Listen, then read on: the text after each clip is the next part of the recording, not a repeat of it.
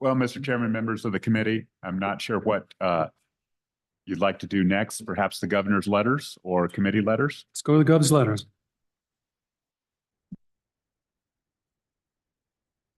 Governor's letter number 1 would add $20 million one time for the property tax refund program included in the Department of Revenue's budget. Okay, committee. Any amendments or changes to Governor's letter number 1? Let me let everyone get set up. Make sure you've got the documents in front of you. Please. Mr. Chairman, I move that we accept Governor's letter number 1. Move and seconded that we adopt Governor's letter number 1. Further discussion? All those in favor say aye. Aye. Those opposed, that motion carries. The next letter, Governor's letter number 2, does not appropriate any funds. However, it modifies the language for section 321 and 327 specifically to include critical minerals. And I think inherent in this letter is a presumption of an extension of the end date at least until June 30th, 2026. And as I spoke yesterday during the University of Wyoming research project, this is where it might be beneficial to extend at least sections 321 and 327 reversion date to July 1, 2027. Let's take care of that issue first. Is there a motion? So moved, Mr. Chairman. All those in favor say aye. Aye. Those opposed, that motion carries.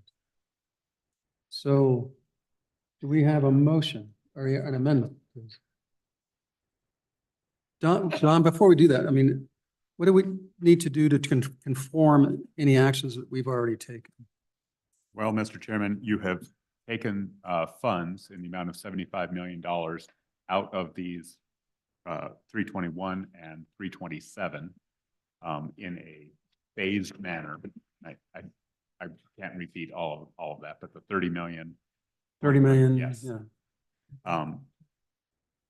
So beyond that, that's all you have done.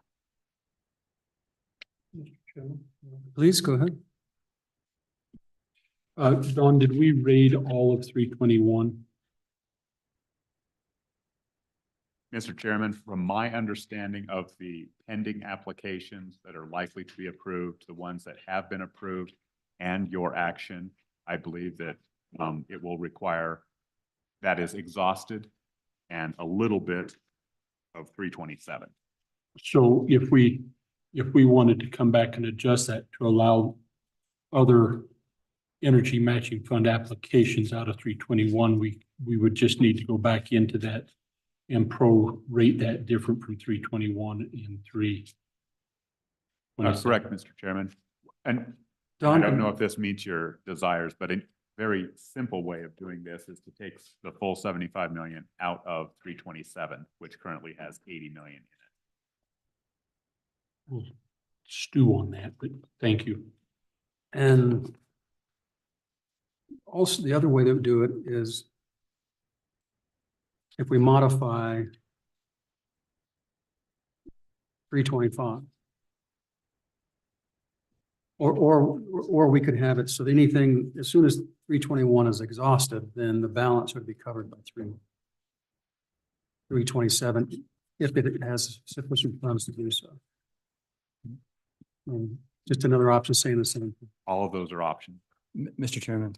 Go ahead. So Don, I mean, do we really need to do anything? Because doesn't the money, if we've exhausted 321, the money from 327 becomes available at the executive's choosing to be used for those purposes specified for energy matching out of 327. Isn't that true? Mr. Chairman, that is true.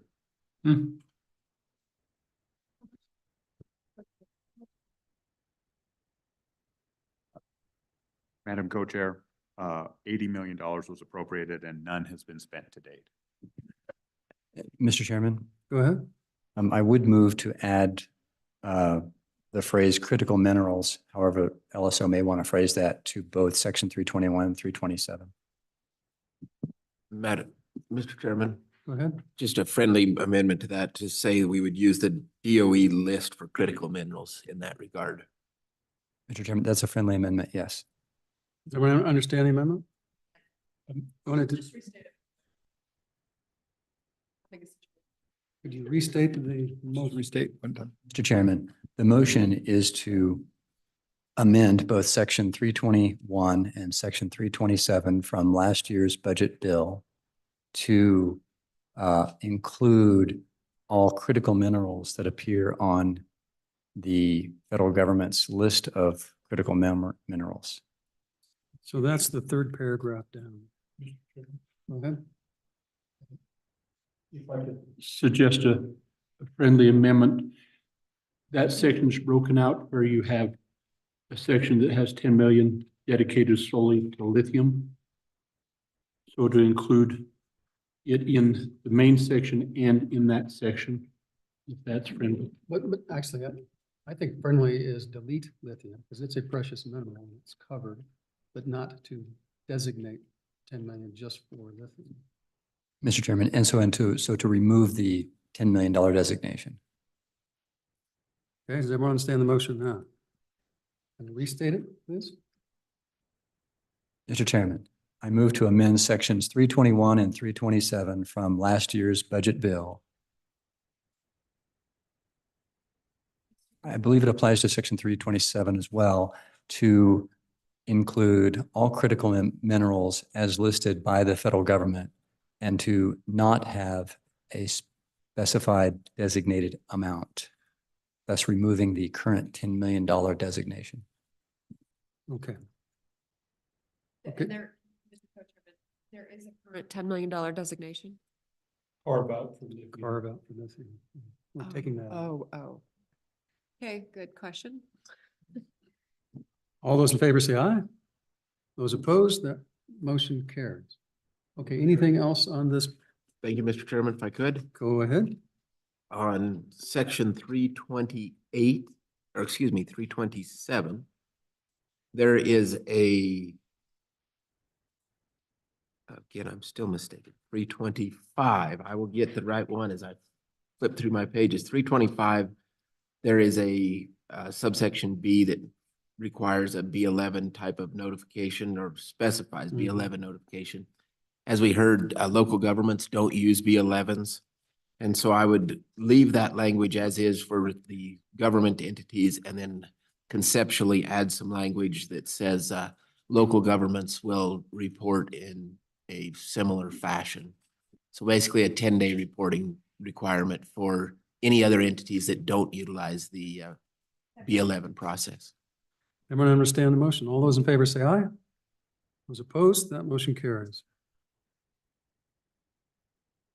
Mr. Co-Chairman, Go ahead. did we move for an extension? Yes. we did. Okay, that was part of that. Yes. Okay.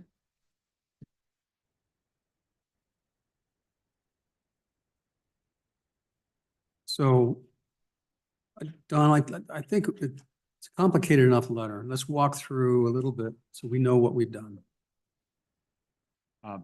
Mr. Chairman, members of the committee, in sections 321 and 327, you have extended the reversion date until July 1, 2027.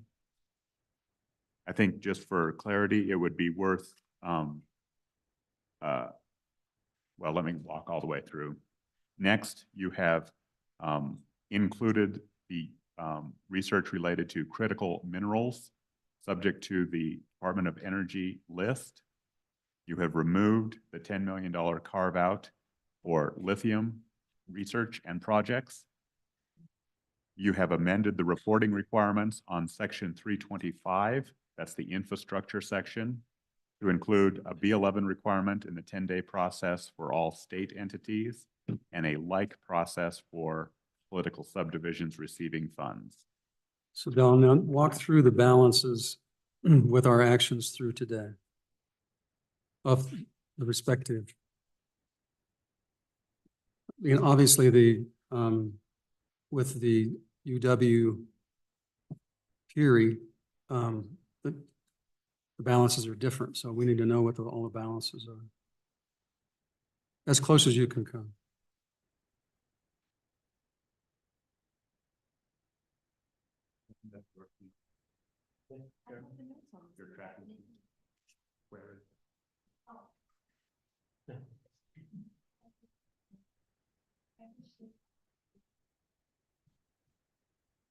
Chairman, Go ahead. I'm gonna fall off the boat with this motion, if I could. I would, Get back in the boat. I would move to fund all of the UW project that we did yesterday out of section 327. And the remaining 5 million be moved into 321 so that we will not have multiple sections. Second. Okay, discussion? All those in favor say aye. Aye. Aye. All those opposed, that motion carries. Boom. Not good. Well, we gotta find We haven't, a new outlet. So we'll address that later. Don, Erica. you got- Okay, I think we just, but And, I think we don't, and Mr. Chairman, with, go ahead. I assume that included in this motion is that the removal of the language in 327 that says you can't spend any of it until 321 is exhausted. I assume that's implied in the motion.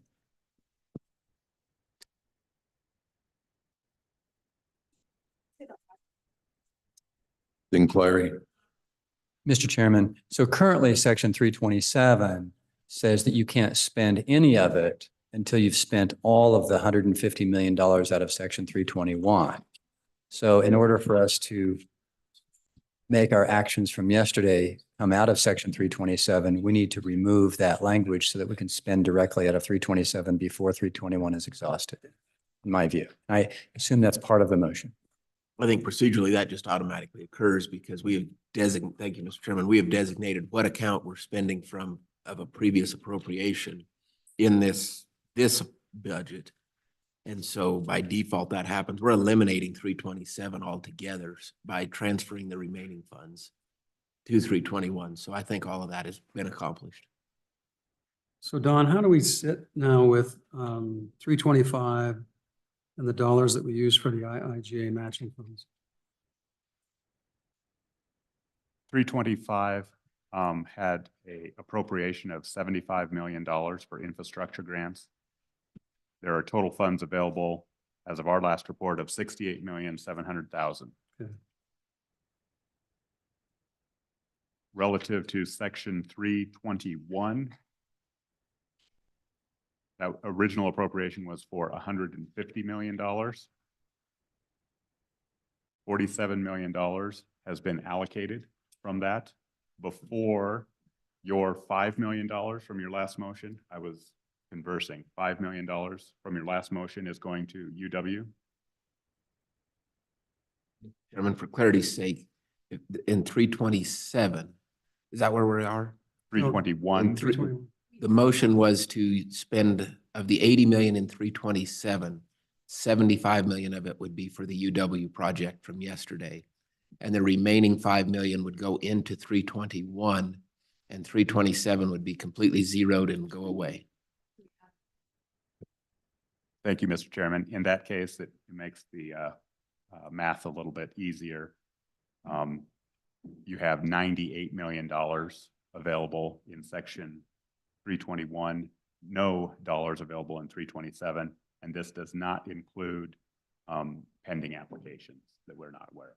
Mr. Chairman, if I may, does that 98 include the $8 million carve out that is stated in 321, or is that? Mr. Chairman, Representative Walters, it does include all carve-outs. Mr. So, Chair, Go ahead. does that amount also include the projects that were funded this week? I think it was 37.9. Mr. Chairman, we updated it with the report that was sent to us sometime this week, yes. Okay, any further questions? So I see that the chief just walked in. Does the chief have any comments on what we just did? Or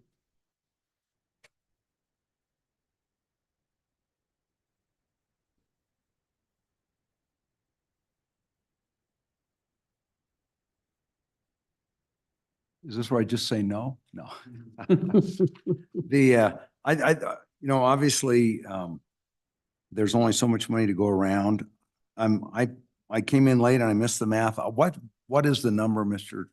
Chairman, if I can ask, that will be left unavailable or unencumbered under either unencumbered or unearmarked under 320? We know 98 million. 98, but That's before. but that's before the carve outs, and the carve outs are essentially 29 million. Okay. So that leaves with roughly then $66 million would be unencumbered and available moving forward.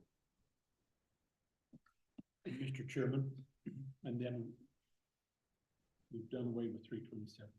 Right, yeah, the 327, 75 million got taken as going to the university.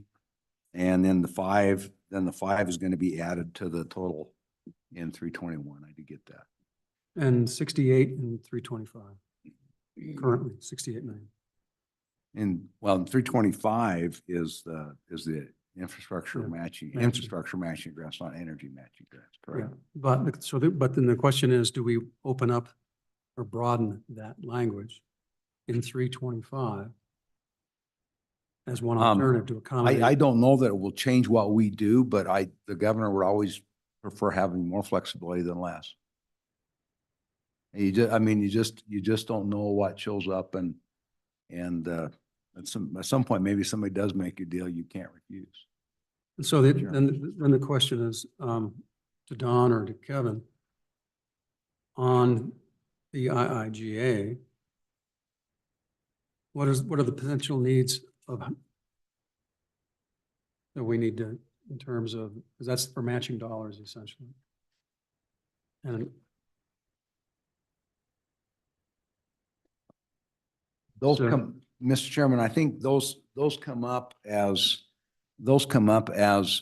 they come up. And what we have, and there continues to be a lot of interest in those. I think the main thing about, as we look at the IAJAs, is right now we're having about a 13-to-1 ratio. For every dollar that we're granting, we're getting about $13 of federal input. And so those are being used in a number of applicants, and the applicants come in from counties around the state. These are not necessarily YDOT or state projects. The applicants come from communities like Sundance and Cheyenne. They come from all around the state, from both counties, local communities. So as they come forward and everybody, as clued in as the members of the JAC are to the local communities, they all understand what's going on and how communities are scrambling to find money to come in and match with these dollars and put these forward so that these can also be granted out. So there is, every time we've done any of these under ARPA or CARES, we've seen, 2 to 3 times the money that's available ends up being requested. And so, Erica, did you have a input? Mr. Chairman, just kind of wanted to add on. I'm trying to get my spreadsheet to come up and it's not working. But I do know that for the infrastructure, we've allocated 15.6 million, and I do know that we still have some in the hopper. There may also now be a need for broadband matching. And then also depending on what you guys do with letter 4, there might be some additional needs there for the infrastructure. So just to follow up on that, then if we broadened the amount, what the uses of 68 of 325 were, you would suggest we add broadband to it? broadband is a little bit unique. You've seen in the ARPA letter with respect to the BEAD program and the 25 that's there. Particularly, I know that your speaker is very interested in broadband. But broadband we've all looked at broadband and recognized that broadband is one of those things that can help a lot of, particularly our small communities in the state. So I don't have a problem with expanding to broadband. Again, I think that the intent is to sort through and find the best projects. And so having more flexibility, I don't believe. And Chief, with the ARPA bill that will be coming out of this committee, that 25 million will, and we've already took a motion on it. Basically, it's not going to be, we're going to redirect those ARPA dollars. And so if in fact you can use those, this would be the way to accommodate any additional dollars needed for matching dollars for broadband. Well, and I think the only distinction I would make is that the BEAD program is, there's no question that it's ARPA qualified and using ARPA money for that. So it's no problem. There's no issue that it's ARPA qualified. And so one of the problems we've always had as we allocate ARPA dollars is we think that they may, that we can use those ARPA dollars in the ways, in permissible ways. And then and then as you start into it and you get into the particulars of individual projects, they don't always qualify. And so, But the problem is, that's just always a challenge. as I understand it, the problem is not qualifying. It's timing and having the companies available to have it under contract and allocated by December 31st. I don't think it's one or the other. I think those are all true, Mr. Chairman. Obviously, I mean, and that's the other problem is you go to projects, you've got, if anything that's not on the ground this summer, so it has to be obligated by less than a year from now, then it has to be expended. So those projects have to be complete. So if they're not in a fairly advanced stage of development at this point, I think it's unlikely that you can finish those within the time allowed. And that would put all of us in a significant pickle if we have a substantial project that has not been completed and the money's unspent when we get down here and all of a sudden they've got half of their money has to be given back. Yeah, and we've got that'll be a problem. We've got a catch-all for that in the bill that will run through every, go ahead. Mr. Chairman and Chief Perkins, so what we heard from Rennie was the ARPA dollars qualified for BEAD matching, but the IIJA funds weren't going to become available until 2026. There was this conversation whether if they don't come available on time, then is the treasurer still going to let us use the ARPA dollars after that 2026 deadline? There's a question. So we just voted yesterday that we'll reallocate those ARPA dollars. So then we need to find another place to get the 25 million of matching funds for the BEAD because we think that's important. And I think I heard some agreement that if we altered that section 325 or took 25 million out of 325 for BEAD matching funds, is that problematic? I don't know all the projects all the applicants that have been submitted. Obviously, every dollar that's allocated to one place cannot be allocated or spent in another. So ultimately, we'll live within the confines that the budget bill gives. And we can continue to work on that. Ultimately, it's the local communities that will, and granted, they have to pick. I mean, you can pick water and sewer, you can fix storm sewer, you can do broadband. I mean, and there's only so much, at some point, the money will be fully expended or fully allocated, and that'll be it. Okay, Mr. Chairman, please. could I just ask a clarifying question? Representative Larson, did you say 2025? Because my understanding was, I think my understanding was 2025 was the timing on that. So just wanted to make sure. I thought I heard 2026. So just wanted to clarify that. Well, Mr. Chairman, you're probably right. My understanding was the ARPA dollars needed to be expended by 2026. Is it the end of 2025 or is it 2026? 2026, and that we may not be getting the allocation for BEAD money until after that time. And so, does everybody play nice and we let it? So we just are looking at another way, but we want to have matching dollars. We just need to figure out where they're going to come from. Okay. So, Mr. Chairman, Go ahead, Kevin. the obstacle is that we have to have ARPA obligated in 24. We don't know what we're getting from BEAD, and it's not anticipated until 25. And even then, we have to have a map that is approved by Treasury, which could extend that. So our challenge is that if we don't obligate the money in 24, then we lose it. Okay, Mr. Co-Chairman, please. I'd like to go back to just section 325. It wasn't clear to me on the chief's testimony. So my understanding is last budget bill, we allocated $75 million for that matching infrastructure program, of which you've appropriated out 15 million approximately. And so are you seeking more money? Do you anticipate more requests? That's not a lot of money that's moved out as matching funds. And I know we kind of conflated the issue of throwing in broadband into that. I'd like to just keep that out separately, just deal with the matching infrastructure program. Do you need more money in there? And I know the answer is always yes, but do you have anticipated projects that needing more appropriation than the 60 million you currently have in there? And the answer, I think the answer is that we don't know. What these projects come in is they apply the projects and you send in and there's a grant process that you go through in this.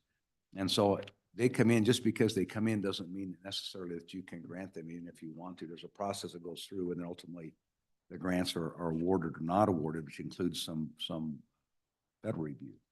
And I think that what we've the beauty of it is that if you could hold, if you could, to make the math really easy, 75 million at a 10-to-1 ratio, if we can even get it, stay anywhere close to what we're matching, really brings in $750 million of investment. And that's, that's the beauty of what that is. So if we can hold true on that, every dollar that you have in there that we can match, we're looking for somewhere getting another $10 to $13 of federal match. And so whatever we don't, if you don't have it there, you can't get it. I mean, that's a heck of a rate of return. That's 1,000% rate of return on every dollar that goes in there. So that's why it's kind of hesitant, and that's why I don't know. We don't know what all the demand on that is, but that's the opportunity cost of not having adequate funds there. So follow-up question, you heard the co-chairman mention expanding the requirements associated in 325 from beyond just the matching program to include your ability to appropriate for broadband with the BEAD program. Do you think that's the way to go, or do you think additional funds in a different section for the BEAD program is more appropriate? I think that's an excellent question, Madam Chairman. I think the BEAD program is a 1-to-4, if I remember. And I think BEAD's 1-to-4. And so that's $25 million that you get a 1-to-4 on. I mean, having a 1-to-4 is a pretty darn good rate of return too. But it's not a 10-to-1 either. So, I mean, whatever decisions you make, there's opportunity costs. There's opportunities that we'll have to forego. But there's only, at the end of the day, there's only so much to be allocated. It's not, nobody's funds are unlimited, and I think we recognize that.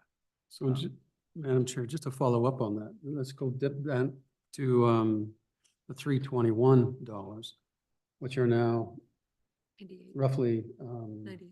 $66 million left. How long will it take you to allocate those funds? How much are being asked for? And is that a problem if you had the opportunity? And tell me what you'll do with it, how long it'll take you to expend it, and On 321 or on 321? So we're back on 321? correct. So on 321, what I can tell you is there's two issues that come up. One is we're getting, having assigned that over to the Wyoming Energy Authority, we're getting about $150 million of requests a quarter. That we've been doing that about 3 quarters now. So we've had about, if you do the math, we're somewhere around $400 million, $450 million of requests that have come in, of which we've granted now out about, I think that number's about be 57, so a little over about 60 million of that's been granted out. But those are, you know, I'm going to call those small projects, although they range from several hundreds of thousands of dollars to, I think the largest grant we've given out is $15 million. But those are smaller projects. When this whole thing started several years ago, we were talking about chasing the hydrogen hub, talking about large CCUS bolt-on projects. We were talking about those types of things. But the legislature, the 90 odd legislators came out, and ultimately it was, you have this money, we have energy projects that we can do in our local communities with existing businesses. Why aren't we using that money? And so we've had that same conversation in our office about, if we spend on small projects, we're not going to have it for big projects. But we went ahead and wanted to move forward because there's some really important and exciting things. If you go through the lists that have been provided, everything from, it has to do with energies because it's critical minerals, critical rare earth mineral mines and deposits, and trying to prove those up, to more oil and gas storage facilities for pipelines, to other CCUS and other really innovative projects that have come out. And the exciting thing about that is, again, those are about a 3-to-1 ratio on those matches, but those are existing businesses that are furthering the energy industry in Wyoming now. But if we spend all those on the small projects, we've got a couple big projects waiting. We're waiting on, and if everybody knows, you're well aware of what's going on at the ITC. We've been doing carbon capture there's 2 projects going there. And one of the projects we're hoping to get is a bolt-on project up there out of Gillette on that plant when this is all done. And the discussions we had about a year ago, and we were having these things when we started this process, was estimated to be about $1 billion project. The federal government was estimated would probably put in about 600 million, and then the state and the local utility, which is Black Hills, would probably have to come up with the rest. And the initial discussions with in our office was that would probably be about a 50-50 split. And in fact, there was an award. North Dakota just got one of these, 350 million of came in. I shared that with some of you today. And so they're doing a bolt-on, I believe it's a carbon capture on a coal plant in North Dakota. They were just awarded that. So these things are not just pie in the sky, but that would be obviously significant. You do that in Campbell County, and that provides an opportunity to keep those mines going. And so having that ability to do a large project, we also on the hydrogen hub, we weren't successful with that, but because of that, our partner in the hydrogen hub proposal that we made that was ultimately unsuccessful came back and talked to Colorado and Wyoming. And so now you're talking about, can we put this together in our own way so that we could do and use this Eastern Wyoming gas in the hydrogen hub, which, might have us the ability to pump the Cheyenne hub prices up quite a bit more. I mean, we're already seeing that the Henry hub, it's sometimes 2 to 3 more that we get out of the Henry hub versus the Cheyenne hub. And so the ability to have that gas in the future, those are really significant projects. So those are large projects.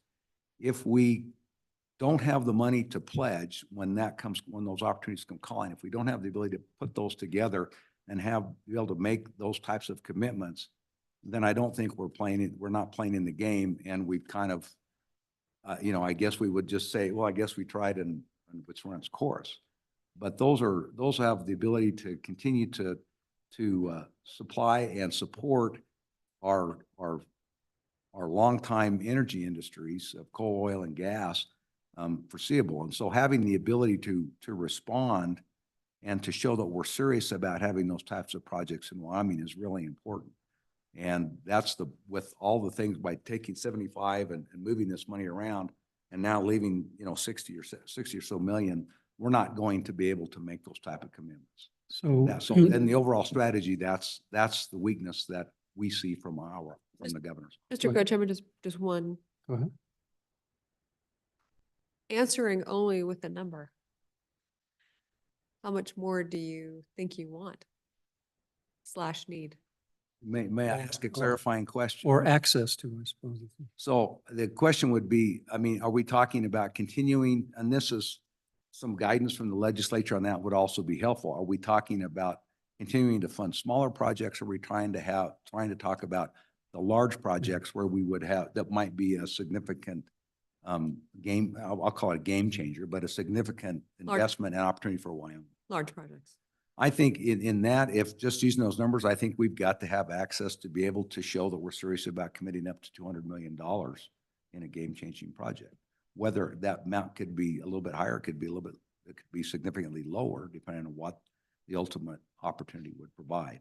But I think to be serious about those, you've got to be able to talk about up to $200 or so million to be able to get that done. And so, Madam Co-Chair, that was exactly my next line of questioning. So I think that the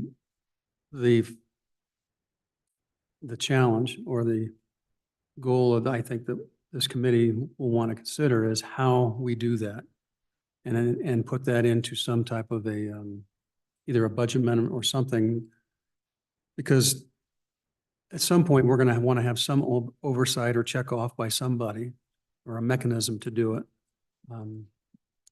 But on the other hand, we want the ability to have it done. And so I think that we had this conversation informally yesterday. And so we hope to work in that direction. And so we'll, when we're done with our work today and tomorrow, we'll sit down and rethink that and see what the alternatives are. And if you have some, please put them into cohesive information so we all understand. Creative ideas to solve that issue would be wonderful, Mr. Chief. One more follow-up. So what I'm hearing is we need about an additional $130 million in Section 321. Then we have the broadband BEAD program. So we eliminated the 25 million, as you heard from the co-chairman, from the ARPA funds. Is the governor still seeking an additional $25 million for broadband? In a word, yes. I mean, so 25 million or whatever number we can get to broadband. I think we've been talking, and the governor's been a supporter of broadband since before he was governor, because it's now become essential for large and small towns. Go ahead. And just to add to the broadband conversation, Chief Perkins noted that that's a 4-to-1 match and 25 million is the state's portion, but the conversation on broadband then too has been, what do we have the contractors or the owners of the broadband participate? So then our 25 million plus their requirement, because they're getting a nice deal to expand out broadband. And so it's not solely that the 25 has to come. We can secure a lot of BEAD money. The more money we have for matching funds, the more we can get for BEAD. So I think the 25 million was just kind of the state share. Okay. Yes. Someone want to comment? Is that Rennie? Rennie is online and he would like to speak. Sure, thank you. Sorry, I can't be there with you. I did just want to clarify that point that the BEAD dollars do come from the IIJA, so they would qualify for section, the infrastructure matching fund section of that, if you were to allow that. There may be questions about the term qualify, if that remains in there, so you may want to address that. And then there are timing issues. And what we don't know is what Representative Larson just said, and that is how much would come from elsewhere. The $25 million request was when we thought that we would get $100 million in BEAD dollars. And we've gotten 347 is our allocation that is due in 2025. So if we are to get all of that, we're going to have to work with private providers and have a plan for what the one match towards the 347 million is. Go ahead. Thank you, Mr. Chairman. Question for Mr. McKay. In 325, you said the qualify language is possibly problematic. Would you like that changed to match, so that would read state matching funds to match federal infrastructure funds? Would that resolve your issue, or what other language would you propose? I think that's right. And qualify may work, but at times, if we're being allocated federal dollars, and we don't have to compete for them, then that qualify was used there. So I think that match would help. Okay, any other comments, Rennie? Since we I- got you, I did wonder if you, as you look at section 321 related to water and sewer, if you had any questions there, because just wanted to make myself available if you had questions about that, because again, there's about 25 million, $24.5 million in requests to match, that is the state portion to match IIJA for water and sewer in the SRF program. So that is letter number 4 that I think you're close to addressing.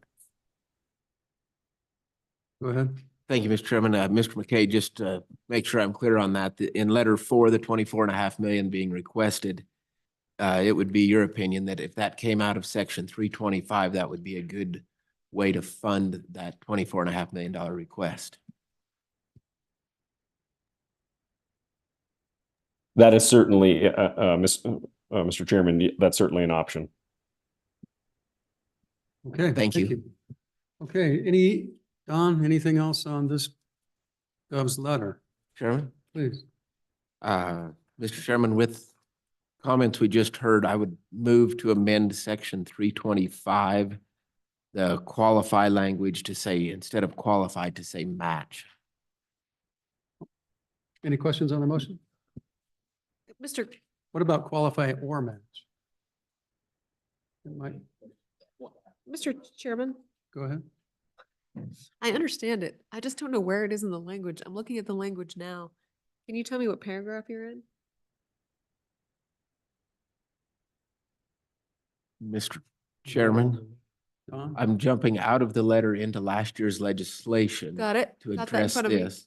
Section 325. Section 325 about the subsection A, the 4th sentence down. To qualify. Deleting that word qualify and putting in match.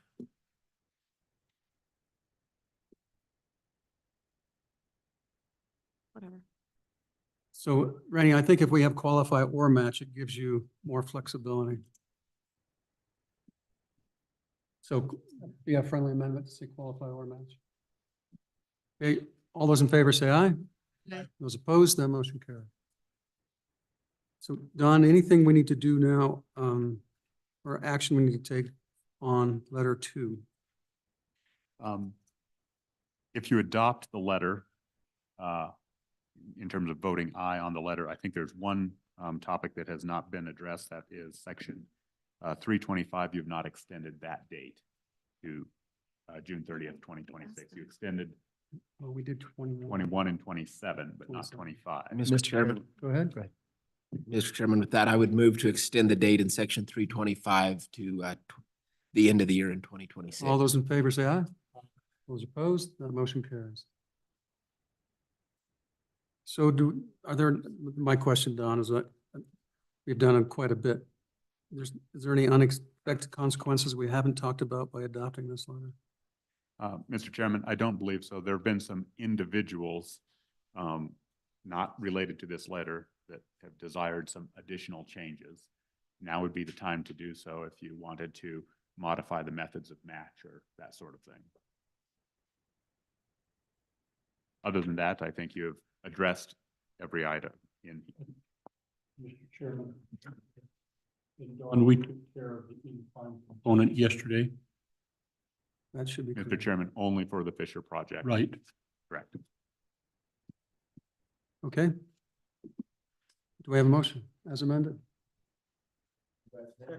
Mr. Chairman, I think we've separately approved each of the elements we need to approve in letter number 2. I think we're done, aren't we? Well, we have to adopt the letter. But we don't need to adopt a letter if we've adopted all of the individual actions that we actually want to take. Doesn't- Right? That's kind of the question I was asking. Does it make any difference, Don? Mr. Chairman, it seems to me either a no vote or an as amended in the affirmative will get you to the same conclusion. Okay, so as amended, all those in favor say aye. Aye. Those opposed, that motion carries. Yeah. Because we're working with the government. Mr. Chairman, the next letter for your consideration is Governor's Letter number 3. This provides $30 million and a footnote for the WIP program. And the letter requests up to $40,000 of that appropriation be used for administration. It also includes a timing component such that $20 million is effective for the first fiscal year of the biennium, $10 million for the second fiscal year of the biennium, and finally, the authority, kind of like partial superflex, to move between 100 and 900 series for contract or permanent employee. Committee, do we have a motion? Mr. Chairman, I move to amend letter number 3, and my amendment is to reduce this amount by 1/2 with the existing language that says the first 10 would be spent in year 1 and the final 5 in year 2. Go ahead. Does it have to be spent in year 1 or just available in year 1? Mr. Chairman, available in year 1, just as the letter indicates. Great clarification. Moved and seconded. All those in favor of the amendment say aye. Aye. Those opposed? That motion carries. Any other amendments on the? So as amended, all those in favor of Gov's letter number 3, say aye. Aye. Those opposed? That motion carried. Letter number 4, Don. Governor's Letter number 4 provides for a request for $24,561,003 of general funds. This relates to the state's share of the SRF match. Mr. Chairman, Go ahead. I would move that we approve the letter with the amendment that the source of the funds come from section 325 of last year's budget bill. Moved and seconded. Discussion?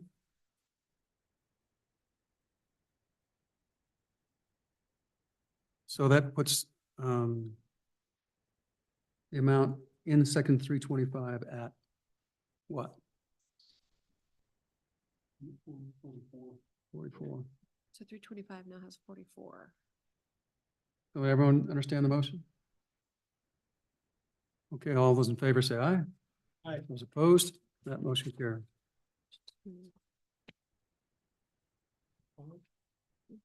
Letter 5. Governor's Letter number 5 provides for $110 million of, you've generally addressed the first part of this with Right. your legislation. You adopted 105 million general funds for local governments. There is a second component of this letter to shift $4 million of MRG or S4 local government capital construction account funds from agency 85 to agency 60. That means shifting 4 million from the BRC program, Business Ready Communities, to the MRG program, Mineral Royalty Grant Program. And Mr. Chairman, Go ahead. if we're content with the first half and don't have intentions of doing anything with the second half of this letter, can we just bypass it, or do we need to make a motion and vote against the letter for clarity's sake? I think your rules require you to take action on every governor. Mr. Chairman, I would move Governor's Letter number 5. Move it Move it. or deny it? No, move it as. Willing to try to do it in the positive. So, So we vote no? so now that it's been moved and seconded for discussion, Mr. Chairman, I would Second. encourage everyone to vote no on this so that we're not making a motion to deny and have it in the negative. This allows it to be in the positive and makes it a little easier of vote. So if you're voting no, you're rejecting the letter. So I would Most encourage a positive no. No you can have. Okay, I like to be more direct. that's pretty direct. All those in favor of the letters, vote aye. All those opposed, no? No. Okay, number 6. Governor's Letter number 6 provides for a $5 million appropriation to the Department of Health. This one-time appropriation would fund the Wyoming Office of Homeland Security EMS capacity. Mr. Chairman. Excuse me, the money is going not to the Department of Health. I misspoke.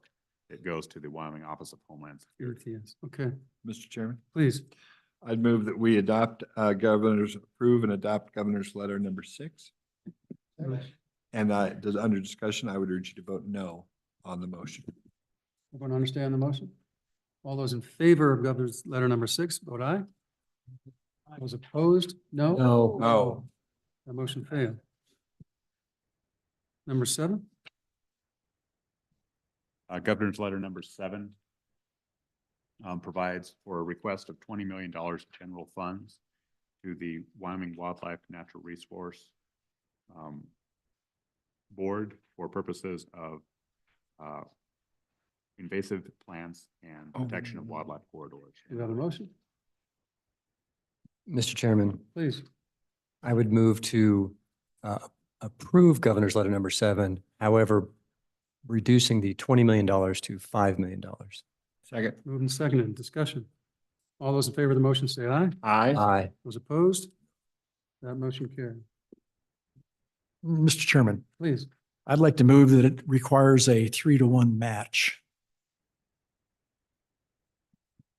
on the funds. I believe the testimony On the 5 million. on the 5 million. Okay, all in favor of requiring a 2-to-1 match? 3-1. Chair, 3-to-1? Go ahead. I'm just wondering, do we have a basis for the 3-to-1? Are we grabbing that out of the air? Or do we know there's a reasonable prospect of making a 3-to-1 match based on history and experience? Mr. Chairman, Please. I believe the testimony was they had 4-to-1 matches and also 5-to-1 matches, so available. And I just thought we should be taking use of that. Mr. Chairman? Please. Mr. Chairman, is the motion a minimum of 3-to-1 match? Okay, all those in favor say aye. Aye. Those opposed? No. That motion carries. Any other amendments?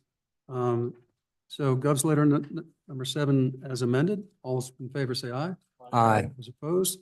That motion carries. Good job. Letter number 8, Mr. Chairman, members of the committee, letter number 8 provides for a $6.8 million general fund appropriation effective immediate and 37 positions for ETS and the support of cybersecurity. we have a motion. Representative Walters. Thank you, Mr. Chairman. Move for the approval of Governor's letter number 8, and I would like to amend. Please. Thank you. I would make an amendment to allow for up to 10 positions or reduce the 37 down to 10. And then a funding allocation of $2 million general fund for those positions. And anything on the effective immediately? Leave it, okay. Everyone ever understand the amendment? Do we have a second? Second, discussion? Huh? I apologize. Could you restate the motion? It's a reduction of 27 FTE Correct. Correct. and $2 million rather than 6.8. Correct. None effective immediate, All of it. all effective. All effective. immediate. And Mr. Chairman, Go ahead. do we need any, if we stay silent, do we need any direction on which of the suggested employees that they can hire? We just, by being silent, the agency just has the discretion to do what it wants. I think we're leaving that to the discretion of ETS and the chief executive. So. Okay, all those in favor of the amendment, say aye. Those opposed? That motion carries. Governor's letter 8 as amended. All those in favor say aye. Aye. Those opposed? That motion carries. Okay, letter number 9. Yes, Governor's letter number 9 provides for a request of $42,542,824 of general funds. I believe this has split effective dates, with some being effective July 1, 2024, and the balance at a later point, phase 1 and phase 2. Okay, do we have a motion? Mr. Chairman, Representative Stitt. I would move to approve Governor's letter number 9 with the following amendments, that we include the $5,905,323 to be effective July 1, 2024, and we approve an additional $5 million. Any on the $5 million directed where? to, well, the purpose of which is to offset the potential increased retirement contributions of the state employees. Moved and seconded. Discussion, Chairman, please. with this, would it be friendly to consider approval of any of the federal funds or other funds that match these potentials? Absolutely. My oversight. Yes, that's Friendly amendment. part of the motion. Yes. Any further discussion? Don? But just for clarification, that first 5.9 million is for vacancies. Correct. Yes. Yes, that's correct. So Don, does that translate the language in terms of funding the retirement for state employees? The second 5 million? The second 5 million would be to support the retirement for the employee contribution. Correct. Mr. Chairman, that's correct. And did you want to tie that to your previous legislation or part of the 3.68, which is whether or not that piece of legislation is adopted, the employee share would be funded in part by the employer? Yeah, this would tie into our legislation. So if that legislation passes, then this would not apply. In other words, if it passes with full funding. Correct? Okay, does everyone understand the motion? All those in favor as amended, the amendment, say aye. Aye.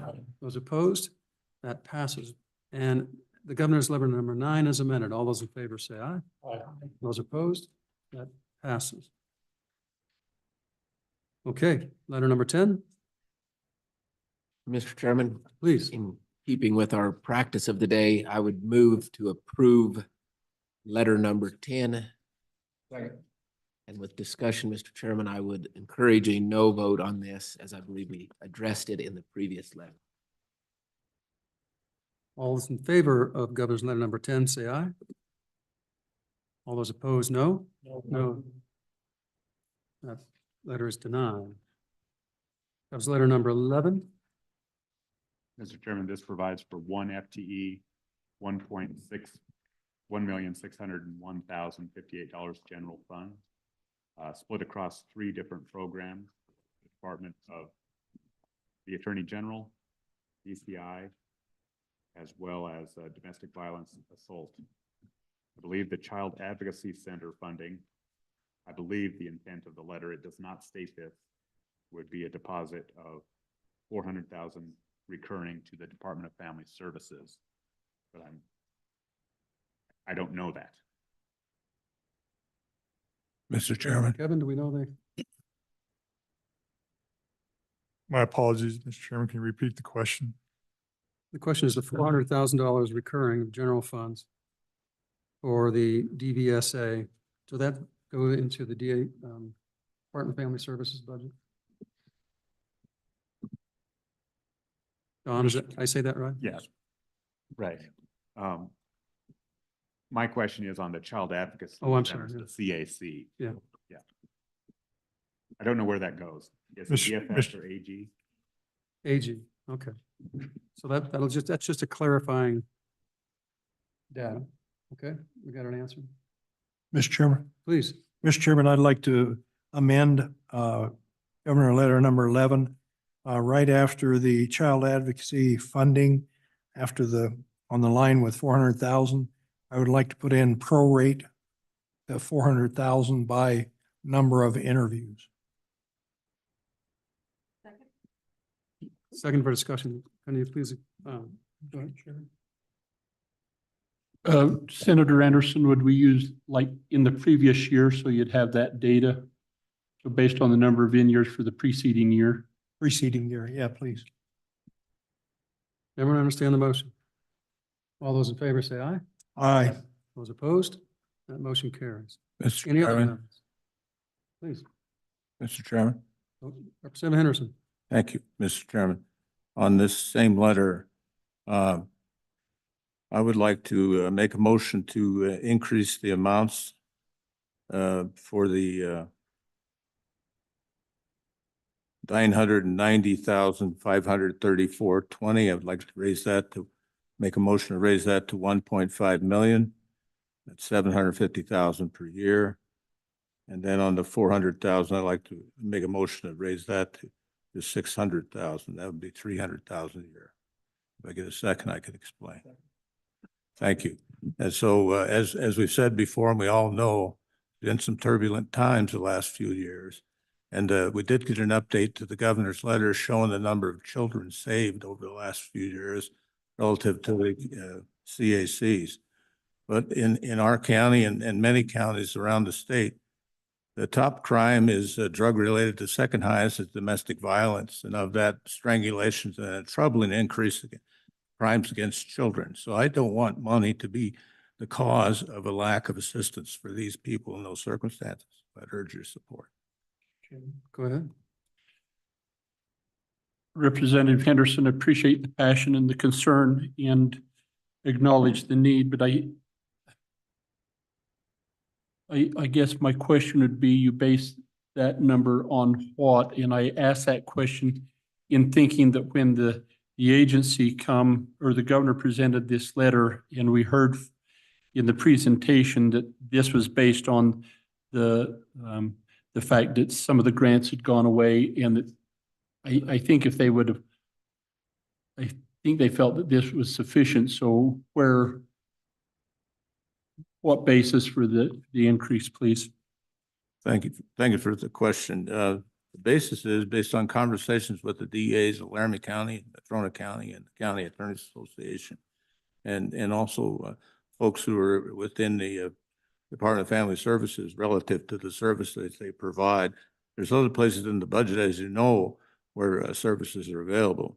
But in the governor's letter, it makes reference to inflation. And there's a lot of dynamics that are unknown relative to these family circumstances and where these young folks particularly find themselves. And so that's the basis.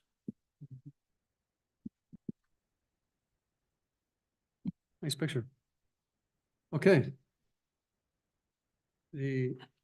On the amendment, all those in favor say aye. Those opposed, no. No. That motion fails. So we're back on the letter. All those in favor as amended say aye. Those opposed, that motion passes. We're now on letter 12. Do we have a motion? Please. I would move Governor's letter number 12 and ask for your positive vote on number 12 for $10 million. Thank you. Okay, the motion is amend to $10 million. Everyone understand the motion?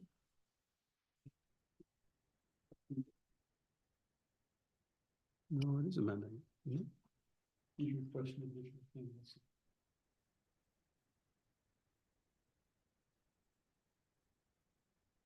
Okay. The letter's request is for $10 million. It's not an amended amount, correct? Okay, that's why I want to double check.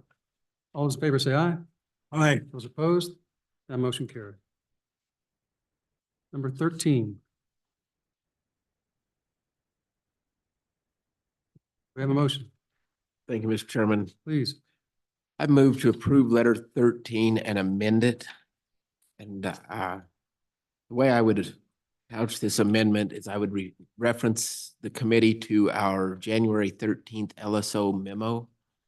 And so my amendment would be to approve 23.3 million for the items noted in category 1 of that memo, the items noted in category 2 for that dollar value in category 2, and the items noted in category 3 for that amount. So that is the 23 of the total amount, or is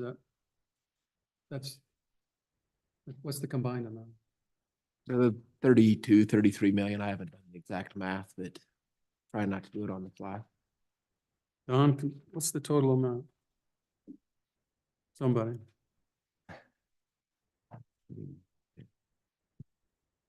Okay, discussion on the motion while it's being calculated. Mr. Chairman, just so I understand the motion is, and from our memo, the motion is to approve categories 1, 2, and 3. Is that correct? But to deny category 4? And That is correct, Mr. Chairman. Thank you. is there any, then what about the distribution of the funds? I'll get to that. Okay, Mr. Chairman, go ahead. the amounts for category 1, 2, and 3 would be 33.2 million, or the exact number, $33,293,115. Okay, all those in favor say aye. Those opposed, that motion carries. Representative Walters? Thank you, Mr. Chairman, I would move to have this money housed in the state auditor's office. Second. Moving second, all those in favor say aye. Those opposed, that motion carries. Any additional motions? Mr. Chairman, my apologies. There's a $33 million of general fund share, and then the other funds, the federal funds come along with that in tow. That's is that I correct? think that. Mr. that was the Chairman, intent. that was all funds. That was all in? Okay. Mr. Chairman, if you would like, I can break it out as well to your discretion. Mr. Chairman, yes, if you could, I am curious, what is the general fund amount of what we have approved, if you know? Mr. Chairman, Representative Stith, the general fund all-in amount for those 3 categories would be $28,654,751.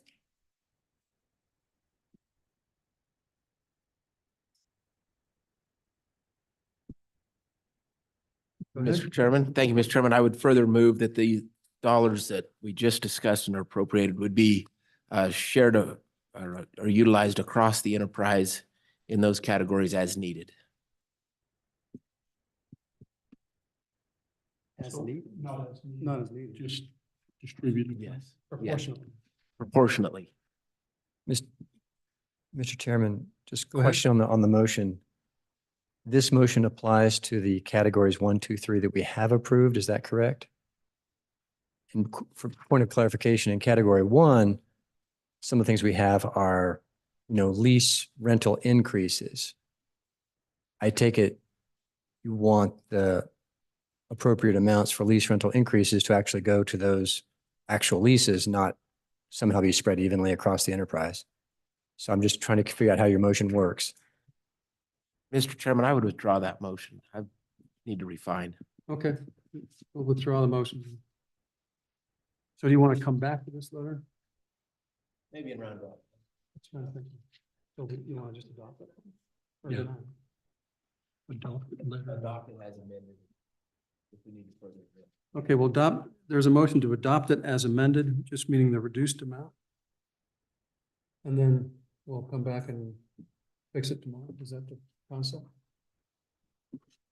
Mr. Chairman, I think we'll adopt it as amended and we'll visit and see if it needs further refinement. But I think we have a good plan forward at this time. Okay, so it's funding for just category 1, 2, and 3 currently. All those in favor say aye. Aye. Those opposed, that motion carries. As amended, all those in favor say aye. Those opposed, that motion carries. To be revisited later. Governor's letter number 14. Mr. Chairman, this is the savings letter, $265 million of general fund deposited into the PMTF, $265 million of FMR revenue from the current biennium 23-24 be deposited in the common school permanent land. Committee, I think we're going to table this letter because we don't know how much and where it's going to go until we know how much money we have. So we'll address that after we've worked the budget and see where we land. Why can't we just hold it down and move it forward, huh? Well, we could, if you choose to do it. Mr. Chairman. Go ahead. Mr. Chairman, I think that we've had a number of conversations about the intent and how to, and without reaching a final conclusion, but how we plan on saving any extra revenue that we have. I would move the governor's letter and then encourage a no vote, and then we'll just figure that out through the normal process, what we're going to do. Okay, does everyone understand the motion? All those in favor of governor's letter number 14, say aye. Those opposed, no? No. Letter number 15. I don't know if we need to take action on this. It's just a transfer. Actually, we could probably just deny. So, you want to make the motion, please? Chairman? Go, please. Mr. Chairman, I would move Governor's Letter number 15, and if I get a second, I'll discuss. Second. And Mr. Chairman, again, I would encourage a no vote on this, as we just need to take action on these letters, but we'll deal with this at the end of our budget discussion. So a no vote would be encouraged. All those in favor of Governor's Letter number 15, say aye. Those opposed? No. That motion failed. That motion passed, is denied. Okay.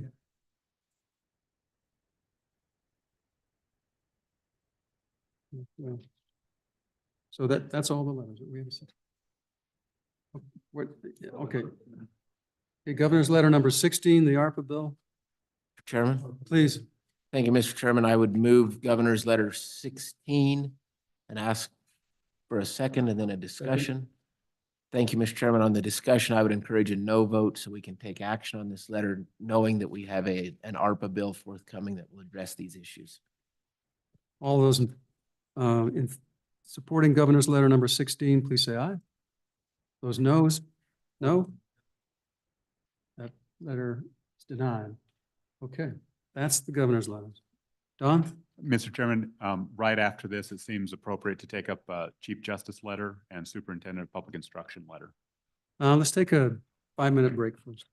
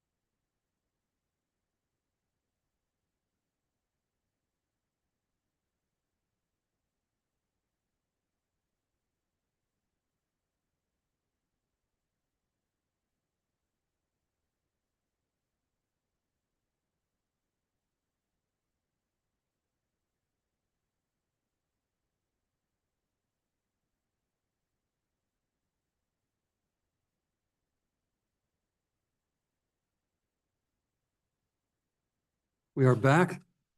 Don, we're going to letters now, is that correct? From, Yes, members of the committee, the judicial branch submitted a letter, judicial branch number 1.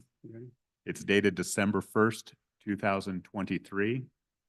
And there is a request at the bottom paragraph for $206,214 in the standard budget, general funds. This is for inflation. please. Mr. Chairman, I'd like to move the court's letter number 1 and propose that after consulting with staff, verify the amount is commensurate with what we've done in the executive branch, would propose that we reduce the request by $60,000. And that puts it in line with what we've done on the executive branch. Okay, does everyone understand the motion? All those in favor of the amendment, say aye. Those opposed, no. That motion passes. As amended, all those in favor, Don? Mr. Chairman, members of the committee, just for clarification on this, as well as the prior inflation letter for the executive branch, this request is to keep it in the standard budget. Is that? And thank you. Motion as amended. All those in favor say aye. Those opposed, that motion carries. Next letter, Don?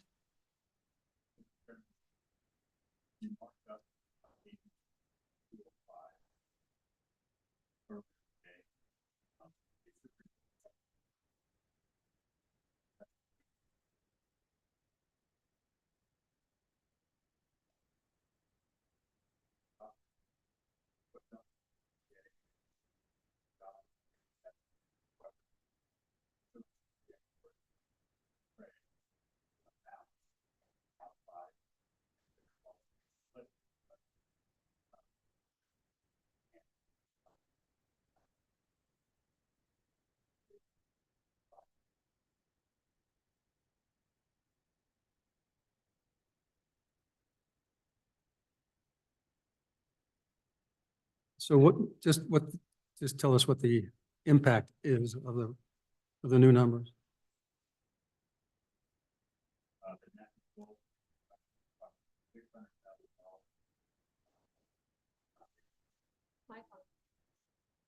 Yeah. It is a reduction of approximately $600,000 to the school foundation program guarantee from 136 million to 135.4 million. And they're also modifying their projections of special ed in the last paragraph, and it is a resulting increase of $1.7 million. Okay, everyone understand the letter? We have a motion, Mr. Chairman, please, I move to adopt and incorporate. adopt and approve and incorporate the information in the superintendent's letter. Is there a second? Move in second, discussion. Seeing none, all those in favor say aye. Those opposed, that motion carried. Don, any other? Yes, Mr. Chairman, I believe you have about 8 letters from various committees and task forces. Your rules do not require you to act on these, but I thought I would run through them. They're in a full packet. This might be filed. Yes.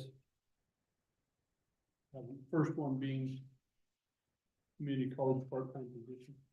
Correct. The first one is a letter dated September 27th from the Joint Transportation, Highways, and Military Affairs. And they are making a request for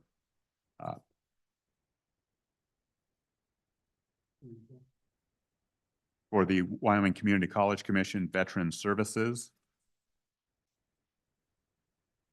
1 PTE, 1 part-time employee to assist with community colleges coordinating veteran services. Any action by the committee? Okay, next letter. The next letter for your consideration comes from the Joint Agriculture, Public Lands, and Water Resources Committee. They are requesting a deposit into the Livestock Board Law Enforcement account. I think pursuant to your prior action, you have addressed this in exactly the manner they describe. Yeah, okay, next letter. The next letter is from the Joint Travel, Recreation, Wildlife, and Cultural Resources Committee.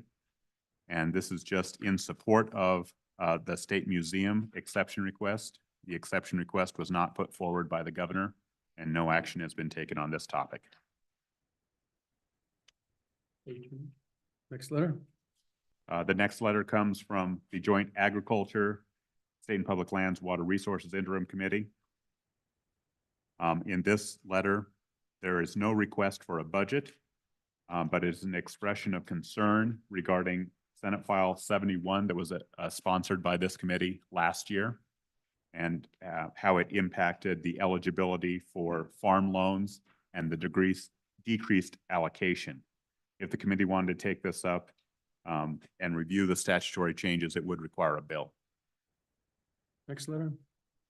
Mr. Chairman, the next letter comes from the chairman of the Joint Judiciary Committee regarding cold case investigations.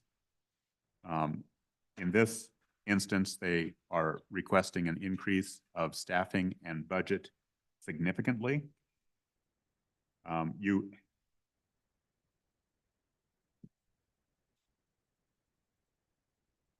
Excuse me, Mr. Chairman, the request is 2 FTEs and additional funds being requested, or there's a note, there is additional funds being requested in the governor's letter. So you've addressed this topic, not in the same manner in which the committee is making their recommendations. Next letter. The next letter relates to internet crimes against children. This is also from the Joint Judiciary Committee. And this one, excuse me, is the request to, and I'm reading from the bottom paragraph, increase significantly the Wyoming Division of Criminal Investigation to address the growing threat of internet crimes. You have addressed this in part through the governor's letter, not in the manner necessarily. And is this the one or both of these where they sent a follow-up letter saying they drafted a bill, or they took, I don't know, I'm talking to the committee. Okay. Okay. Next letter. The next letter comes from the state shooting complex. In this letter, they are requesting $50,000 to continue the work of the task force.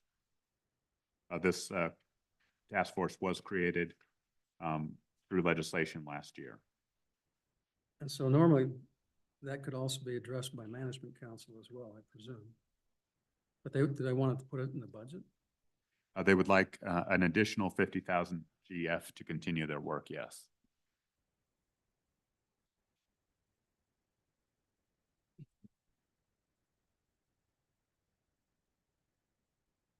Okay, moving along.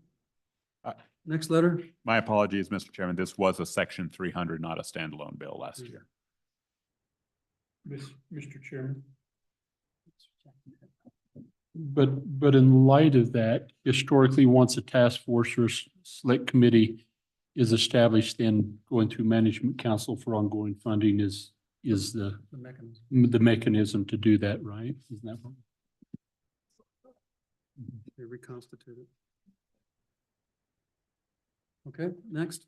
Mr. Chairman, the last letter, there is 2 more verbal testimonies, but the last letter comes from the Capitol Square Interpretive Exhibits and Wayfinding Subcommittee, led by Auditor Christy Racines and Senator Landon. And this is a request for a capital curator position. And indeed, I think you adopted that FTE yesterday, so you've addressed this concern. There were 2 concerns I just want to give everyone expressed to you verbally by committee chairs. The first one was for the 250th celebration by the chair of TRW, and you addressed that. And then finally, Mr. Chairman, that same chairwoman of the TRW committee requested a deposit in the amount of $20 million general fund into the Outdoor Recreation Trust Fund. Okay. Seeing any other actions or regarding the committee letters? Seeing none. Mr. Co-Chairman, just a question about process. I recognize that these are letters that have been directed to us identifying request for funds. And I'm aware that during the session, we'll review those committee bills with appropriations, but is it ever our practice to look at those committee bills now? And why have those chairmen, like, for example, I know Joint Ag has a bill with a $50 million appropriation in it. And I reached out to my own chairman to have a sense and understanding of what bills they had with big dollar asks as we prepared this budget. And I think at least from the chairman I did hear from, there's about 65 to 70 million outstanding, of 50 of which came from that one Joint Ag bill. And so do we ever evaluate those in this budget process? And I'm not suggesting that we do, but it was something I wanted to be aware from my own chairman, at least on the Senate side. So, Madam Co-Chair, I could say that as long as I've been on this committee, the answer is no. And not only that, this is the first time we've ever had these kind of committee letters that I've seen.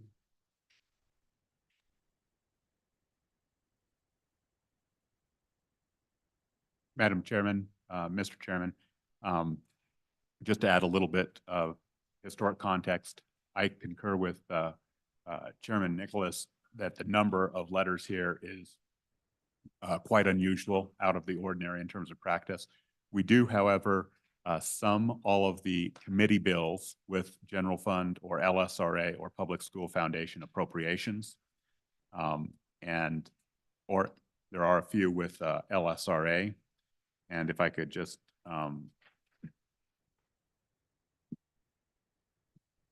the total general fund from committee bills is $165 million. And the total request from the public school foundation program is $288 million. However, those are duplicated in the capital construction action that you took this morning, because the Select Committee on Capital Construction has essentially sponsored almost the identical bill. Mr. Chairman, I don't want to spend too much time on this, but just out of curiosity, if you know anecdotally,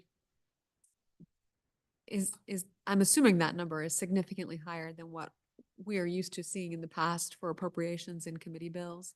165 million, I mean, that's a good chunk out of our standing committees. Is that higher, or is that about typical, do you think, Mr. Richards? Boy, it does change quite a bit year over year. What I will say is last year had a unusually high number of other bills other than the budget. And that's not just committee bills, but standalone bills.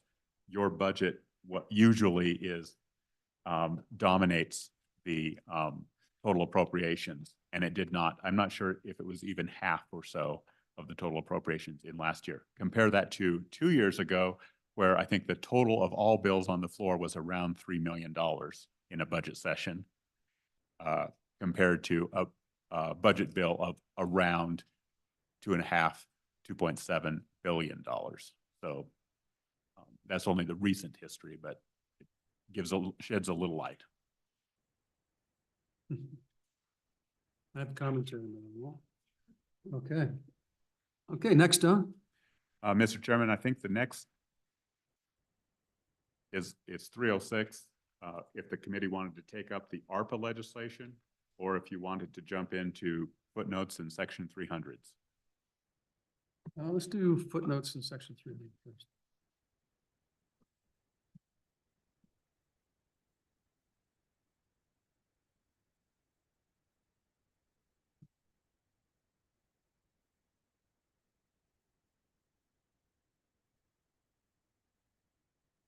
For the members' benefit, staff have handed out some time ago, I think it was last Friday, a copy of the 2022 and 2023 budget and supplemental budget with all of the footnotes and section 300s in there.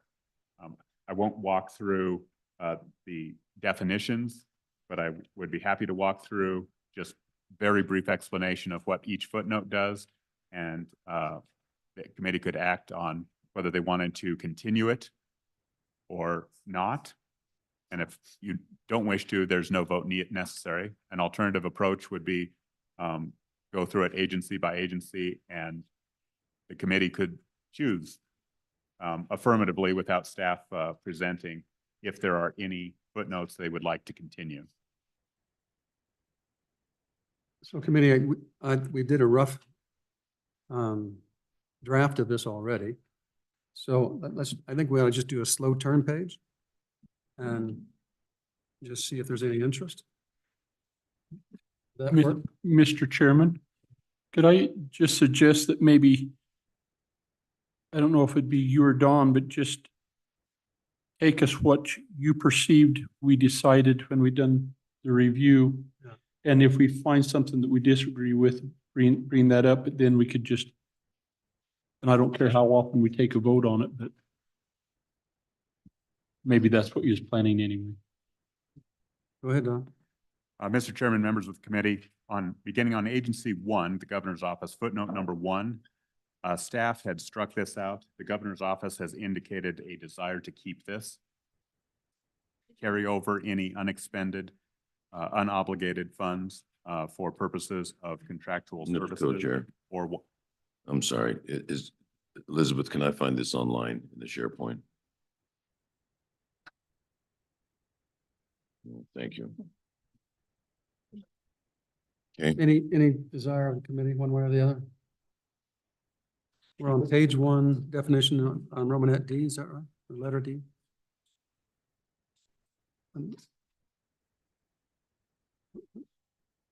Okay, all those who would like to, at the governor's request, keep it in, say aye. Aye. Those opposed? Okay, we'll keep that in. This is, excuse me, Mr. Chairman. Go ahead. Just want to make sure. So you're on page 2, number 1. Is that what we just, is that That was page 1. Page 2, okay. page 2, number 1? Right, okay. I just want to make sure I have. it. Thank you. Okay, Don? Footnote number 2. This has been a initiative of JAC. Policy call. Yeah, I'd like to leave it in. Okay, go to the next one. Mr. Co-Chair, I know it's been in there. I just don't know what we've ever done with it. Actually, we have. Well, I didn't say we didn't. I just said I don't know what. So I think there have been 2 trips over the last 12 years to the Pacific Rim. One of them we visited Japan, one of them we visited Taiwan. And so it's just an opportunity for both the legislature and also the chief executive on one of those trips. So it's just availability if Okay. we want to do something. I move Actually, we one keep of these it. projects, I move we keep it. because we have one project in mind that we'll talk about later or during the session. Go ahead. Mr. Chairman, this is a little different. That's why I'm expressing some requests to clarify. On item 1, I understood that to be a carryover of existing unspent funds. On item 2, I'm understanding the motion to be a new $125,000. Correct. Okay, go ahead. Was there a vote on that? Okay, all those in favor say aye. Aye. Those opposed? That carries. Mr. Chairman, I think if anything you struck out, unless we bring it back in or address it, then let's assume it's going to be struck. number 4, 6, and 8 all relate to FNRPA. Language like or similar to that will appear based upon your prior action. Right, okay, next. Go ahead. Mr. Co-Chair. Mr. Chairman, on item number 7, since we did adopt some of that governor's letter regarding WIP, will we need to have this language reinserted or something similar to that? Is that a yes, Don? That is a yes, So correct. that'll come back. So we don't have to discuss that though, because it's part of the letter concept. All right, go ahead. The Secretary of State's office, Footnote number 1. This, or a placeholder will be included in, and this pays for the publication expenses for known constitutional amendments, of which the legislature has already adopted one from last session, which will appear on the next ballot. Okay. Next, All Don? those in favor say aye. Aye. Any opposed? So do we need to adopt each one? I don't know if we do or not.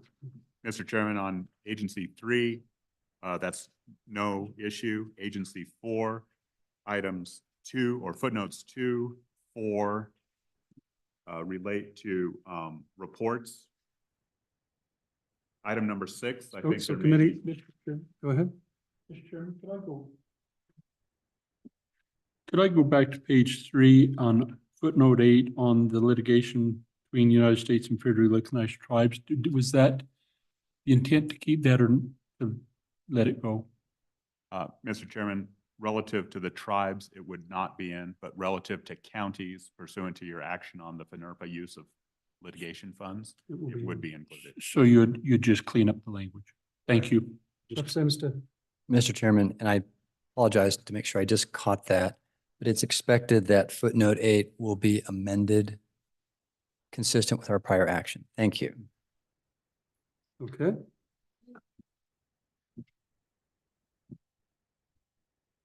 I So think now there we're was on- some interest in footnote number 6 for a discussion purposes. This is on page 5, State Treasurer's Office. So I have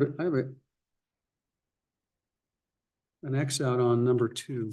Mr. Chairman, I had an X out on it also. Number 2 on page 4. I said likely not. I don't think we need that. I think the only one that the committee members have expressed interest that I'm aware of is potentially number 6. Second, motion to continue number 6. All those in favor say aye. Aye. Aye. The other ones will be stricken on those pages unless there's a motion.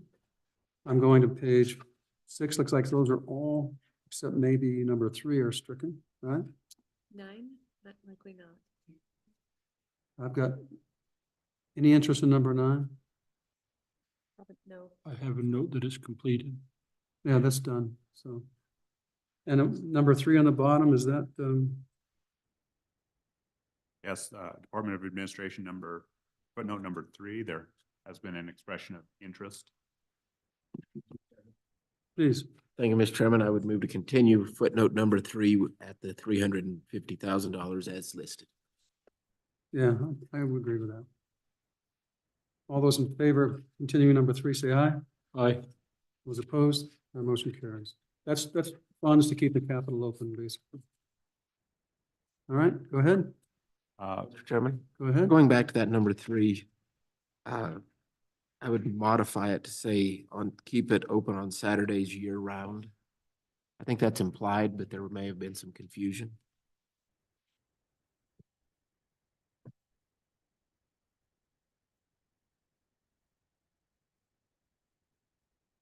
So the issue on that, I would say that we probably don't want to do that.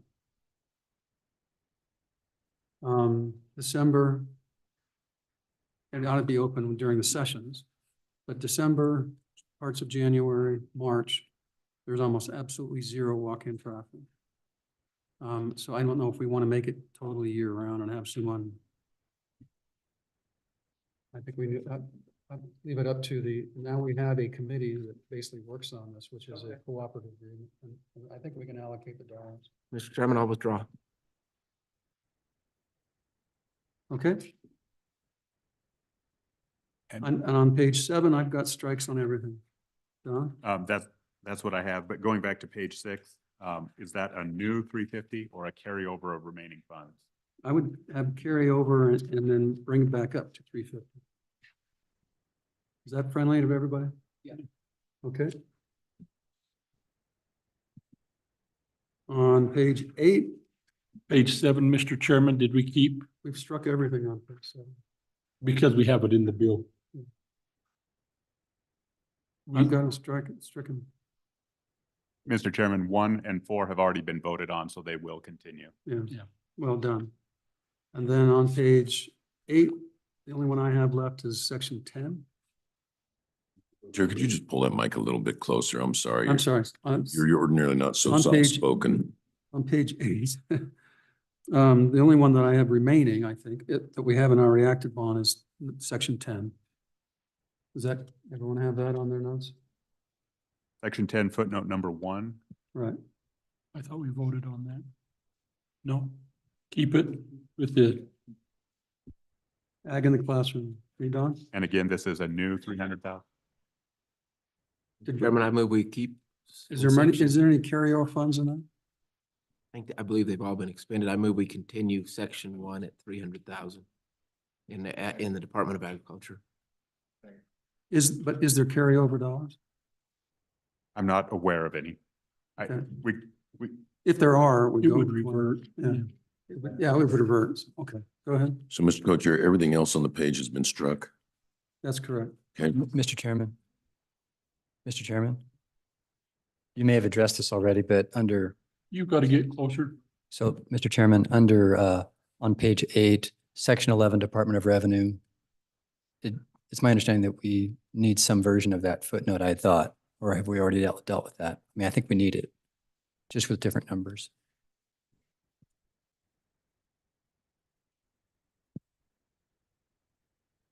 So the historic note was added because the program was modified. The Joint Revenue Committee does have a bill that would further modify this program. And if that has traction, those should probably be aligned. We can do that in the bill, though. Right. Yeah. But we could put in a placeholder that says if, I don't know what bill number that is, but if Senate File 19 hypothetically is adopted, it's the intent of the legislature to be included in the standard budget. Would you like that placeholder? I don't think so. No, I just wanted to make sure that, because this footnote, as drafted, put in $8 million and said it was one time. And I thought we were putting in $20 million this biennium, also one time. And so I think, would think we would need the same footnote, just replacing the 8 million with 20 million. Well, we don't need to do that because we've already appropriated 20 million.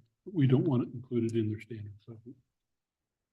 So that would go back into where the appropriation is, though. Correct. The difference between the two scenarios, to the extent there is one, I believe the one-time nature was a legislative add last time, as opposed to this year where the governor.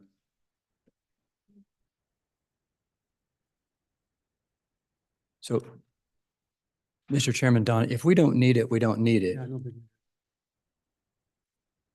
Yeah, the governor's letter already says one time, so there is a statute that says if he puts it in his letter, then we don't have to. So the footnote is unnecessary. Correct. Thank you. So I withdraw any motion I might have made. Okay, anything else on page 8? Senator Groom. Thank you, Mr. Chairman. Section 15, number 1. On page 8, the bottom. Mr. Chairman, we did look into this and they had not expended any of those funds in the current biennium. Do we need that in there? So, Yeah, we Mr. have- Mr. Chairman, Okay, Xed it I'm out. sorry.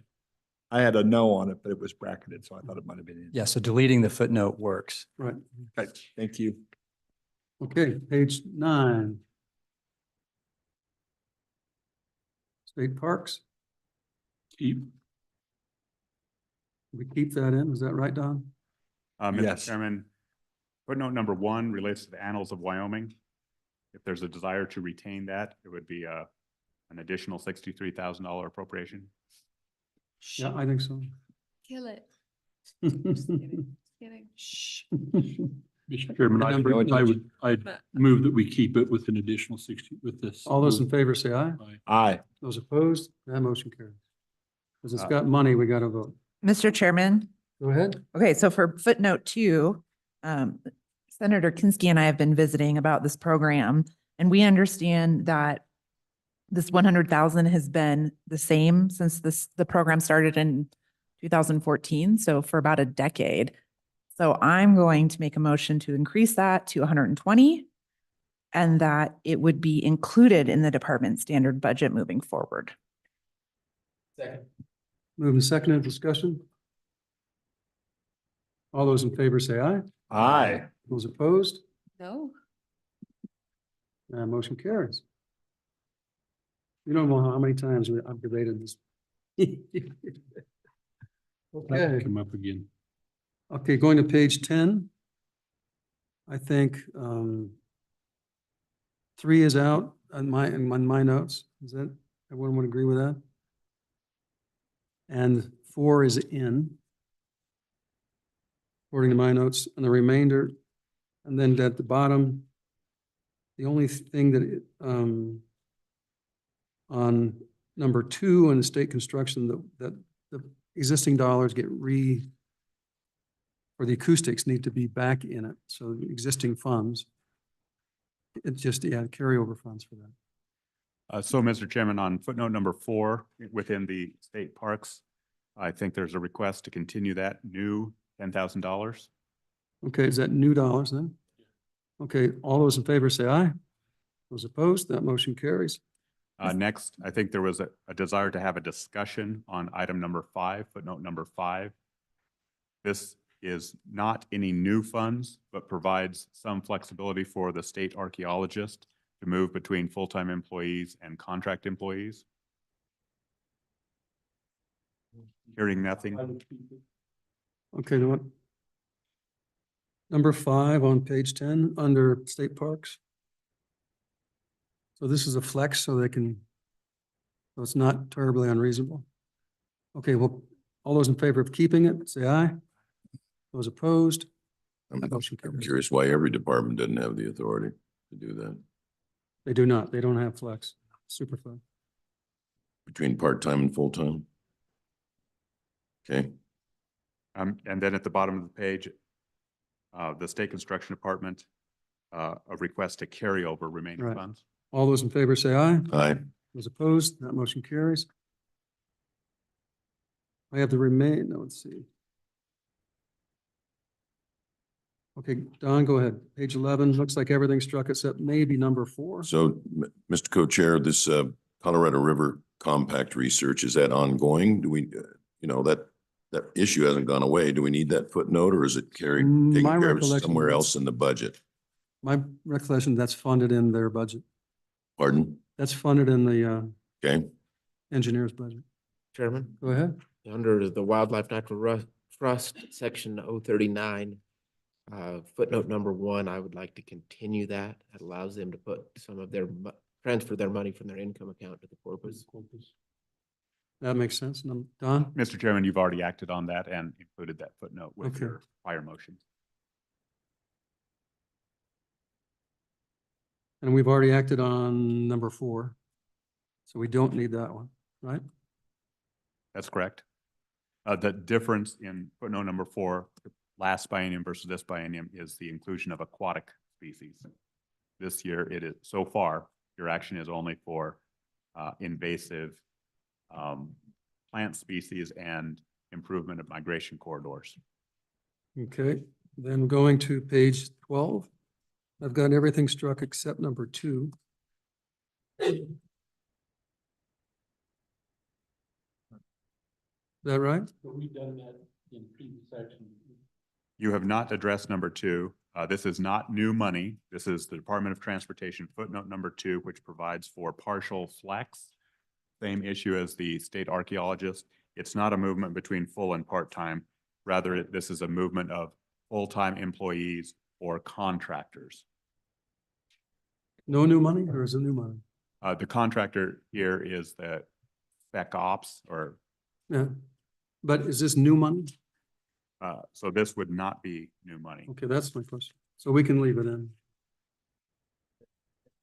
Go I ahead. think we're on the wrong. page. Going up a ways on page 12 to 042 Geological Survey, number 2, we've already taken action and that will be included, correct?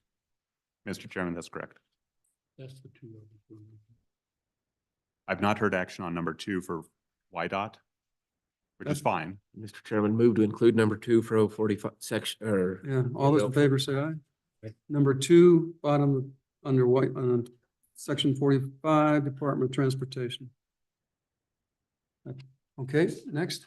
On page 13, under the Department of Health, footnote number 2 is directed as a task of JAC that this budget and each budget shall include an amount, a monthly payment amount for supplemental security income. Yes. We need to keep that, Mr. Chairman. I think so. All those in favor say aye. Those opposed, that motion carries. On page 14, footnote 4, you've already acted upon. So nothing on page 14. No action needed. It's all deleted. And the same on page 15. Everyone take their time. Page 16, Mr. Chairman. Page 16.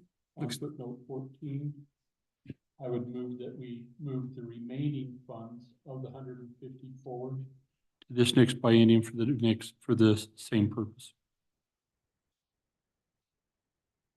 Any new funds or? No. Okay, all those in favor say aye. Let me see. Okay. Okay. Yeah. I'm good. Okay, on number 14, all those in favor on page 16, say aye. Aye. Those opposed, that motion carries. Anything on 13? Mr. Chairman, on number 13, I had written that we were going to change that 39,327 to 15 million.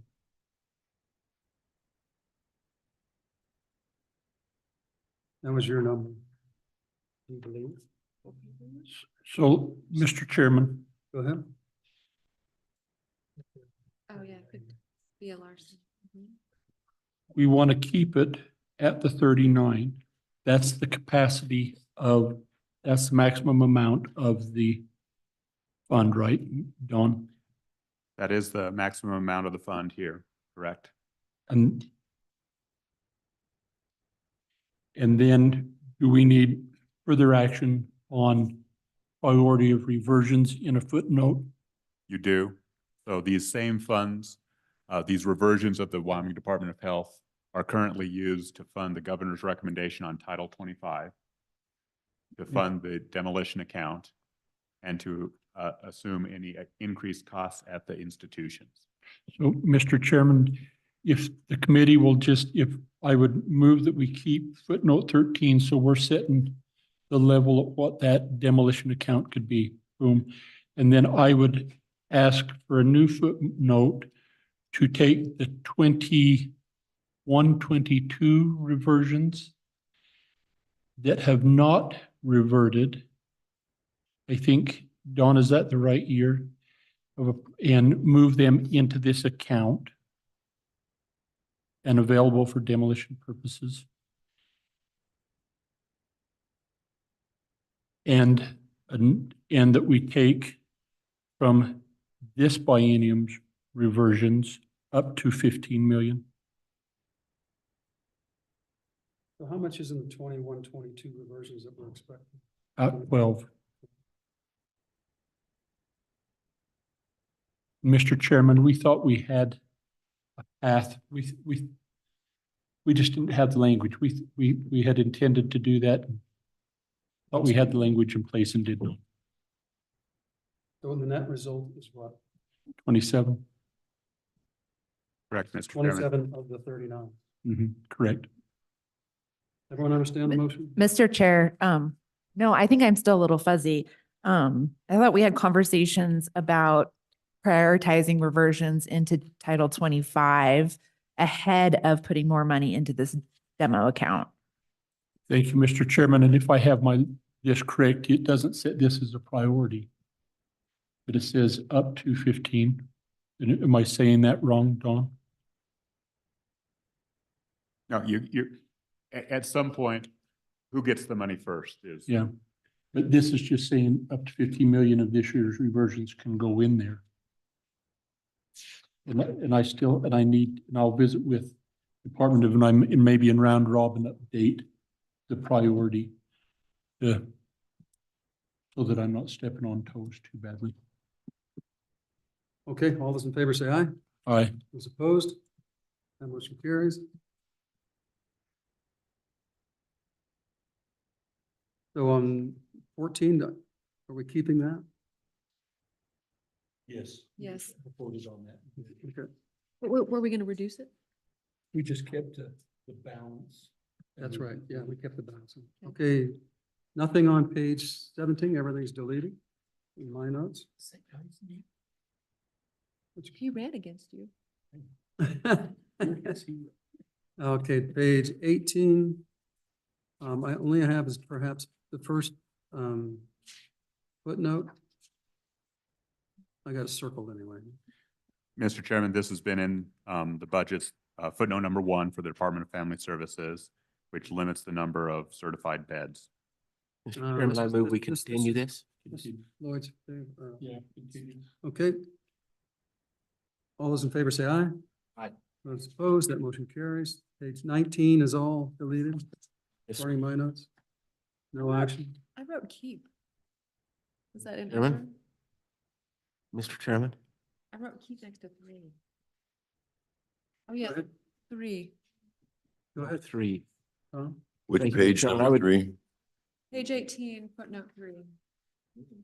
Mr. Chairman, I would move to keep footnote number 3 on page 18. Oh, for the and individual. EFS. Okay, all those in favor of keeping Mr. footnote 3, Chairman. Don? Well, Is this new money or from their existing budget?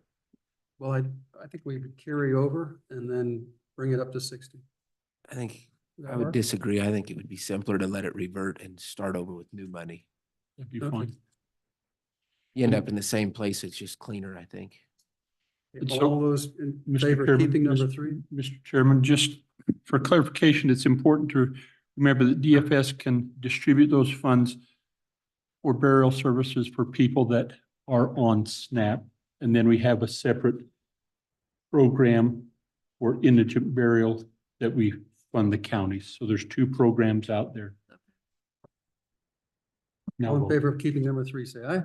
Aye. Those opposed, that motion carries. Page 19. Nothing on my 19. Page 20.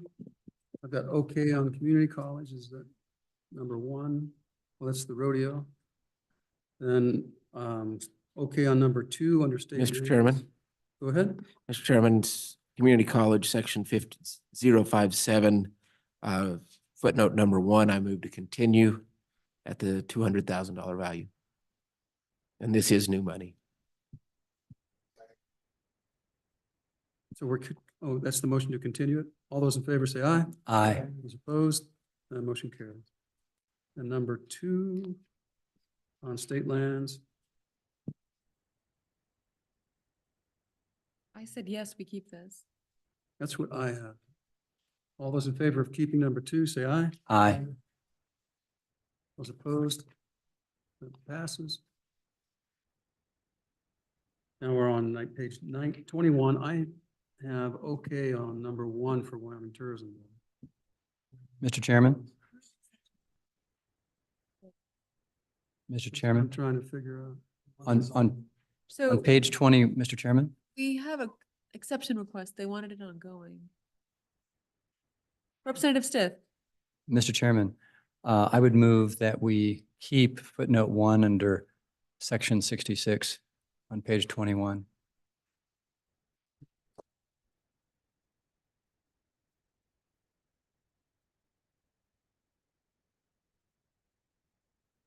Mr. Chairman, this reverses your action that you took Yeah.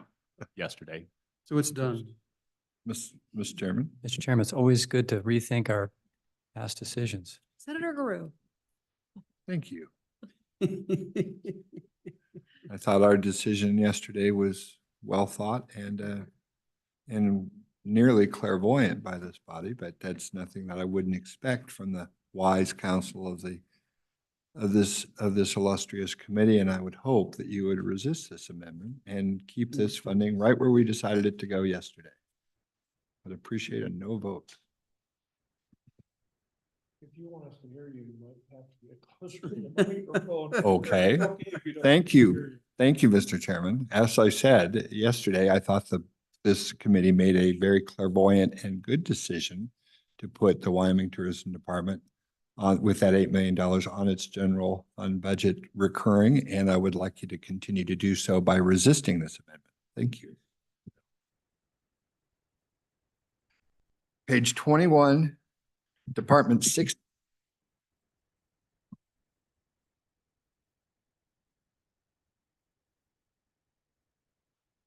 All you have to do is vote no to confirm our decision of yesterday.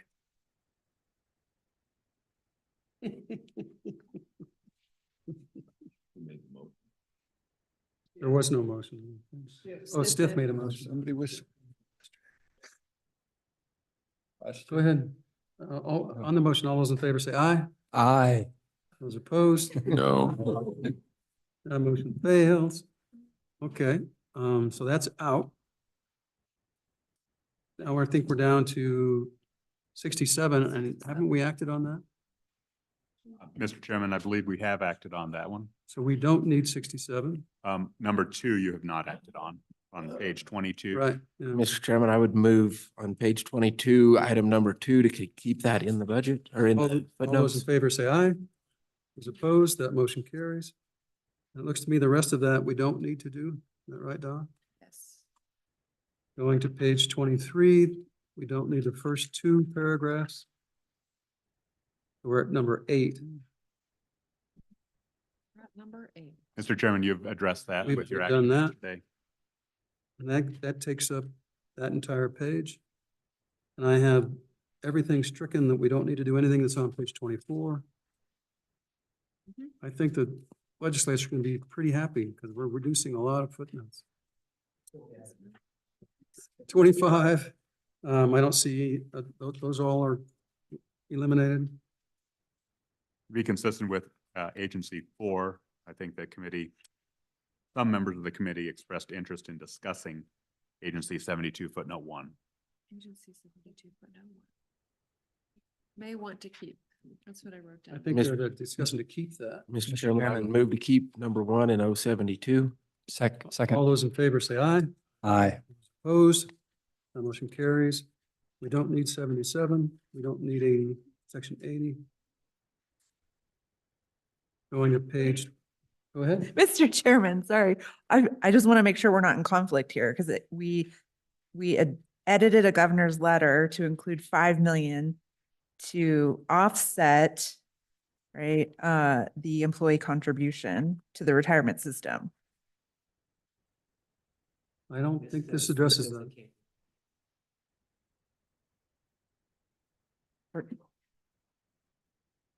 I withdraw. Okay, now we're on page 27. We're down to the business council. We've got number 2 circled.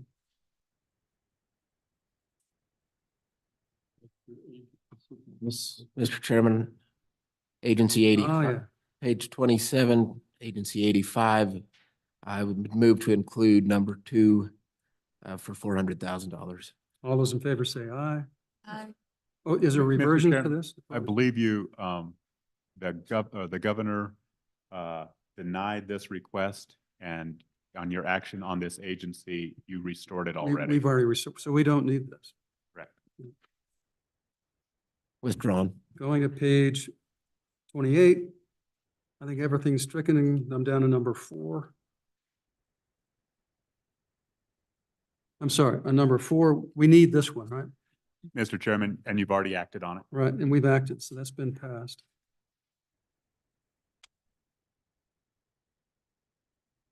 There will be a number 4, Yeah, but you've already acted on it. Okay. yeah. So we don't need Romanet I, is that right? Or is that part of it? It'll be different language It'll be different language based upon your bill. on our draft. actions. So now that takes care of 29. And it looks like that takes care of 30. Now we're on Department of Ed. Anything on 2206? You've already addressed footnote number 1. That's the food for the table for the local. So that's, so we don't need that. There was an expression of interest, as I understood it, for a discussion on footnote 4.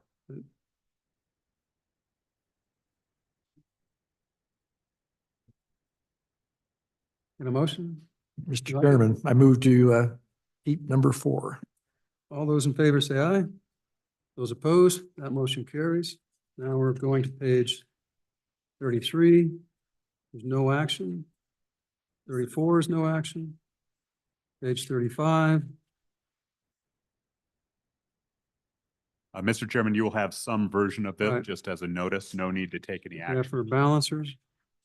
And then the remainder of 35, no action is needed. 36, go ahead.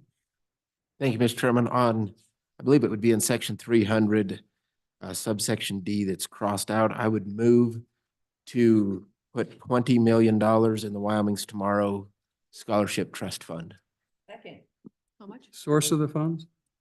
Mr. Chairman, that would be general funds. How much? 20 20 million. million? Isn't that more than we need? Mr. Chairman, currently there is 30.4 million roughly in the trust.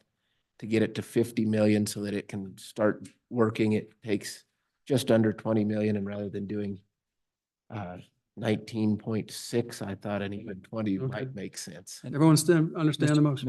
Mr. Chairman, Go ahead. I would speak in favor of this motion and to note that we have general fund money because as of 3:30 this afternoon, although we were in the red when we started the morning, as of right now, we're about $70 million in the black, meaning we've spent, as of right now, roughly $75 million or so. Yes. $75 million We've less got than our the 50 governor. minutes left to spend. $75 million. Couple of So footnotes. there's money there burning a hole in our pocket.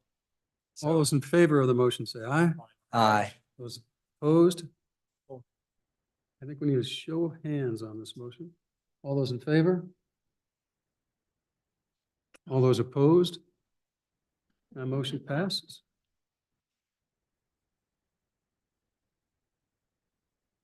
Okay, now we're page And Mr. 36. Chairman, Yep. just revisiting that, we discussed that action a few days ago when we were discussing the whip reduction, and basically I had informed the committee at that time that that would be my intention to reduce the whip, governor's letter on whip by 1/2 and transfer that amount towards this same. So I think the committee was aware of this prior to today's action. If you listened to him when he was talking. Okay. Which time? Which time? Okay. Nothing on 36, is that right? Correct. I think the next item is on page 39, section 301. Okay, 39, 301, borrowing authority, and that? Don, do we need 301? This is. That's a cash flow. That's pretty important. actually. Move to continue section 301. All those in favor say aye. Those opposed, that motion carried. Second. All those in favor say aye. Aye. Those opposed, that motion carries. Quick question, is that Representative Stitt's map or LSO's map? Okay, and we've stricken disaster relief because that's taken care of. Mr. Chairman, 303 will have a number of carryover provisions that you've already acted upon, Yeah, such as capital cases, general funds, other fund revenue, and a number of the acoustics carryover that you did. So okay, this is addressed, and we could go to employee benefits. okay, Oh, sorry. Subsection B, you have acted upon with the state auditor's office. Subsection A, the monthly premium amounts for the 4 different family status or 5 different family status will be updated with your approval vote. okay, so we need to do that. All those in favor of the update with the new numbers, say aye. Those opposed, that motion carries. Section 305 and 306, if you wanted to take those together, are flex for the executive branch and the judiciary branch. These have been in the budgets in some form since roughly the 1980s. although the percentages have changed. So moved. All those in favor for 305 and 306, say aye. Those opposed, that motion carries. Section 307 will serve as the superflex, if you will. So you've added a number of entities such as DEQ to this provision, and we will add that consistent with your action. Okay, Subsection A prohibits other entities from moving Doing- funds in that manner. 308, Section 308 is the major maintenance. This is worthy of a conversation. You've approved the amount, and then I believe Catherine described it was 6 million light, so we need to readjust that number, if you wish. please. All in Chairman, I favor, move say to aye. move to make the adjustment as described earlier in the day by 6 million and change. All those in favor say aye. Aye. Those opposed, that motion carries. On page 48, initially, we didn't think the department, Please, go ahead. Mr. Chairman, there was some interest in adding in to 308 for the oil and gas. For the Commissioner- Oh, Mr. Chairman, there was some interest in adding into section 308 for the Oil and Gas Commission. Mr. Chairman, I'd like to include a footnote as we heard the Oil and Gas Commission's presentation. They're not included in major maintenance on that building, and I would like to include that square footage to receive a major maintenance. All those in favor say aye. Mr. Chairman, little discussion on that. First, Mr. Chairman, I would actually speak against that. That building is owned by the Oil and Gas Commission, so I think having them pay for their own major maintenance on it makes sense. If we want to use a formula base to figure out how much they should be to give them some direction, that's one thing, but use state general funds to maintain their building they own, I'm not sure. So that's some discussion. So, Mr. Chairman, I think that's a friendly amendment. I would move that to have a footnote to direct the Oil and Gas Commission to adopt a formula similar to what we use for major maintenance on state buildings and have a major maintenance reserve or appropriation in their budget. They own the building and they Yeah. pay for it. Yeah. Why would we bother? Because they're not doing it. Or not? So then, but this action may end up having them give us the building. Is that the intent? No, I mean, where are they gonna get the money? they get it from oil and gas.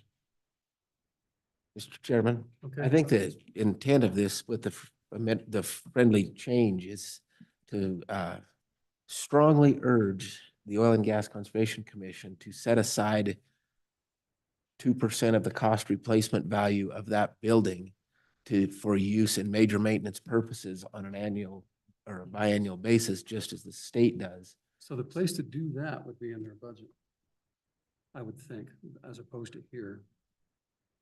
Because this is one time. Direction? Mr. Chairman, if you approve this concept, we'll certainly consider putting it in, even though you're making the motion here, putting it in as a footnote on their budget. Okay. Well, you want to put it in here and then we'll. Yeah. Footnote. Yeah. Let's just do it. Tell us where to put it. Okay. All in favor, say aye. Aye. Those opposed, that motion carries. Anything else in 308? Not in 308. There will be, just to give a heads up, subsections B, C, and D will be contingent upon the bill that you have already sponsored related to major maintenance in December. If that bill passes, these three subsections can go away in perpetuity. But we need it for one more year contingent upon that bill. In Okay. section 309, we did not think that was necessary, but now it turns out to be necessary in some form. And I think Representative Sherwood, Representative Larson have spoken to this. This would be the place to put in a priority if there is one between operational funding and demolition funding. Stay tuned. Stay tuned. Which operational funding and what? Demolition funding. So right now, Department of Health, that we just talked about earlier. So our good Representative Larson is going to come back with something on this in the near future. So we'll skip it for now. Make it a footnote? One way, it will go in one or the No, other. in place. round robin, we could correct this. I'd just like to visit with the director of the department and get his feelings on needs and anticipated reversions and what would be the proper way to do it. Okay, Don? Section 310 is a limitation on salary increases. This is the language that served to provide the transparency for agencies who increased salaries beyond their 100 series level. Subsection D, although struck, is included in the request, at least by the Chief Executive's office, to continue subsection D in some form. Mr. Chairman, Yes? just for discussion on subsection D,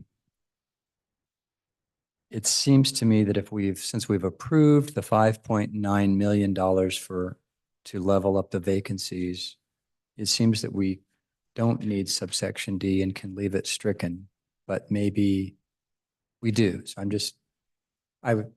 my inclination is leave it as it is, but I'd appreciate hearing the other committee members' thoughts on that.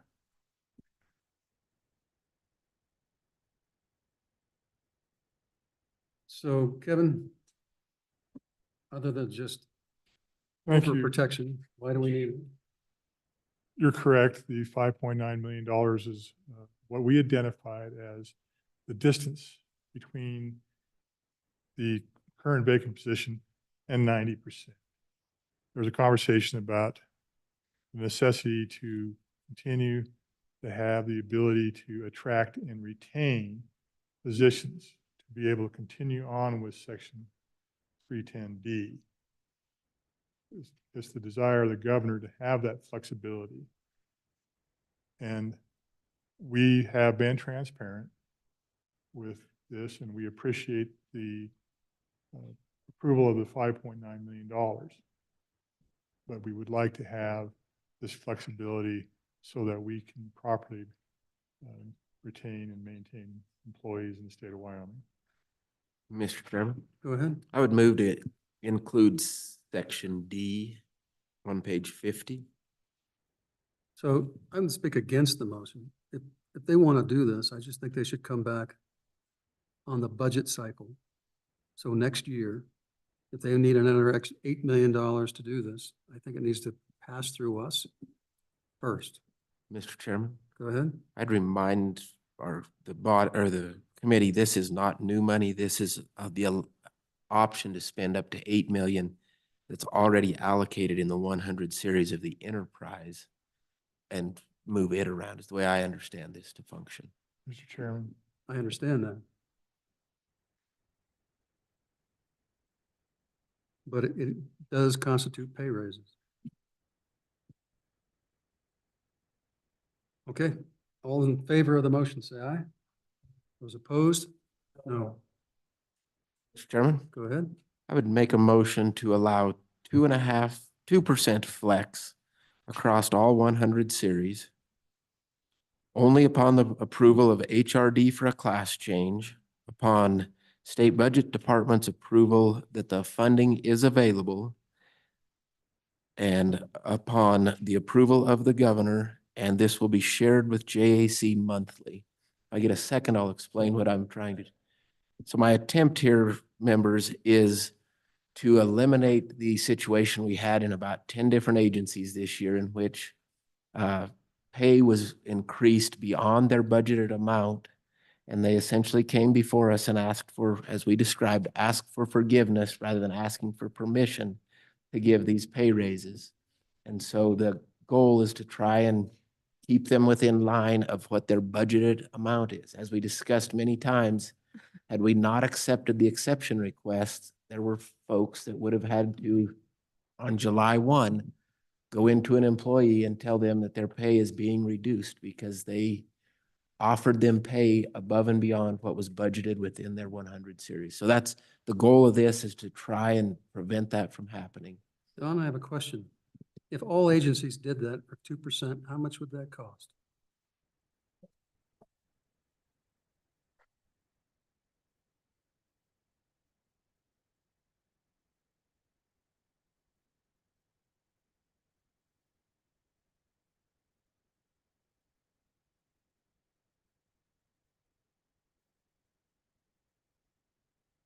Mr. Chairman, I had calculated this and unfortunately I forget.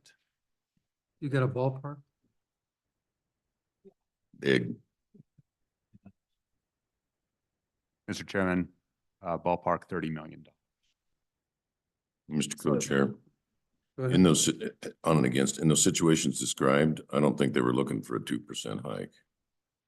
They did what they did for more than 2%. I don't know that this is gonna, So I would say more than that. This action will encourage them to continue to do it. We want them to stop doing it. I think what we need is a punitive measure versus a acquiescence. But Mr. Chairman, this doesn't allow them to give a 2% raise. This allows some flex authority. If we want to change that 2% down to 0.5%, 1/4%, the goal is to allow the use of existing 100 series funding within the entire enterprise to offer these kind of changes upon those three requirements being spelled out, that the budget department will say, yes, there is the funding available. To the HRD will say, yes, the classification change makes sense. And 3, the governor has signed off on it. And 4, they will report to JAC so we don't end up in the situation we did this year. Is the 2% right? I'm unsure. I'm just trying to start the conversation to figure out how we rein this in. And really why it's an issue is in a year where, if in a situation where the funding were tight, where we were making budget reductions as we did in previous budgets, 2016, 2020, had all agencies taken the action that we saw these 10 agencies take, the budget would be much higher and we would either have to take money out of our state employees' pockets on the first of the fiscal year, or we have to accept, as we did this year, these pay increases. And so this is how I am trying to get a handle on them coming before us asking for forgiveness versus asking for permission. I'm like I said, the 2.5 may be the wrong percent, or 2% may be the wrong number to put in there, but I think allowing some flexibility with some stringent reporting, stringent approvals is a path forward, and would certainly welcome any other comments. Mr. Chairman, I appreciate that solution and I think it's workable. The other solution could be our response to these requests. And that may be more appropriate. And so I think when stepping back and looking at, there were 10 agencies with this request, I think affecting less than 11 employees at max. Each agency's flex request was less than $50,000. That it requires discretion on both branches of government in how we view that and interpret that, and in how it's presented to us. So I just want to, which you heard every time we brought this up from my perspective, understanding co-chairman's concern that if we provide that, then that means every agency head is going to act in bad faith, maximize their budget, just go ahead and do a 2% increase of salaries across the board because that's what they can get away with. That's not a healthy relationship between these two branches of government, nor does I think give it the level of respect that we've seen coming before this agency. I agree, if we don't pay close attention, it can get out of hand. But I also think it's arguably working. And our response could be a little softer and evaluate the discretion applied and act accordingly. That would be my other solution, is our tone that we take in response to these presentations. Further, Madam Chairman, I appreciate, or Mr. Chairman and Madam Chairman, I appreciate those comments. And that's easy to say that in a year where we're not making budget reductions. But when we've sat here in 2016, again in 2021, and made $250 million and $200 million in reductions in those years, had we had to sit here with a straight face and approach these employees and say, you were given a pay raise above and beyond what your budget has in it, and now because we can't afford it and we're cutting everything else on the 1st of July this year, you will now see a reduction in your pay because you went above and beyond, that is when this becomes a very real situation. This year, I completely agree. It's 10 agencies, less than $500,000 general funds that we're discussing, but it's the principle and the approach that I'm trying to get a handle on so that if we do hit those years where these budget reductions take place, I can certainly, based on witnessing agency responses to other actions this committee takes when we're making budget reductions, they know where they can work and where they can't.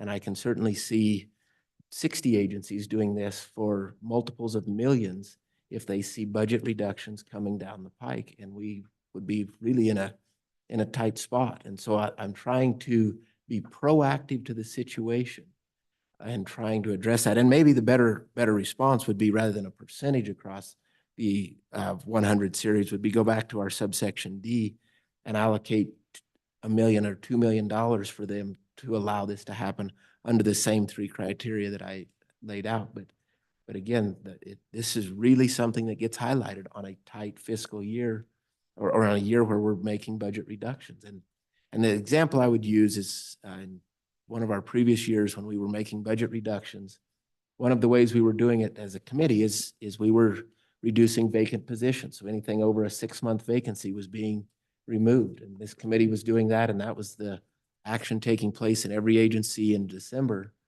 And our December to January vacancy report was drastically different because agencies listened to what the committee was doing. They recognized, if I don't get these filled, this money will be gone. So I can see that in a situation, now that agencies have figured out this is an option, in a year where budget reductions are coming, I can see before the committee and the legislature has a chance to act, this sort of a thing will take place in a greater magnitude. And we think that we have a handle on it, but obviously we don't have a handle on it, or 10 agencies wouldn't have done it this year. Somewhere in HRD or state budget department, there was a crack. Something occurred that allowed this to slide by. I don't say that as blame. I say that as something occurred to where we don't have a handle on this. I'm trying to get a handle on it so we don't have to look at people in July 1 and say, we're taking money out of your pockets. So I appreciate that, but it's to get a handle on it. It ought to be something that we discuss and evaluate.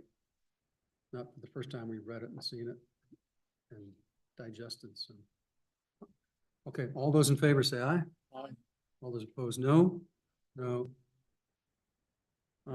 Hands, yeah. Hands, all in favor. 1, 2, 3, 4, 5. All those opposed. 1, 2, 3, 4, 5, 6, 7.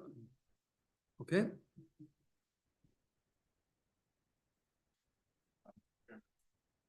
The next section for your consideration is section 311. This is a concurrence which brings in all of the one-time biennialization and ongoing requests of the governor. It would require a modest adjustment based on your prior action to also now include AWEX, because he is asking for authority for AWEX. Okay, so we'll see that as amended. I don't see anything on. Mr. Chairman, the next item really is on page 58. Just bring it to your attention. These are the secondary caps. Chairman, I would move to keep these in place as shown here. Go ahead. Before we went through this, where the money over the cap went, both first, where did the over the cap money go? Yes, in both the severance taxes on section 314 and the federal mineral royalties in 315, the percentage to the school foundation program is being increased. So in particular, Romanet 3 in 3914-801J is the addition there, and it would have come from the budget reserve account in that case. And then in 315, you do want to ignore Romanet 3 because that applies to ARPA funding, but the specifics of the secondary cap appears on page 60, subsection NI and II. And rather than 40-60 split, the statute provides for 1/3 to the school foundation program, 2/3 to the BRA. I guess I didn't ask it right. I mean, historically, going back before we were in the Jonah building and this whole thing started back in the day, where did the money go? Mr. Chairman, severance taxes would have gone 1/3 general fund, 2/3 budget reserve account. And the FMRs would have been distributed 1/3 school foundation, 2/3 budget reserve account. So And Mr. Co-Chair, doesn't it make sense to go back to that, given that we've set up these reserves, we've committed ourselves to fund these reserves to get to 5X or 7X? Do we still need to be doing this? Isn't this kind of the battle of yesteryear? So there was a logic to it. Part of it was that the properties there where these reserves were coming from, the severance tax, was being disproportionately allocated away from school trust land. And we were trying to make it more balanced. And also a catch-up component to it, I think, to some degree. I'm trying to remember off the top of my head. That's my general understanding. So I think before we could do that, we need to figure out that question again.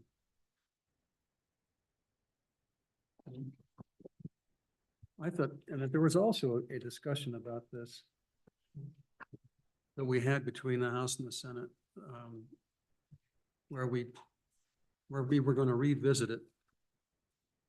And my recollection is it was like maybe 26, 27 or 27, 28 on some statute. I think that's a statutory changes. Mr. Chairman, that is, and what he's referring to is the deposit of the 1% severance tax into the permanent fund and the common school permanent land fund. And that is statutory through 2028, I believe. Mr. Chairman, Go ahead. just so I don't get lost here, is there a pending motion by Representative Walters to keep it as is? And this is on page 58 for the severance tax secondary cap. Is that right? So it's a combined motion for both? Mr. Question. Chairman, I'd prefer to divide the motion to treat severance tax on the one and then treat federal minimum royalties separately.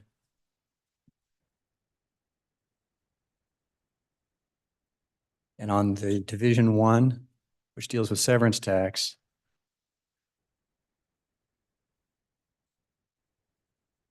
I guess I'd like to amend the amendment. I can amend the motion on Division 1 if I can do that procedurally.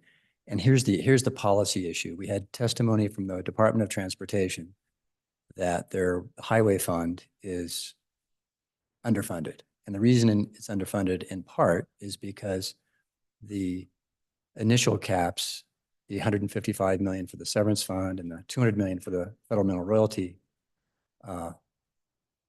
royalties hasn't changed in 20 years. And so as a result, the piece of this below the first cap that goes to the highway fund has much less purchasing power now than it did 20 years ago, not surprisingly.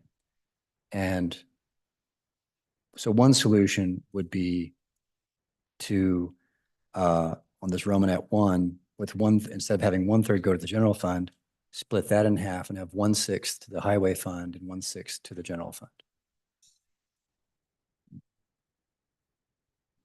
Is there a second? Second. Mr. Chairman. Go ahead. Mr. Chairman, I'm going to encourage a no vote on this idea. If we really want to get more to the highway fund, I think all the comments that could be made for that could be made for all the other areas that under the cap money goes, water projects, et cetera. You know, there's about 5 or 6 categories, counties, et cetera. If we really want to address that, rather than addressing it in a piecemeal fashion of trying to just get a little more for the highway fund, we should have a broader discussion about raising that $155 million cap to a higher value so that then all of those channel a little bit more funding into them. But I think that's more of an interim topic, a lot broader topic than trying to address one particular component of where that under the cap funding goes in this budget. I just don't think it's the appropriate long-term solution. And rather than trying to do a quick short-term solution, we should have a broader perspective. Mr. Chairman, reading the room, if I may withdraw my division and withdraw my proposed amendment. Yeah, We can address it well, later. What I'm going to suggest, committee, is that let's skip this one because I don't want to go into timeout right now and have this just, and take up 20 or 30 minutes of time with the committee. I think got bigger things we still need to do today. So let's just skip this one for now. Mr. Co-Chair, Go ahead. I just submit for your consideration. I'm not going to make it a motion. Once the school foundation program reserve account hits the targeted reserve level, 5X, that then the spillover goes back into the general fund to be reallocated. I think that's just the opposite of what we would probably want to do. We want those accounts to get to 7X before. Well, then once it hits 7X, do you want to push it to 9X? I mean, at some point, do you cut off the diversion? Well, the answer is 7X would be where I would put the mark, but once again,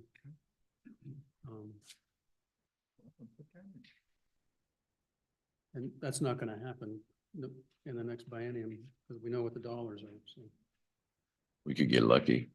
Well, it dawns off by 20%, 30% is forecast. Okay, we're going to skip this one and move on to the next one. Mr. Chairman, section 321, you have already addressed through prior action.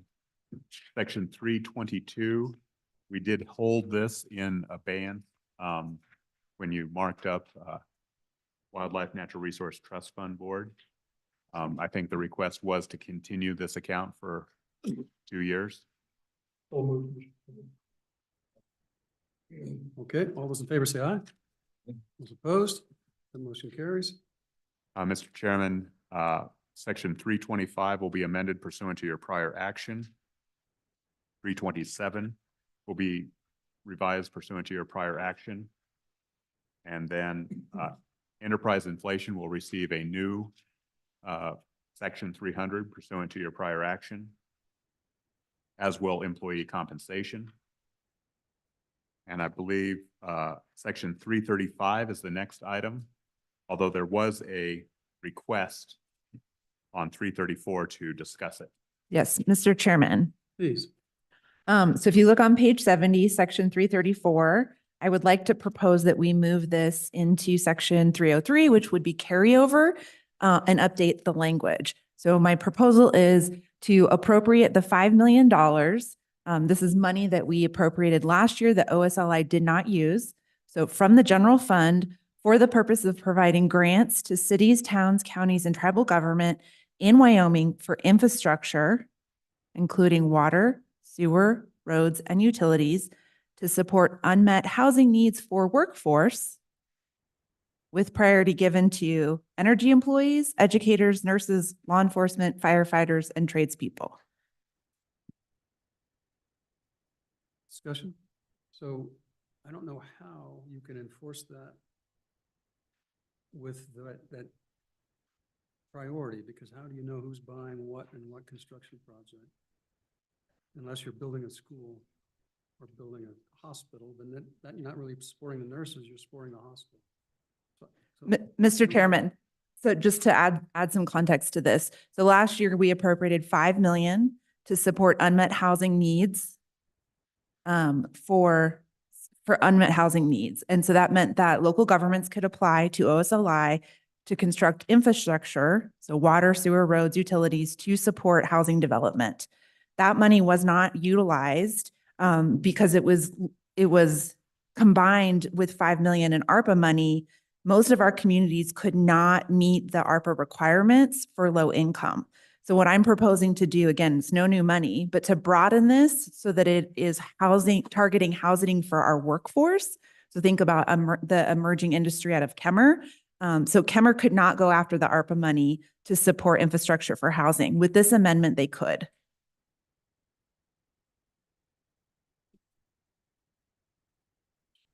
Oh, that's the problem. What, can you read the last? All right, Mr. Chairman, $5 million existing funds. So OSLI can provide grants, cities, towns, et cetera, for infrastructure, including water, sewer, roads, and utilities to support unmet housing needs for our workforce with priority given to those who work in the energy sector, so employees in the energy sector who need housing, educators, nurses, law enforcement, firefighters, and tradespeople.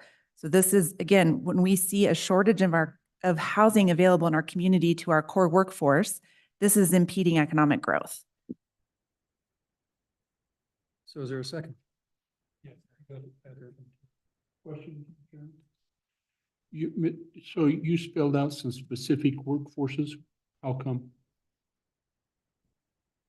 Mr. Chairman, this is based on feedback that I've heard from communities on if we only had housing for these workforce, we could get ahead. I am open to it just being workforce or any suggestions on what you're seeing in your community.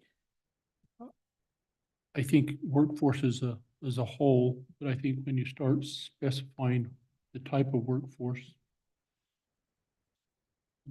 becomes problem. I don't think it's as currently proposed. It's not realistically doable unless you have one house at the end of the block that's a fireman. But if you're doing it to a subdivision or infrastructure. Mr. Chairman, I'm hearing a friendly amendment. Yeah. And I can edit out that last part to say, to support unmet housing needs for workforce. There you go. Oh, that's friendly. There we Okay, go. as amended, all those in favor say aye. Those opposed? No. That motion carried. Mr. Chairman, you've already addressed the higher education scholarship, so you will see that. And section 337, the budget balancers 2, we will bring to your attention in March. You may not wish to do, or excuse me, not March, February 6th. Okay. You may wish to do nothing with that. With that, Mr. Chairman, I think we have our direction. Mr. Chairman. Go ahead. I'd like to, if we go back to 325 or 321, just for reference to that conversation we had with the chief today on Go ahead. availability of funds for the governor to use if there are energy projects that come in. He said that if I heard correctly, it would be nice to have $200 million available for those projects. And as we talk about large projects, I will put in my interpretation of that would be anything over $50 million. And so I would propose a footnote that said that the governor would have access to non-committed general funds. So these would be funds at the end of the year that we would be putting into savings before they go into savings, that the governor would have access to those for large project funds as funds are available, not to exceed $200 million. Is that making sense, Don? So what it's doing is allowing, as we have these dollars that we're going to put into savings, however we do that, that takes place at the end of the biennium. So during the course of the years, the course of the biennium, that would give the governor access to those funds for large energy projects in excess of $50 million, with a cap at $200 million. Trying to figure out how we give him that. So Don, I'm trying to foresee this. What monies accumulate, and I'm really interested in amounts on a monthly basis, essentially, or quarterly, over the biennium, and that would basically be available. I take it wouldn't be much with the beginning of the biennium, but it would increase over time. So how would that work? Mr. Chairman, we would go into the 2022 budget, bring section 300 subsection B in, and right now it says any unappropriated funds in the budget reserve account on June 30th, 2024 in excess of 115 million and change shall be transferred to the LSRA, and we would strike out LSRA and deposit them in an account held by the state auditor. I'm doing this a little on the fly. For purposes of energy matching funds under the auspices of section 325. Well, how much money are we talking now you're asking, can I predict what our error is on Craig? And it turns out I can't. You have no errors. You can't predict what you don't do. If we underestimate by Craig, those are the types of funds that would be deposited in there. You may want to finesse whether or not you wanted to include any reversions would be eligible to reside there. Typically, they do not. Those reversions are available for your reappropriation in supplemental session. So really the source of money for this sweep, if you will, is the Craig error rate. And right now, we just released a report last week, so we're right on, we're very close. So Mr. Chairman, that flexes 3 or 4% typically. And, I think on one occasion you've been off substantially, but that happened to be a market crash that I recall. Mr. Chairman, I understood Representative Larson's motion differently, but maybe I just misunderstood. I thought when he used the phrase uncommitted funds, I thought he also said savings. And so I didn't know if the intent was to sweep up funds that we would have otherwise dedicated to savings, because we haven't taken action on that yet, but I assume at some point we will take action to put a certain amount into one or more savings accounts. It's just an earlier sweep. So it wouldn't go into savings, isn't that right? That is. So, Mr. Chairman, so this is a mid-biennium sweep? I guess or is the intent of the motion to only sweep whatever the Craig error rate is? Well, and thank you, Representative Stith. I think that's a good question, and I think Dawn has helped us understand the vehicle for that a little better, is those funds that are available at the end. So Dawn, help us understand that again, similar to what it's before. Typically, it would tip to the LSRA and we would use those funds, right? Mr. Chairman, that's correct. And Representative Stith has been running a tally on how much you've spent. And there is a transfer to the SIPA that is being revised. There's about a $300 million, I'm going to round grossly now, $300 million transfer that's forecast by Craig, including no recommendations. Once you include the recommendations, it might be about $100 million. And we're only talking about the end of this biennium, not a mid-biennium. So June 30th, 2024, those funds would be available. Because you have some revenue that is unspent from the current biennium. Again, I don't know what's going to happen tomorrow or on the floor. The governor spent all of it. You have not. So committee, I'm going to speak against the motion.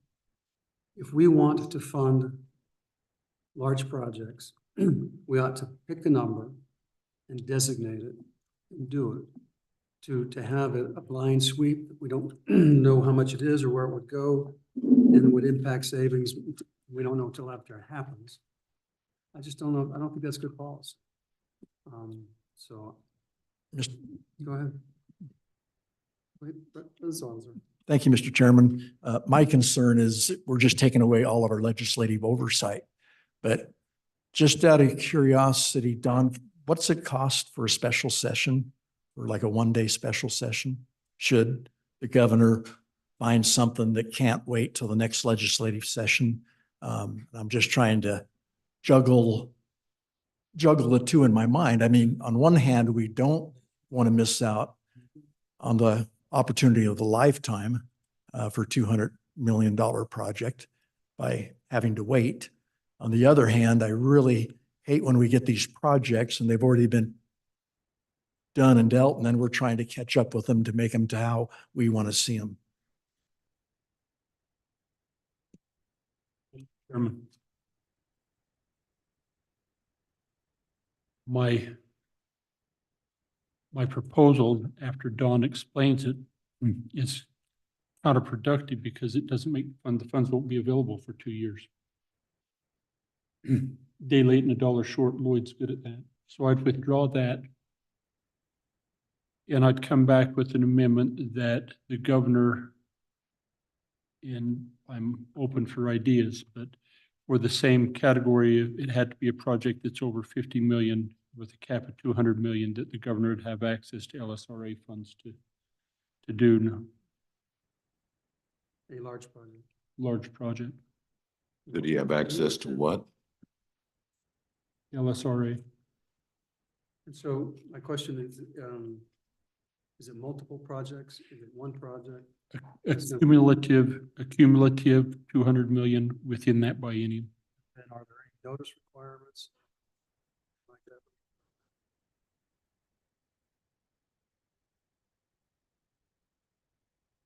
I'm open for suggestions. Well, at a minimum, prior to 15 days or 30 days before they do it, they have to give notice to Mr. Chairman, it JAC.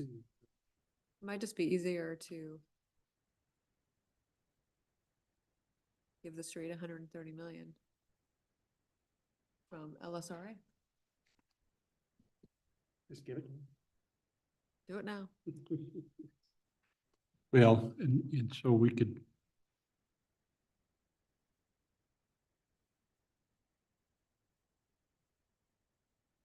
I think I'll continue on with this amendment. That he would have access to LSRA, which is the same as giving LSRA money. And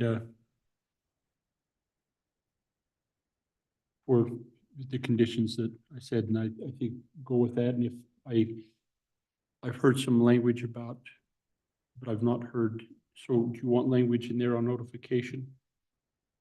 Yeah, to the JAC. With the notification requirement back to Prior to, this committee prior to final commitment. Mr. Chairman, section 325 has a paragraph, a subsection regarding as a condition of the expending the appropriation, all proposed expenditures from the appropriation purposes, goals of each expenditure shall be reported to JAC and the Management Council. Yeah, thank you. but this is prior on the motion. This has been seconded discussion. What would JAC do in the event you didn't agree with it? Spit. We do that at times. Do a roadblock, cut off the telephone, Yeah. take away his car. I mean, so a couple of things about this. One, by even considering an appropriation of this magnitude at the governor's discretion to expend, shows the level of good faith and trust, and I'd say communication between the governor's office, this committee, and the legislature in total. And so I think it's important to recognize that, and also to recognize if we give the money, which is what we're doing, requiring the pre-approval, I think, is, well, meaningless. And secondarily, doesn't necessarily reflect the good faith nature of the appropriation. So I think, Madam Chairman, if I may, Mr. Chairman, I think the language was just notification, but not approval. And I just keep us in the loop, but that's up to. Mr. Chairman. Go ahead. Yeah, I guess in this year's budget or this current year's budget, we've in various accounts, we put close to $300 million. And as the good chairwoman just said, that it shows that we have a level of trust that I think the governor's earned.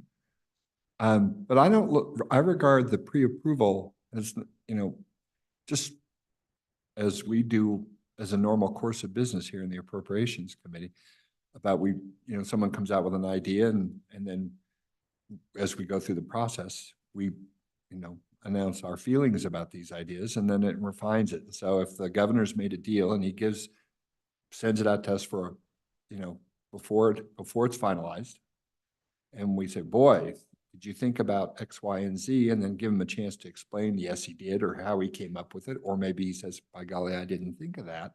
I'll pull back. Or if it's just a difference of opinion, then we'll be meeting in a few months and then we can deal with it appropriately. We can pull back further if we don't like the way it's going, or continue. So I don't see where that's much different than what we're doing right now, to tell you the truth. Mr. Chairman, I agree that this committee operates uniquely with the level of authority it doesn't actually have.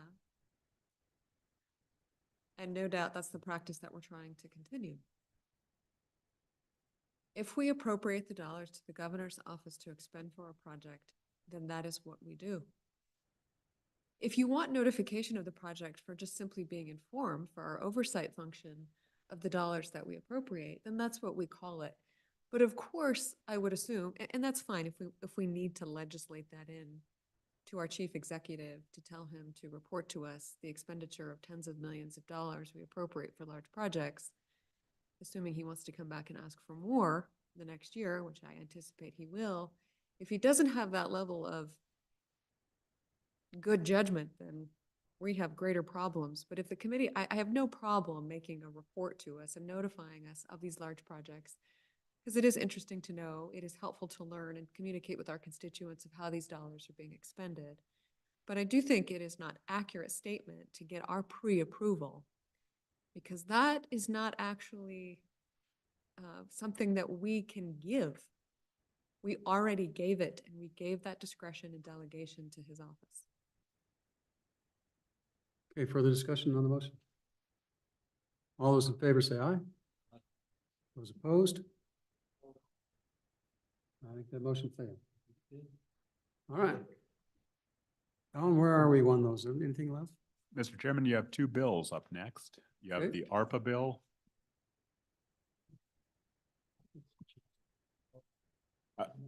Mr. Chairman, you could entertain further amendments to section 300s.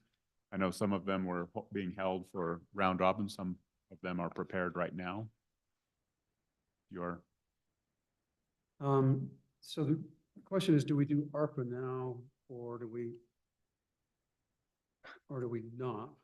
And if we don't do it tonight, will we do it tomorrow morning? Is that your problem? If we don't stay here until. Madam, Let's do it tonight. Let's get it done. Mr. Chairman. Uh, Mr. Chairman, I thought perhaps there was an additional section 300 Yes. that someone wanted to bring. Oh, yeah, let's do that next. There you go.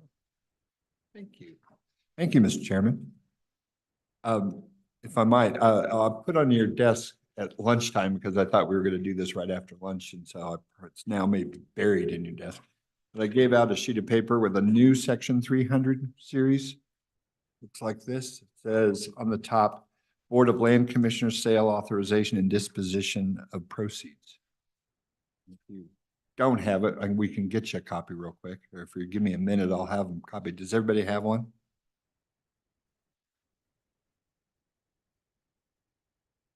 I mean, it's self-explanatory. So you can It is self-explanatory, but if you hadn't seen it, I've talked to most all of you about it. So basically it's like say Board of Land Commissioners Sale Authorization and Disposition of Proceeds. And if I like to move it at this time, if I get a second, I'll explain it. Thank you, Mr. Chairman. Basically, this is regarding the Kelly parcel, which we have, I'm sure you've all heard lots about. And all this 300 series ad does is give legislative direction to the board of the state land board, our state 5 elected officials, to dispose of the Kelly parcel to the federal government, to the Department of Interior.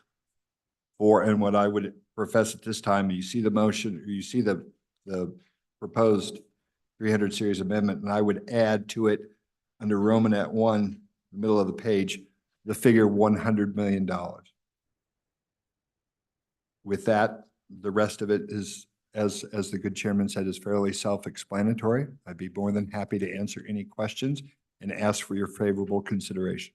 Mr. Chairman, Go ahead. was the amendment to make it $100 million, is that or not less than $100 million? Yes. Okay. Discussion on it. Seeing none. Mr. Chairman, Go ahead. Mr. Chairman, is this just to a sale to the Department of the Interior, or is it a $100 million sale to anyone? Mr. Chairman, Senator Anderson, no, that this would be a direct sale to, so this says direct sale to the Department of Interior. Further discussion, Mr. Chairman, please. so when we have an amendment to actually put the number in there, will we have an amendment to say not less than? And do you feel that just saying to the United States is enough to assure that it's not developed, which I think is ultimately your objective? Yes, Mr. Chairman, Senator Kinsky, yes. So are we gonna get those now, or we're just gonna? As amended. Yeah, I was presenting it and I did not ask the staff to put a number in there, and I decided that I wanted a number in there, so I was presenting it. So it's not really an amendment as we did this yesterday, but Well, it's, yeah. yeah. But then I did understand what. So it currently, well, it will read it as we vote on it, not less than $100 million in Romanet I, right? Yes. Everyone understand what we're voting on? All Yep. those in favor? Mr. Co-Chair, Go ahead. you know, I know it's beautiful, but on and against, I still remain convinced that a public sale is gonna generate a lot of money for the schools. And I think we have a fiduciary obligation not to limit what our opportunities are. And so I'll be a no. Okay. All those in favor of adding this section, say aye. Aye. Those opposed? No. Okay, show of hands, all in favor? 1, 2, 3, 4, 5, 6. Uh-oh, Can I do that again? that was 6, right? All in favor? 1, 2, 3, 4, 5. 1, 2, 3, 4, 5, yeah, 6, right? All opposed?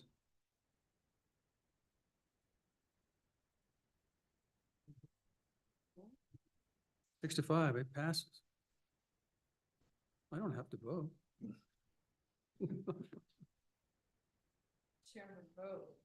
You know, Mr. Co-Chair, they say the hottest places in hell are for those who reserve their neutrality in demanding times. All right, I'll vote aye. 7-5. Thank you, Mr. Chairman. Okay, let's just take a break, yeah. So, and we'll figure out our.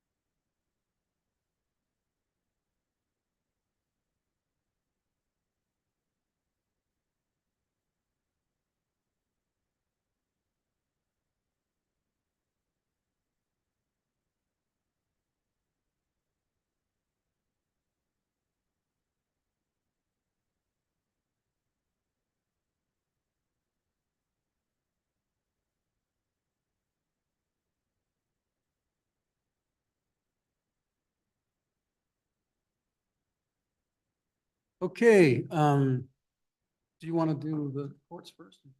I don't care. Let's do the courts first, because that'll go boom.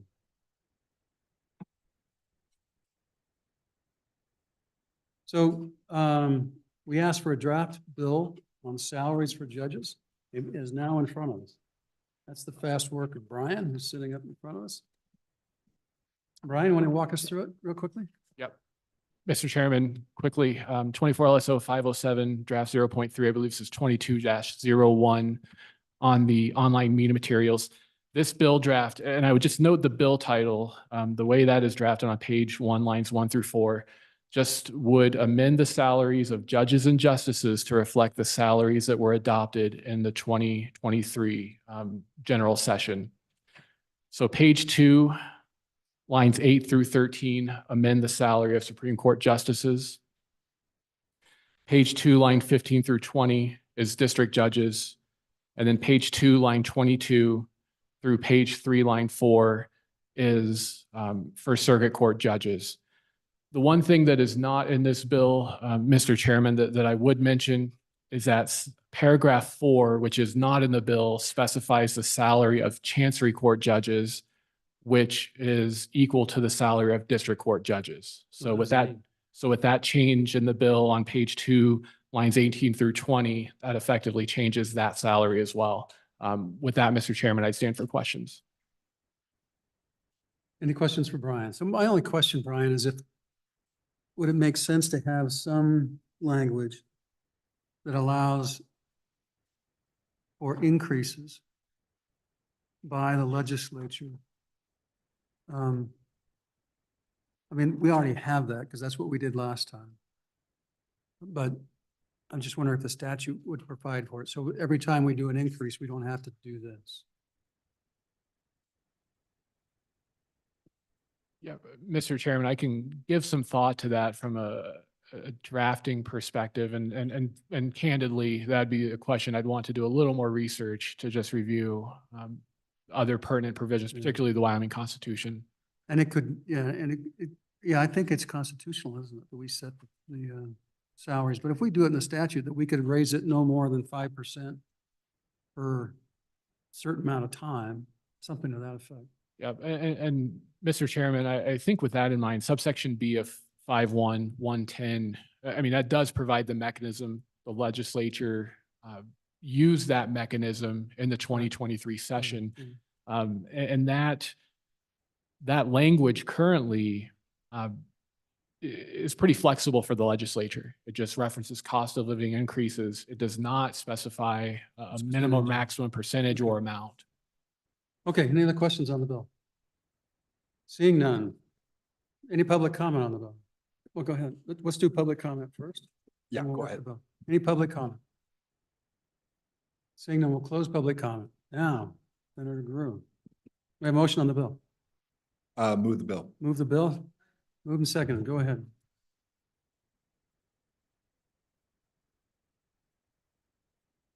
I'm sorry. Nope. No question. I have a question. Actually, I'm just waiting for an answer here. Is that it? Affirmative? I wanted to, and I don't know, you have to help me with language, a conceptual amendment. It's about something that got kind of lost on the cutting room floor last time when we were doing this, footnotes and stuff, about regional cost adjustments for judges.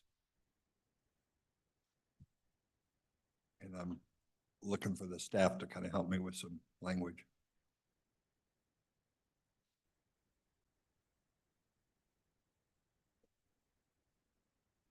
Mr. Chairman and committee, there was an effort historically to ensure that judges are treated and all court, well, actually, it's just judges that are not, but all judicial staff employees are treated in the same manner as other state employees and therefore entitled to locality pay subject to the state policy manual. But it's not expressly clear that the judges are, and the request is, and I think Senator Garew's amendment here is to ensure that judges are included in that same policy regarding application of locality pay, which changes and has changed historically based on those locations, it actually generated out of Campbell County, when Campbell County's cost of living was out of whack. And currently that is near Senator Guru's locale. So that's the history there, and that's the request. Is there a question there? Yes, Mr. Chairman, does the staff have some language they could help me with on that? There was a bill draft, and I can find that. Yep, Mr. Chairman, members of the committee, 2023 Senate File 54, I believe is the most recent iteration. I believe it was the Judiciary Committee that sponsored that bill. It was styled as a housing allowance provision rather than locality pay. I believe that language, though, could be modified to reflect the amendment that's been requested.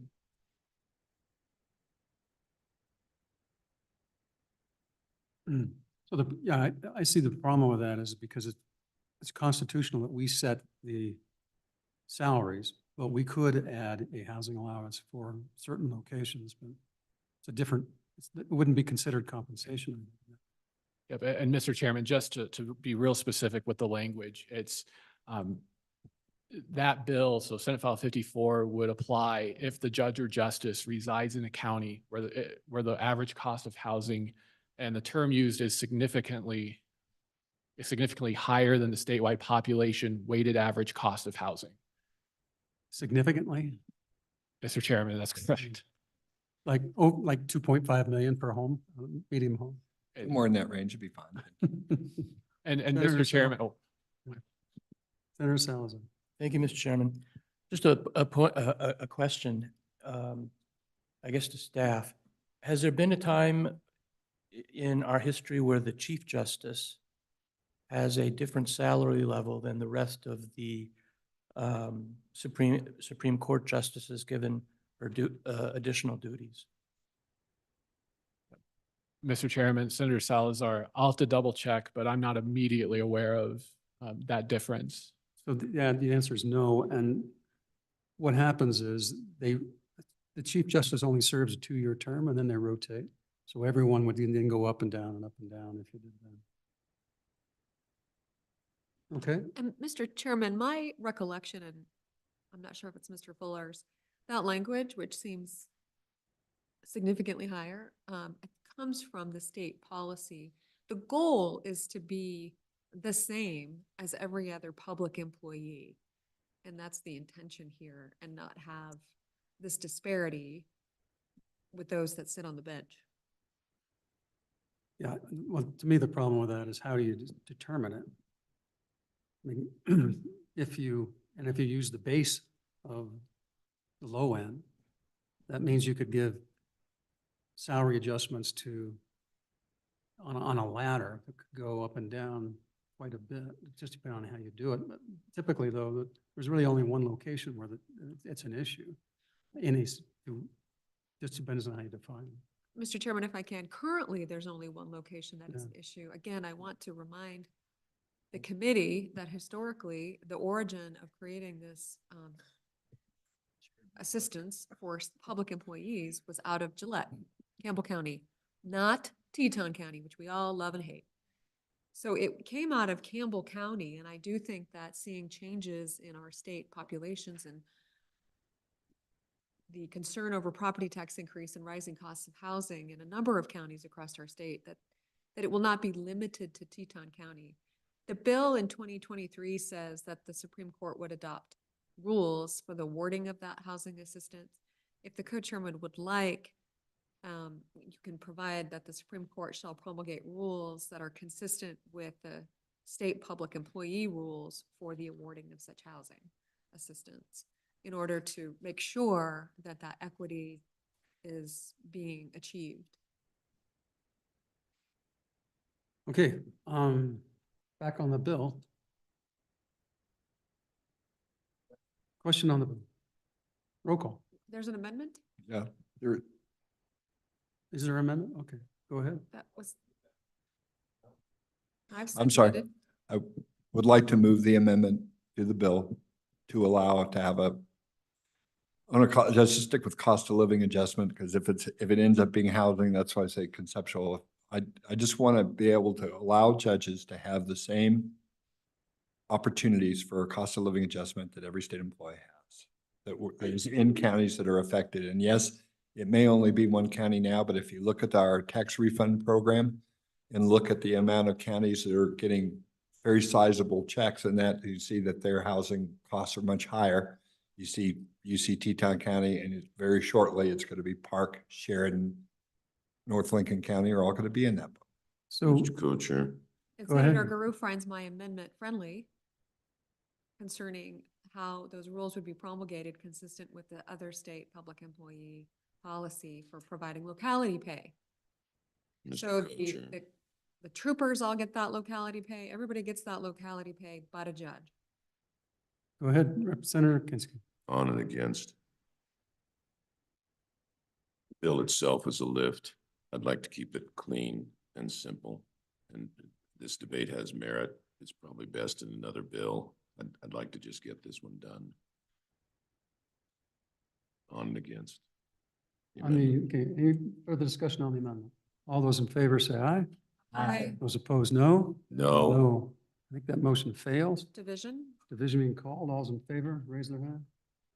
1, 2, 3, 4, 5, 6. It fails. No, I take it back. We're missing one person. So it's, I think he'd be all. I think it passed 6-5. So, Yeah, now you're in the Campbell. so I would move to amend the amendment, what we just did. I don't think it should follow the state employees, because then you will have a tiered effect all over the state.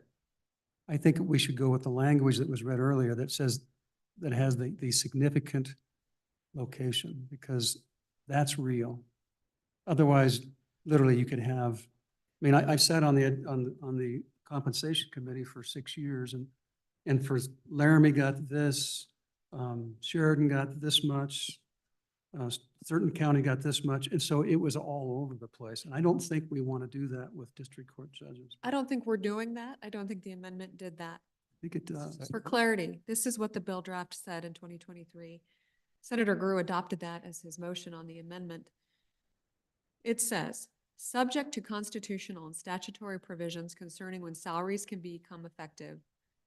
That way it's not coming in specific times of their terms. And so it's when that housing allowance can go into effect based on constitutional and statutory prohibitions there. So let's just set that aside.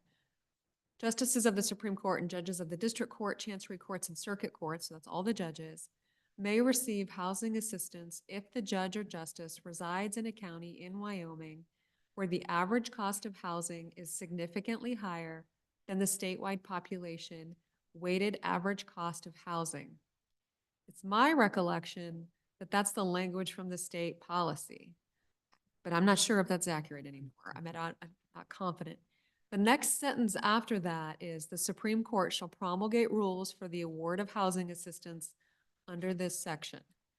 And so out of concern for how does that get calculated, and really with the purpose of providing equity with other public employees, was the purpose of modifying that language and providing clearer direction to the court for what should be in those rules, that it should be consistent with the state policy for how housing allowances are applied to other state public employees.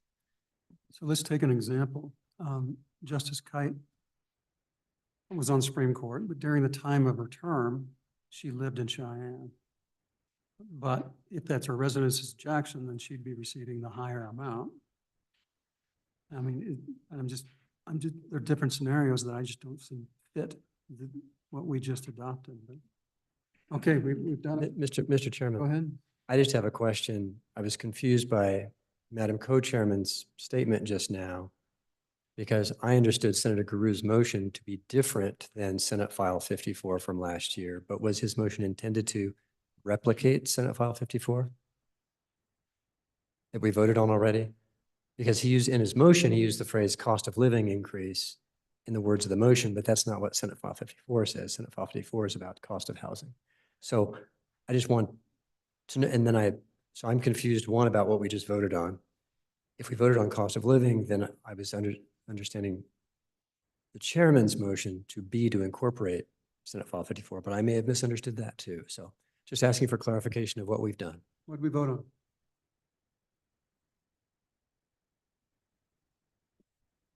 Mr. Chairman, I understood the motion to be based on Senate File 54 with two primary changes. First, the references to reference cost of living adjustments.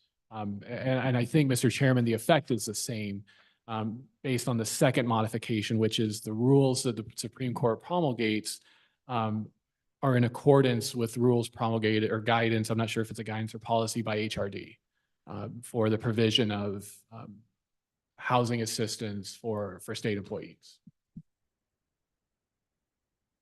So we're having the Supreme Court determine who gets how much the court justices make in addition to their salaries across the state.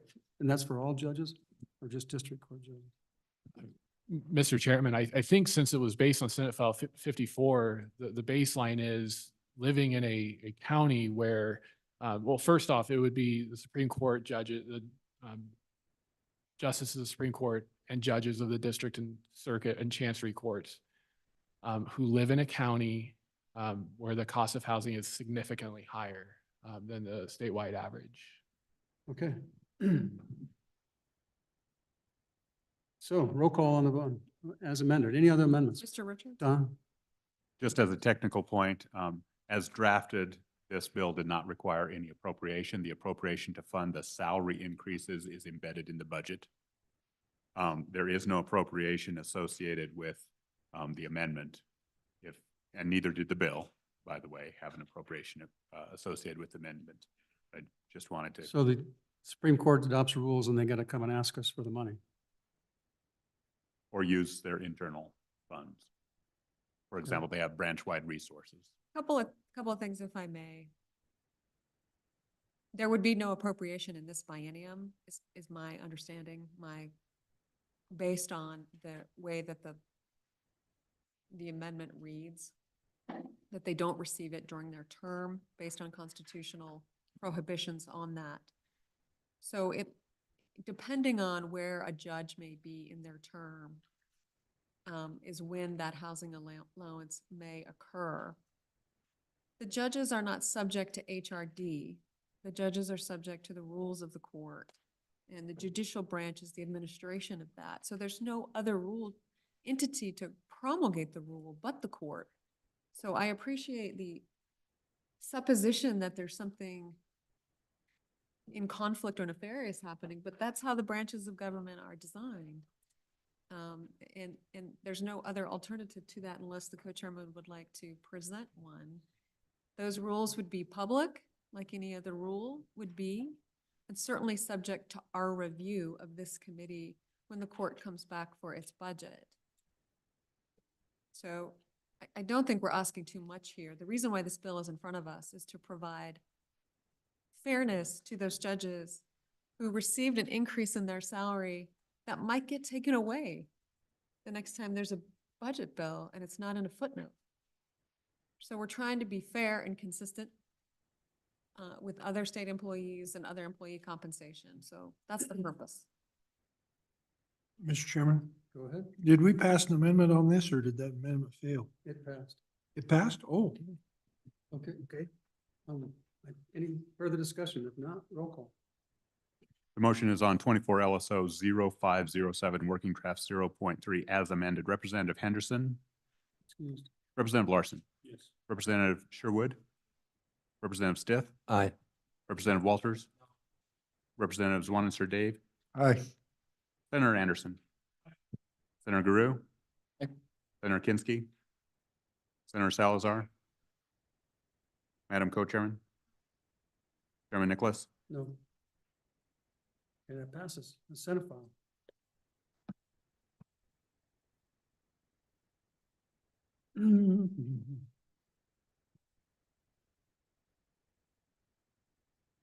They already live there. That's the only ones. Well, they had 4 or 5 applicants last one. Okay. You ready? ARPA bill. All right, Mr. Chairman, 24 LSO 493 should have working draft 0.4. I believe this is 21-01 on the online meeting materials. This bill has three main parts. The first would be to revert certain unobligated and unexpended funds from the 2022 and 2023 ARPA appropriations.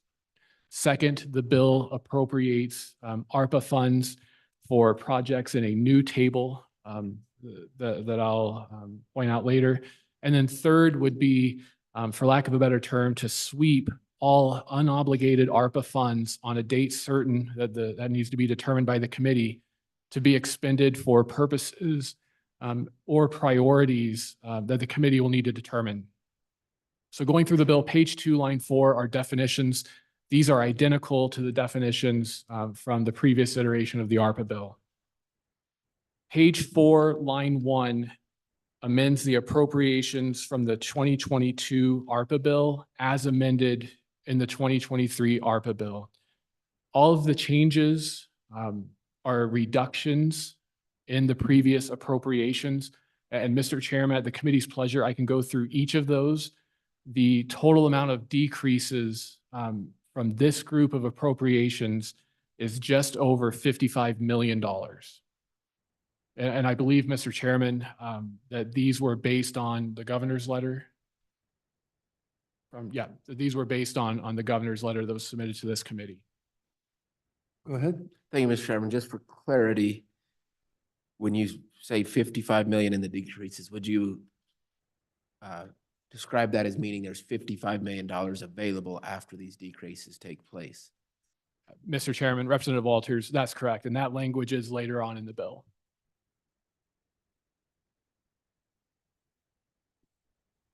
Then, Mr. Chairman, beginning on page 4, line 54, are corresponding amendments to the footnotes from the 2022 table. They come in three forms.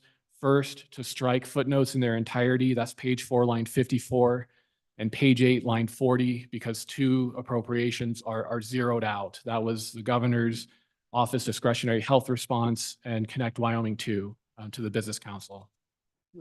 The second group of changes on page 6, lines 40 to 42, page 7, lines 38 and 40, and page 8, lines 9 and 10 are conforming changes to the amount. The final change in this group of footnotes is page 8, line 31, which is a technical correction for punctuation resulting from a veto from the last session.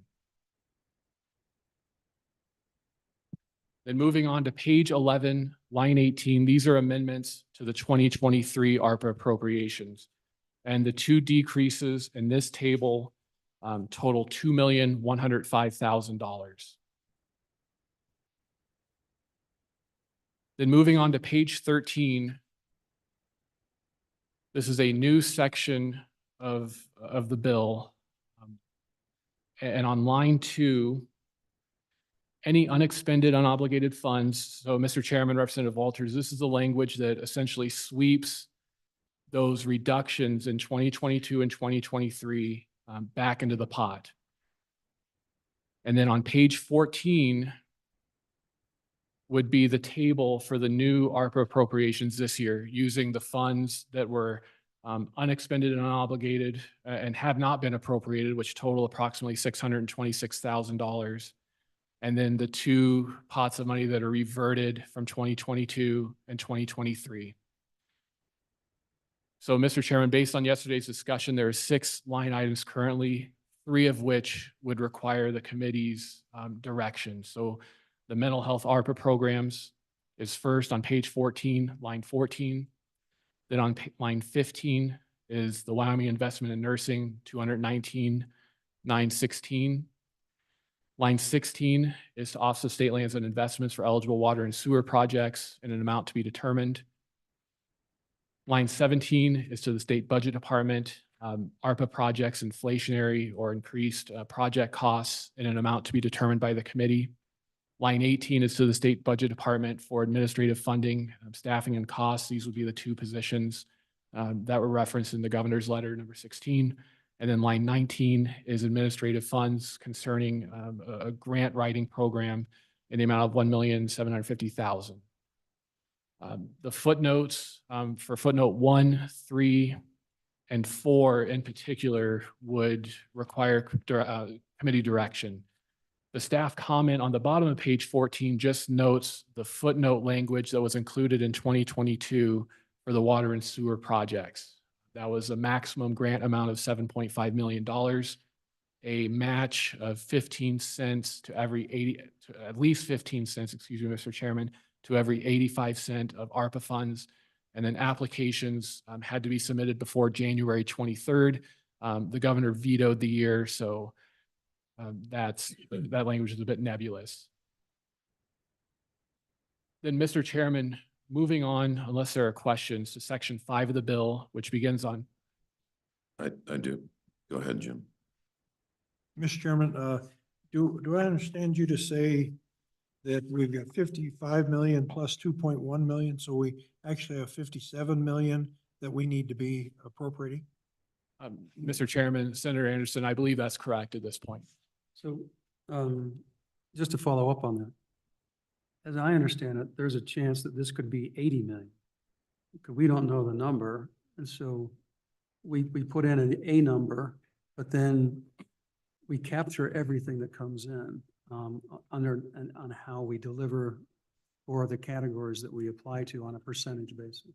And Mr. Chairman, that's the next section of the bill that begins on page 15. So to summarize, there'd be two sweeps. First would be immediately, that would place approximately $57 million on the table.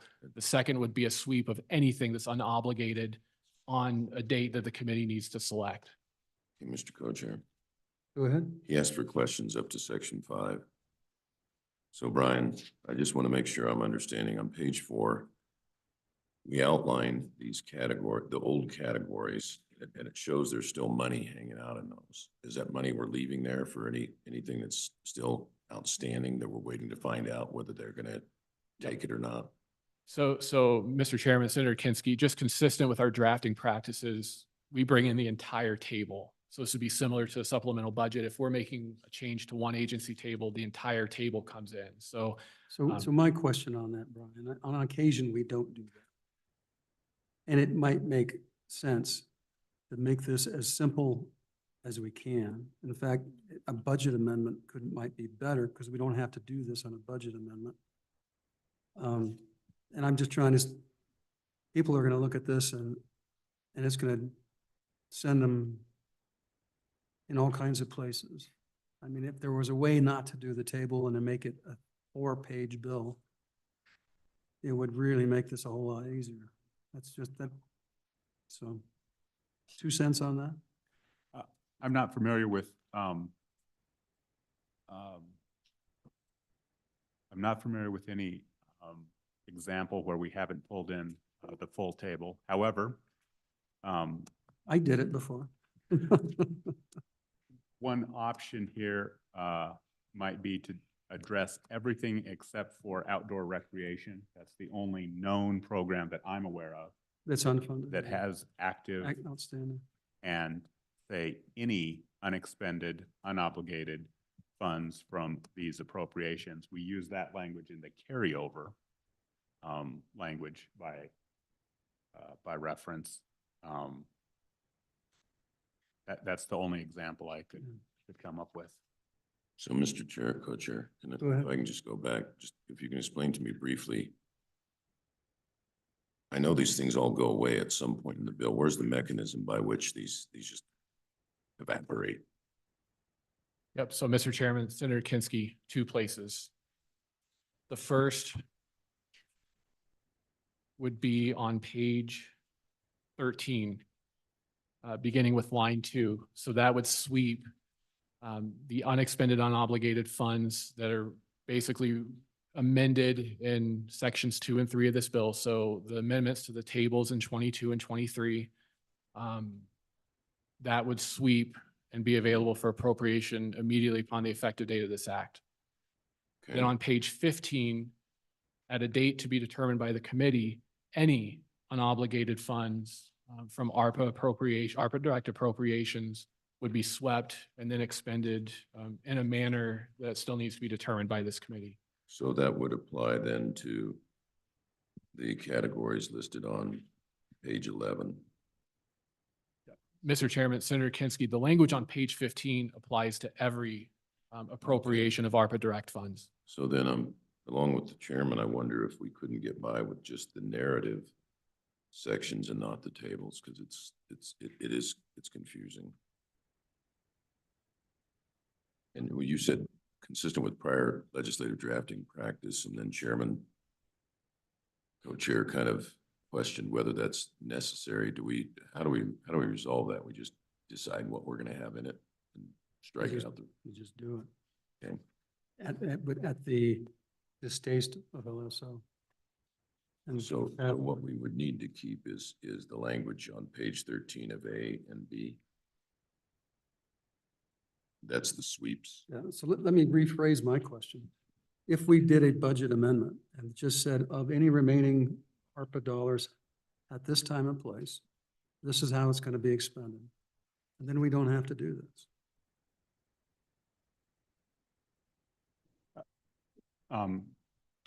Two comments just to be consistent with our with respect to putting it in the budget.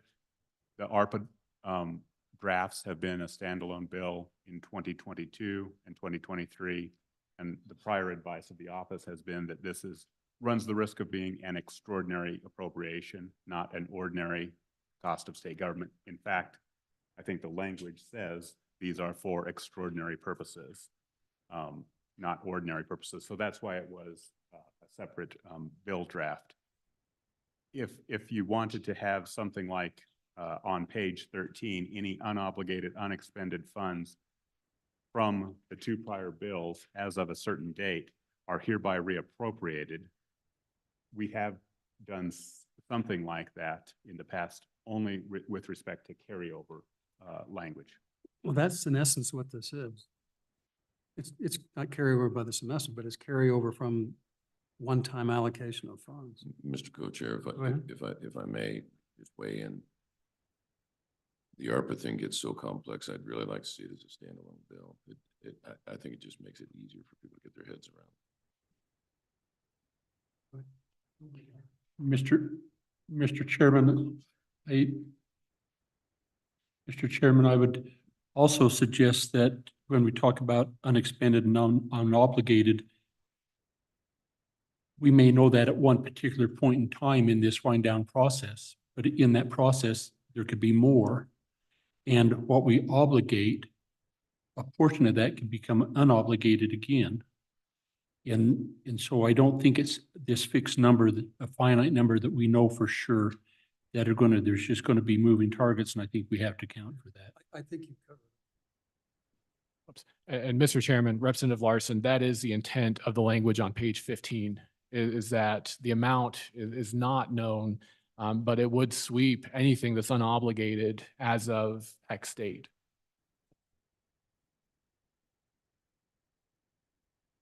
Mr. Co-Chair, then is this section 5, which is yet another sweep? Is this the one where we're coming down to the midnight hour and we want to find a way to spend it? Okay. And let's switch over now to Lloyd and go through what Beth helped them come up with this morning. Thank you, Mr. Chairman, and particularly for those folks that have traveled here and are wondering, what are these crazy guys going to do with this ARPA stuff and how's it going to do and what's and so I think what this committee struggled with is how do we do that equitably with a somewhat finite amount of money to all the really reasonable requests that are out there, and how do we do this? And as we visited with OSLI and looked at the pots that they had and then the 3 areas that we really picked out, which was inflation, water and sewer, and mental health, we have preliminarily come up with a concept that we will populate those 3 categories with funds, and on the inflation and the eligible water and sewer, allow all of those who have qualifying water and sewer, and all of those, regardless if it's been water, sewer, health and human service, whatever it is that's had inflation impacts in their respective categories, then make an application to be reimbursed for inflation costs. Well, because we have their history and their application, we'll be able to go in with the help of OSLI and look and see what would qualify for inflation. You'd just using that as an example, put all of those inflation requests together and compare that to the pot of money we have. If we got enough to pay them all, great. If not, we would treat it similar to what we do on the property tax rebate and prorate that where everybody would get a little bit and treat, where we're not picking the city of Lander over the city of Upton, right? And so trying to figure out that. And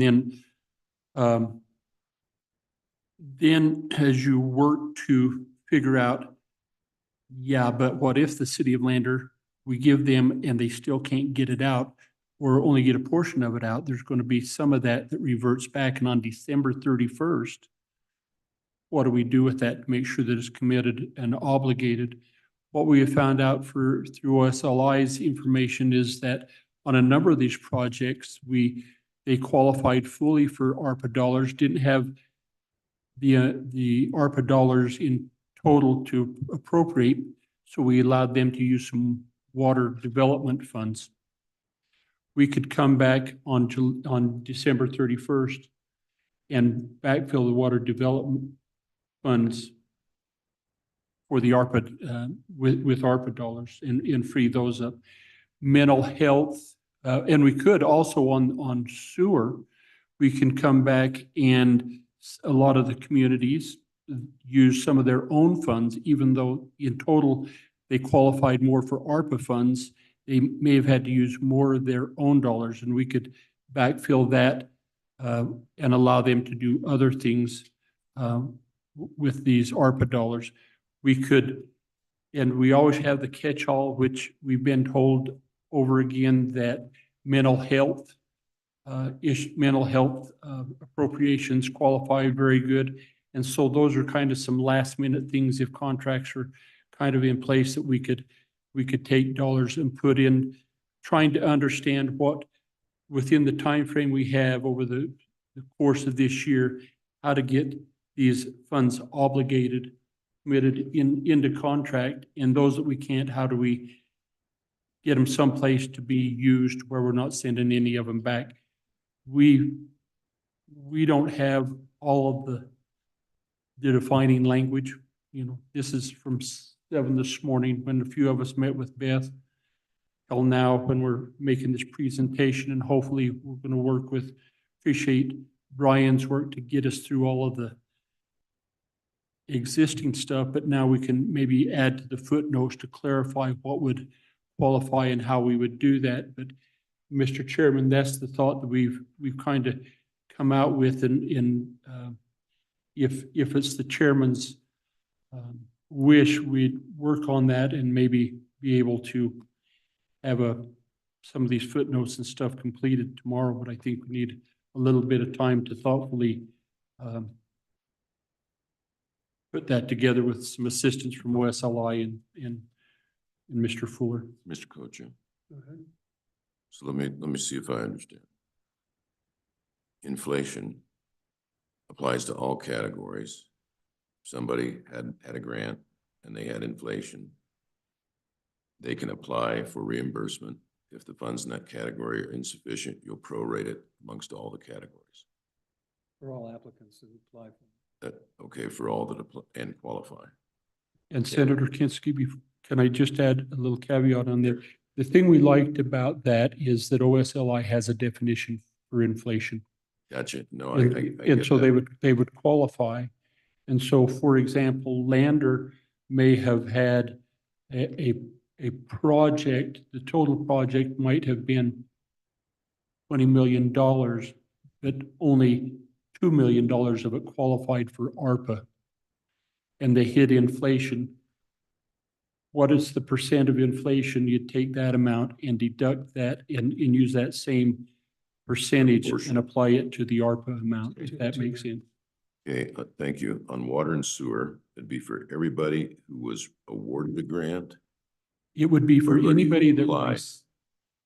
anybody that received an ARPA grant that was impacted by inflation, not just water. No, no, and no, no, sewer. no. Now I'm on the water and sewer. Okay, category.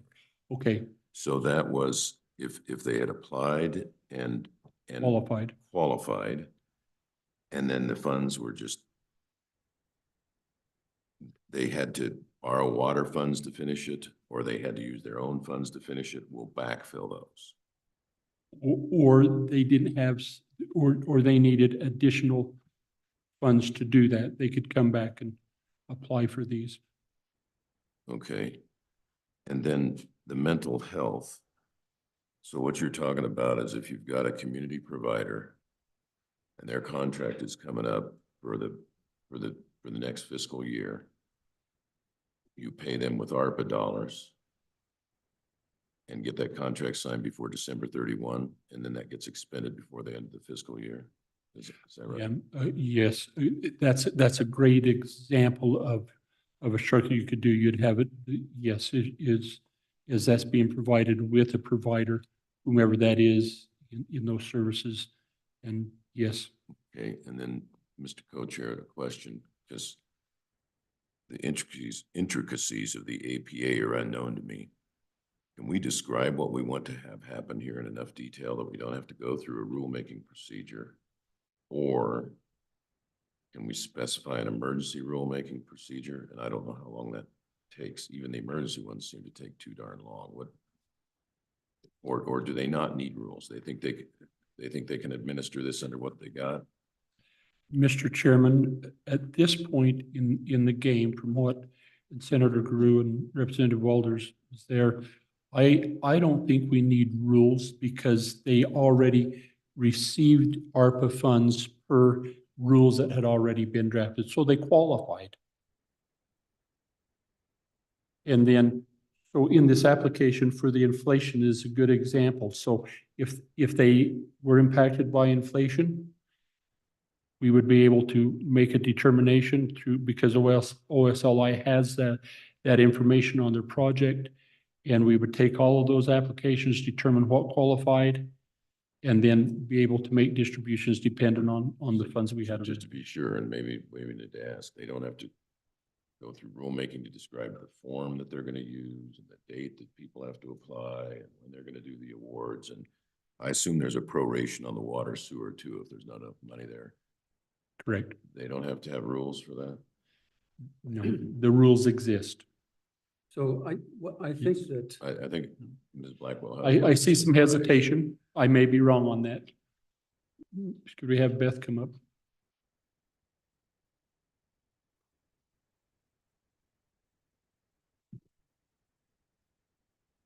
Mr. Chairman, Representative Larson, Senator Kinsky.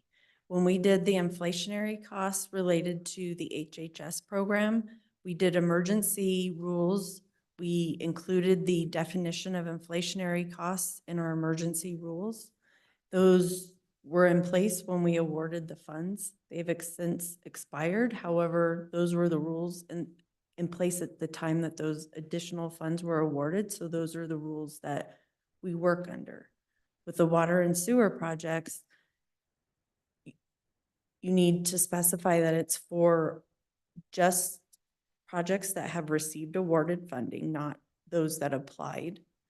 And then I think we may have to do emergency rules to include that language in our rules. And I don't think we created a new process when we did the HHS. We just set up a new application period. And they had about 6 weeks to submit that information to us. Mr. Chairman and Beth, if we make that notation that it's for, like on water and sewer that had previously already qualified, if we make that in the footnote of the bill, we wouldn't have to do that in rule, right? Mr. Chairman, Representative Larson, that's a question that's above my pay grade. Okay. Mr. Chairman, Go ahead. Just have a question. So under this proposed rubric, then it would then be delegated to the State Loan Investment Board to essentially make all the final decisions about who gets what. Is that correct? That's good. So, Mr. Chairman, I guess I have a preliminary question of, one, do we have time for that? And two, do we need to do that? Because we already have the list of projects that were applied for that are eligible, and we know the ones that got denied, and they're in a list already. It seems that we could simply say up to the available funds, these are the projects, and just list them out in the budget bill or in the bill. So you could do it that way. We could. And so there is no application. So for example, on the water projects, everyone just gets a check at some point in time and place. On the other hand, what we could do is craft it so that we put in the amendment that we will use the existing rules and require the applications of all those who receive benefits to be received not later than such and such a date, so that essentially by doing that, even if you have to do emergency rules, they'd be 2 pages if we work on it with a fine-tooth comb in order to accommodate that. So people need to apply for it, and they'd have to send notice out and give everyone a chance to apply, and then they distribute.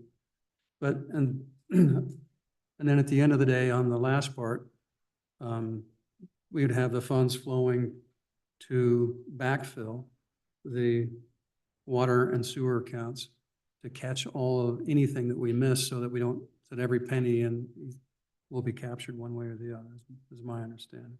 Mr. Co-Chair, just to consult, just so I just want to understand what Ms. Blackwell said.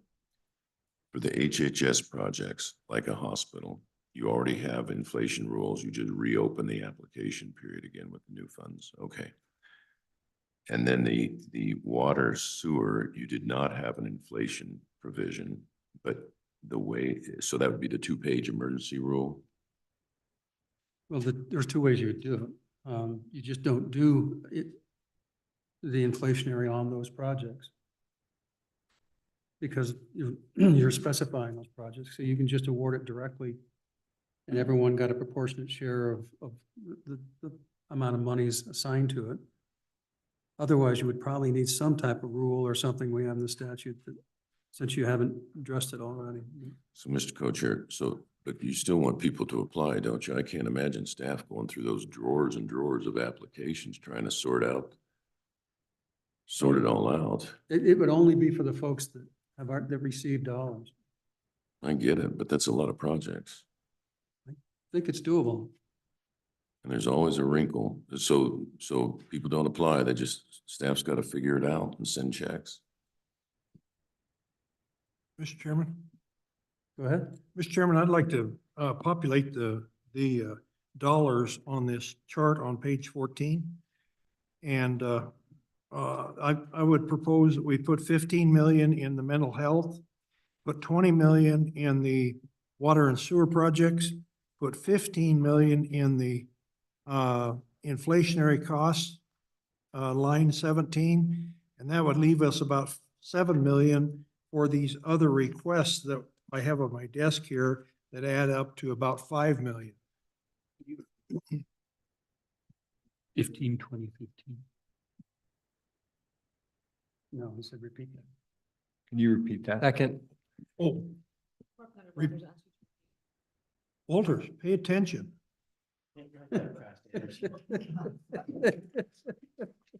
Page 14, line 14, mental health programs. I put in 15 million there. Line 16, water and sewer projects, 20 million. Inflationary cost, 15 million, which should add up to about 50 million. That would leave 7 million to fund these other requests we have before us today. Thank you. Mr. Co-Chair, Go ahead. question from Ms. Blackwell. Representative Zwanitzer had a list of HHS projects that had inflationary adjustments necessary. What was the grand total on that list? Related to the inflationary costs, Yeah, it was just over $13 million was the total amount. And so we had 1.5-ish, 1.3 million remaining of that $15 million that was appropriated to us. so I guess I'd ask overnight if they can find out what precisely I don't think we should appropriate anything less than what we know we've got obligations on in that category, but it sounds like it's roughly in the 15 million category area. I'm sure it works that way. Go ahead. Mr. Chair, Senator Kinsky, the 13 million that we awarded inflationary costs are not included in that $57 million. We've already encumbered those funds, so they're not up for sweeping, Okay, if that makes sense. Mr. But Co-Chair, that's not my question. Yeah. Of the additional projects that were still outstanding that did not make the inflationary, that second round of inflationary adjustments that Representative Zwanitzer identified, what's the total of those? Mr. Chairman, Senator Kinsky, I don't know. Because if they didn't apply, we don't know what they're experiencing inflationary costs. So you have two categories. If we do inflation, you have the ones that applied and the ones that didn't apply, right? No, you're still going to use a new time frame from when you were offered it till now. Clarification, Chairman, those applied and those that didn't apply, I would think that you would be reserving your ARPA funds for only those projects that were awarded ARPA funds. No, I'm talking And not about- for just anyone that applied for ARPA funding. But you have inflationary funds that you sent out, but you had to apply for those inflationary funds. So there was lots of folks probably who didn't apply. But they can apply again, but they're going to only get that new space and time, right? From the last time, the cutoff date, what you paid inflation through until now. Correct. Right. Our inflationary period, what we determined inflationary was from the original submitted application to their final bid documents, because you really can't determine inflation based off two engineers' estimates. You need those final costs from the final bids. Which could be one of the reasons why you didn't get applications, because they wouldn't have that data. Or more, they didn't know about it. Yeah. Everybody thought ARPA was done. So, Mr. Chairman. Ms. Blackwell, so if on the category for which we would be putting $20 million into eligible water and sewer projects, maybe I've missed something here. Not the inflation money, but 20 million additional dollars. Would you contemplate then that OSLI would just go down the list of projects that almost made the cutoff but didn't in the last application? Chairman, Representative Smith, no, we wouldn't. We would go back and look at those projects that were funded and figure out, is there water development funding in that project? Can we swap that funding out? Is their match funding their own personal funds? You would then put ARPA funds in that position. You'd give them more ARPA funds. They would then take their match funds that they have, that is their coffers, their reserves, whatever. They can then use those funds to cover inflationary costs, or then they can come and do other projects with it if they don't have it. So, Mr. Chairman, so if I understand it right, the only people who would get any of the $20 million for water and sewer would be people who have already gotten money for water and sewer. Is that correct? That's a yes. Okay. So two different things. I think number one, you have to explain that what happens if we open it up to new applicants and why you are not recommending that. Can you address that, please? Mr. Chairman, the reason staff doesn't recommend funding new projects is because we currently have 100 water and sewer ARPA funded projects, 110, I think exactly. Some of which that are having difficulties getting bidders, and we have limited contractors, engineers, and workers in the state. So if we start funding new projects, those people that have already received funding, and it's usually the very small communities that are completely rural that have a little project, they're never going to get a bidder. They're never going to get a chance to finish their project because we're going to continue to send out money to these bigger communities. But Mr. Chairman, Ms. Blackwell, how would you know that? I mean, for money, a contractor will show up from a long way away, right? I mean, it raises the bid price a lot, right? If you're using, if you're in Meeteetse and your contractor is in Salt Lake, then obviously you're going to have high mobilization costs. But I can't believe that Wyoming is such a large market that regionally it would strain the capacity of water and sewer contractors just generally. Mr. Chairman, Representatives, that there is a complete shortage in the state. Every state has the same ARPA funds and IIJA funds and are doing the same water and sewer projects that we're doing in this state. So going to other states and trying to get their contractors and engineers, they're already busy with their work in their areas. And so truly there is a shortage of contractors and workers to get what we've already funded done. So let me follow up on that, Beth. In addition to that, what do you have to do if you reopen it up to folks that haven't applied before? Then you have rulemaking and you have to be a deadline, and then what's the process from A to B to C for you in order just to approve those applications? So the process, I don't believe we would have to open our rules to accept another round of applications because we had it written in there that the board may accept additional applications for another round of funding. However, when we received applications, they first come to my office and they're vetted through my office to make sure they're a complete application. I would say 95% of the time they are not complete, and we have to work with the entity to get additional information to make sure their application is complete. Once the application is considered complete, we verify that the entity is in compliance with the Department of Revenue and the Department of Audit reporting requirements. If they are not in compliance with those requirements, they are not eligible to be presented to SLIP. We had several instances of this where people just weren't in compliance, so their application was denied for that reason. After we verify that we have a complete application, then we have to verify that what they're requesting is actually eligible for ARPA funding. So that's when we work with our SRF partners at DEQ and Water Development to vet the applications to make sure all of what they're requesting is eligible for ARPA funding.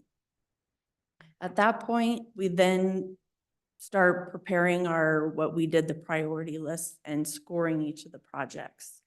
We then come back together and kind of discuss it, how the scores break out. We prepare our board matter for the board and we present it to the board. Historically, what happens at the board meeting is what we recommend is not what is approved. There's changes along the way, so we do our best. And unfortunately, in situations like this, there's no right or wrong answer.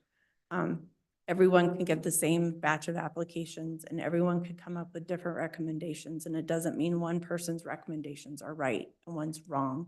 What we tried to do with our funding is make sure that we spread the money as far as we could. And so people who had higher matches, they got more points because that allows us to spread those ARPA funds. So how many times a year does the board meet?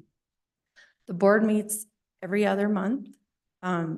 Usually through ARPA, we had several special meetings. I think we had a special meeting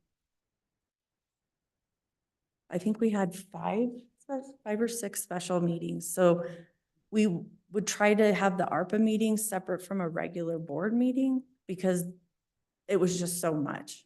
I mean, you have 6 times, 10 times the requested request than you have money to give. And so we did the best we could. We have applicants who put in multiple applications. They themselves had to prioritize their applications. So if they put in 4 applications and their number 4 ranked priority was the number 1 list, on the priority list, if it was their number 4, we skipped past it. We didn't consider their lower considerations. So Just- let me just, so if it was either from the floor or from this committee, we decide that we're going to allow new applications. That would probably have to be one SLIB meeting in July or August at the latest in order to effectuate it. And so that you would have to do all that homework before that. And if you had 500 applications It would be for, in the loony bin. I mean, just realistically, how would you get that done? Somehow we always manage. The first round of applications, I was working 16 hours a day, 7 days a week to get it done. Our office takes it serious when we're tasked with something. We want to do it right, and we don't want to do it expeditiously, but sometimes those things don't go hand in hand like we want them to. But right, we're always trying to do our very best and get it right. And the purpose of the vetting of the applications and being so detailed and so just bulldogish, for lack of a better term, to get the information we need. We don't want to put anyone in a situation where what we've awarded to them has to be paid back. Because most of the communities who have received ARPA funds, they wouldn't be able to pay back what we have awarded to them. It would put them in a hardship. Okay, thank you. Any other questions for Beth? Don? Mr. Chairman, to Senator Anderson's amendment, I at least wanted to advise the committee that the governor's letter was not exactly clear. The bill before you includes the unobligated portion of the governor's office, his discretionary funds. I don't think that was necessarily the intent. So the reason I bring this up is there's about a $4 million difference in the total in Senator Anderson's numbers versus if you allow the governor to retain his discretionary funds of $4.4 million. And the 4.4 is for operations, and what's it for? Just in the governor's office. For him to- No specification. Kevin? Mr. Chairman, the governor is asking for flexibility. And I'm going to give you 2 quotes. Mike Tyson said, "Your plan to fight me changed the first time I punched you in the nose." General George Patton said, "The battle plan changed and the first shot was fired." Example is with CARES, we've repeated this, is that at the 11th hour, we were able to get a significant amount of money to the state of Wyoming because we had flexibility. So we're asking for that flexibility. And Mr. Chairman, you are correct. We were conservative when we provided you that number of $53 million. That number is going to grow. And you heard Ms. Blackwell say that those areas where they can't get an obligation, meaning a contract, if that can't happen, then that money is going to grow. So again, we need flexibility. What's the final answer going to be? It's a moving target, but we know it's going to grow. Flexibility. Okay, further comments? All right. Public comment. We've got some folks who've been here all day, so we'll give you a chance to talk. A brief chance to talk. We've seen your pretty faces before.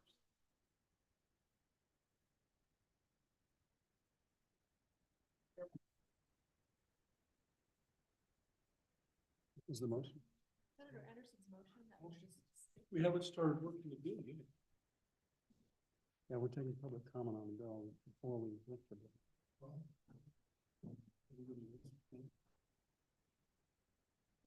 We should have anyway. Mr. Chairman, Please. can I just ask for some clarification? On the mental health programs, and I apologize, I think I had come in late.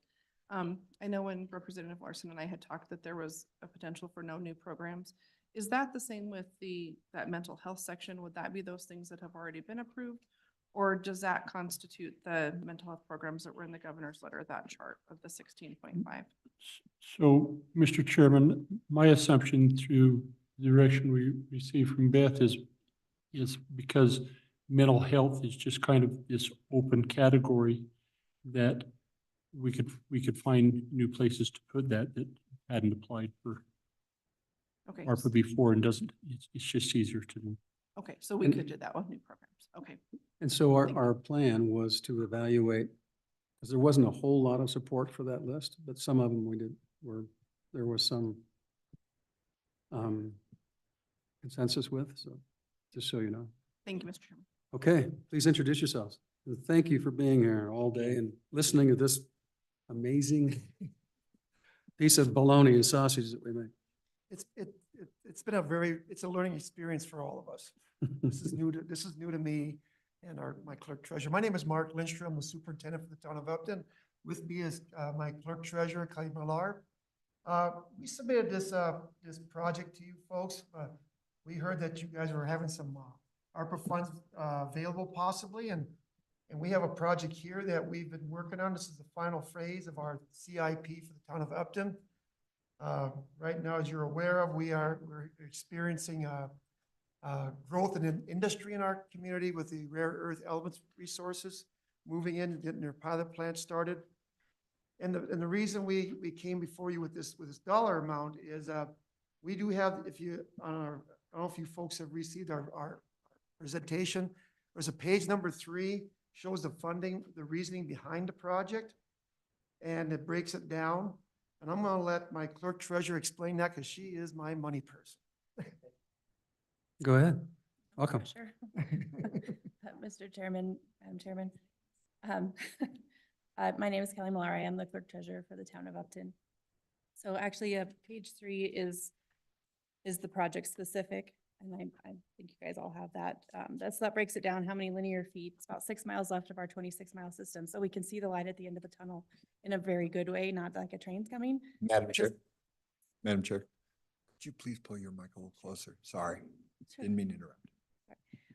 Then on page 4, we go into the funding. So we had applied for 9.25 million in SRF loans, anticipating that we would have 75% of those loans forgiven.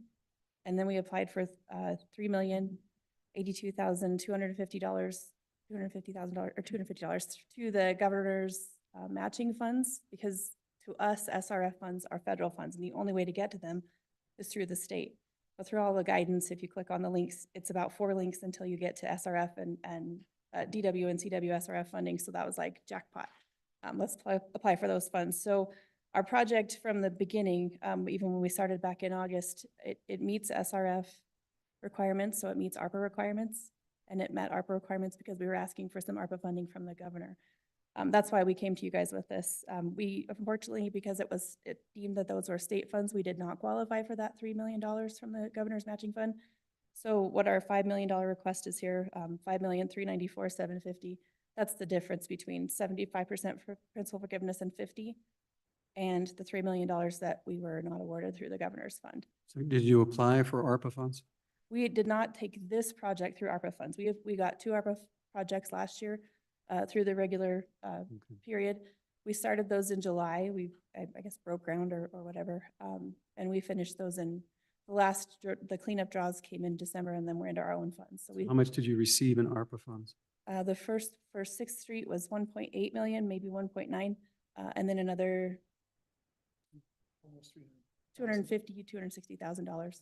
And there was a policy that community only got one bite at the apple, I believe. Right. Through the Yep. state. We got one bite at the apple, and then when they came back and went down the list further, we got our So second. you're asking for another bite at the apple in front of everybody else? Is that fair? Yeah, okay. Yes, sir. Okay. Honesty goes a long ways.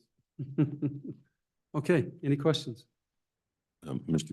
Co-Chair, I wonder if there's any way that the office can tell us how many people got caught up in that rule change between 50 and 75, because it's the small communities that really got hurt by that one.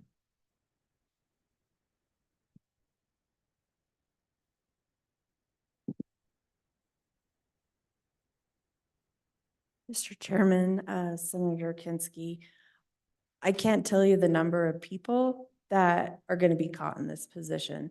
The purpose of what we did is prior to the rule change, we only considered an applicant's population, their annual median household income, and their unemployment, because those were the three requirements of the feds. They also said you can consider anything else that you want to. What we try to do in the SRF program is make it so we can use every dollar of available principal forgiveness, and we can give it to as many people. The state of Wyoming is generally, if not the only state in the nation that offers principal forgiveness in the amounts that we do, up to 75%. Most states limit their principal forgiveness to 10 or 20% or to a dollar amount. Maybe you get $1 million. So what we did, we were noticing that a lot of principal forgiveness were going to small districts because they got the extra points for their population. We were trying to even it out and make sure that the principal forgiveness actually makes it to those communities that are in need. So what we added to our new evaluation is the amount of sales and property tax that an entity receives. So the lower amount of property tax and sales tax that you receive, the more points you get and the more likely you are to get principal forgiveness. The other thing that we added to it was kind of a kudos to good behavior. The EPA recommends that systems should set their rates, their annual rate at least 2% of your annual median household income. That's what your annual average bill should be. Most of our communities do not have that. So for those communities that are charging appropriate rates, they get an extra point for charging the necessary rates to meet that 2%. We're trying to help communities become and remain sustainable. And if they're not charging appropriate rates, they're always going to be at the trough with their hand out asking for free money. So Mr. Co-Chair, Representative Nyman, originally, I passed along to him that you weren't going to allow anybody to testify, so he's not here, but this is his district. And he directed these folks here. I just want to, by way of background, and I get it, you know, we don't want people pushing it ahead of themselves. The little town of Upton, the greatest town in the world, has ordinarily they just be able to plug along with the rotten infrastructure they've got, but they've got a rare earth mine and 2 processing plants heading after them. They're desperately trying to get ready for that so they don't end up like Gillette during the boom in the 60s. So they're looking for some solutions. How much debt are you carrying now? I would be uncomfortable giving you the number without looking at it again. Probably 750,000 is a good ballpark. Okay. And that's off of a couple different, I'm sorry, Mr. Chairman, that's off of a couple different projects where we funded through JPA and SRF and CCL.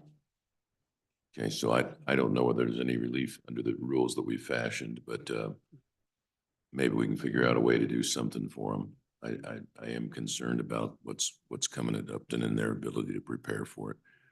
You know, when the project actually hits, they'll get those impact funds, but they need to be ready before the project hits. Thank you, Mr. Co-Chair. Go ahead. So have you guys applied for any impact aid because of the impact of mineral development? Mr. Chairman, Representative Larson, we spoke with the industrial siding people yesterday. We're not ready for that yet. That's Not further enough along. Yeah, but it will come. Mr. Chairman, can I say one more thing? Is that's okay with you? Absolutely. Well, you know, like you mentioned the industrial siding, we did have the meeting yesterday and we are down the road a little ways from that, fortunately. But also, we did look at this before we brought this project to you folks, is the timeline you guys were looking at, you know, it has to be out the door, construction, stuff like that, which we're under a timeline ourselves also because of what's going on. But we feel confident that we can get this thing. We talked to all the people that will be involved with this. We feel very confident we can get this money spent if awarded before the deadline. So we're not having this issue that you guys are in right now. So I just wanted to bring that up to you too, because we did do some checking before we even got to that point. So I appreciate that. Other comments? Anybody else? Go ahead. Good evening, Mr. Chairman, Madam Co-Chair. members of the committee, Dan Dorsch, Executive Director, Habitat for Humanity of Laramie County. First off, thank you all for your time and your service for our state and serving on this committee. I would also like to say thank you for designating the $5 million of ARPA funded for the unmet housing needs proposal last year. 1.2 million was designated to the city of Jackson for a 48-unit affordable rental complex. And then the city of Cheyenne was awarded 1.8 million for infrastructure for to help with Habitat's Pronghorn Crossing development, which will end up putting at least 14, hopefully at least 14 families in affordable homes in much needed affordable housing here in Cheyenne, as it is across the state. With the remaining unmet housing needs proposal, I just have a few questions, and it would be, would it be possible to shift those funds from the State Land Investment Board to, say, the WCDA? The reason I ask that is because it might be an easier process for the WCDA to get those funds under contract before October of 2024. Just a thought. And then secondly, would it be possible to broaden the use beyond infrastructure? My understanding is other states have used it for land acquisition and building materials and gap funding of projects that were underway and that were impacted by COVID and the pandemic. So those are the questions I have for the board, and I thank you for your time. Mr. Co-Chair. Go ahead. So we're a little bit past ARPA because was our affordable housing fund wasn't out of ARPA, was it? There was funds Last time. So- With respect, I'll just pass this along. Senator Grew and I worked on this affordable housing deal, and we first looked at the WCDA, and unless they've changed their minds, they weren't interested. And it's worth finding out if they changed their mind, but at the time they were not motivated to take it on. Kevin, do you got a comment? Listen. Senator Kinsky's correct. So appreciate it. Any other public comment? So we'll close public comment. And just so that you folks know, since this ARPA dollars has landed here, we probably have 15 different requests that have shown up on our door, which would take all the money. Literally the 52 million if we funded the requests that were asked for.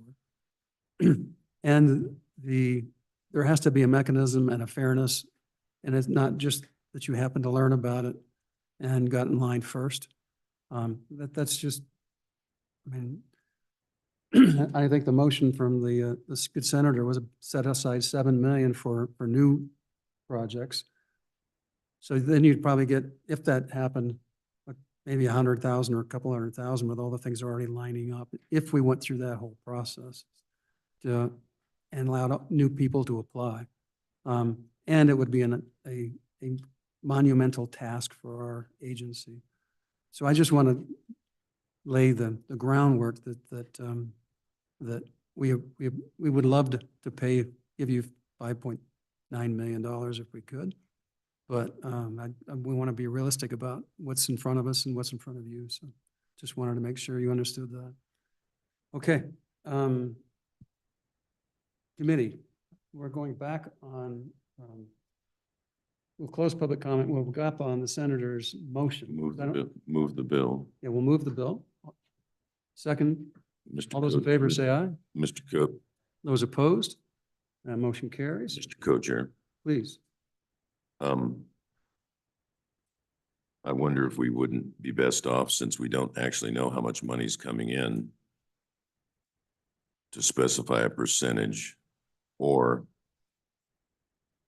we specify an initial amount, and then as additional dollars come in, we spread it across the categories. I'm not quite sure how to do that, but I would say this as to the reserve of 7 million for a list of projects.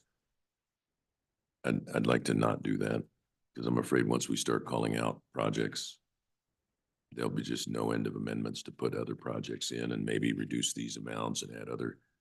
It'd make it real tough to get the bill through. So let's go back to the senator's motion. Can you restate your motion, please? Thank you. Thank you, Mr. Chairman. Yes. My motion is to populate the chart on page 14 with on line 14, mental health ARPA programs with 15 million, eligible water and sewer projects, 20 million, and the inflationary cost was 15 million, and I am amenable to a friendly amendment that makes it a percentage if you want to figure that out. That would be okay too, but that would take it to 50 million. That would leave 7 million or more. Apparently, we're going to have a lot more, it sounds like, except the governor's office wants 4 million of that, I think is what we heard. So we're up to 54 million. Second. Okay, moving to second discussion. Mr. Chairman, I would move to amend to take the 7 million for specific projects out and spread the 7 million across the remaining 3 categories. Is there, on the amendment, is there a second on the amendment to the amendment? Mr. Chairman. It's So, been seconded. Discussion on the amendment, so I would suggest, if maybe it's friendly, I hope it is I think your water and sewer and your inflation are going to be more limited as you get into where funds are coming back into play after this October deadline. It's going to be easier to plug those into mental health projects or back into funding that. So you may want to put that 7 million more, maybe not put that into the mental health side, leave it at the 15 and split it between the other Okay. two. So I will accept that as friendly amendment advice and change it to an extra 3.5 on the water and sewer and 3.5 on the inflationary costs. Mr. Chairman, a little correction on that. I think that we are spending 54 million with the governor's 4 million, so we only have 3 million extra. So we can spread that 3 million. Mr. Co-Chair, have we decided that we're going to allocate 4 million to the governor? Yeah, go ahead, Hank. Mr. Chairman, I think what Senator Anderson is referring to is what Mr. Richards was talking about earlier. I think in the December 14th letter from the governor, there was a little bit of question whether or not that discretionary health response funding was unobligated or not. It was included in the table, but I don't believe it was included in the total. Right now, that in this bill draft that you see before you, that $4.4 million is repealed, or it's taken out of the bill. I don't know. I think the governor's office or the state budget department could answer if that money truly is unobligated or not. But I know we just referenced when we were amending the 2022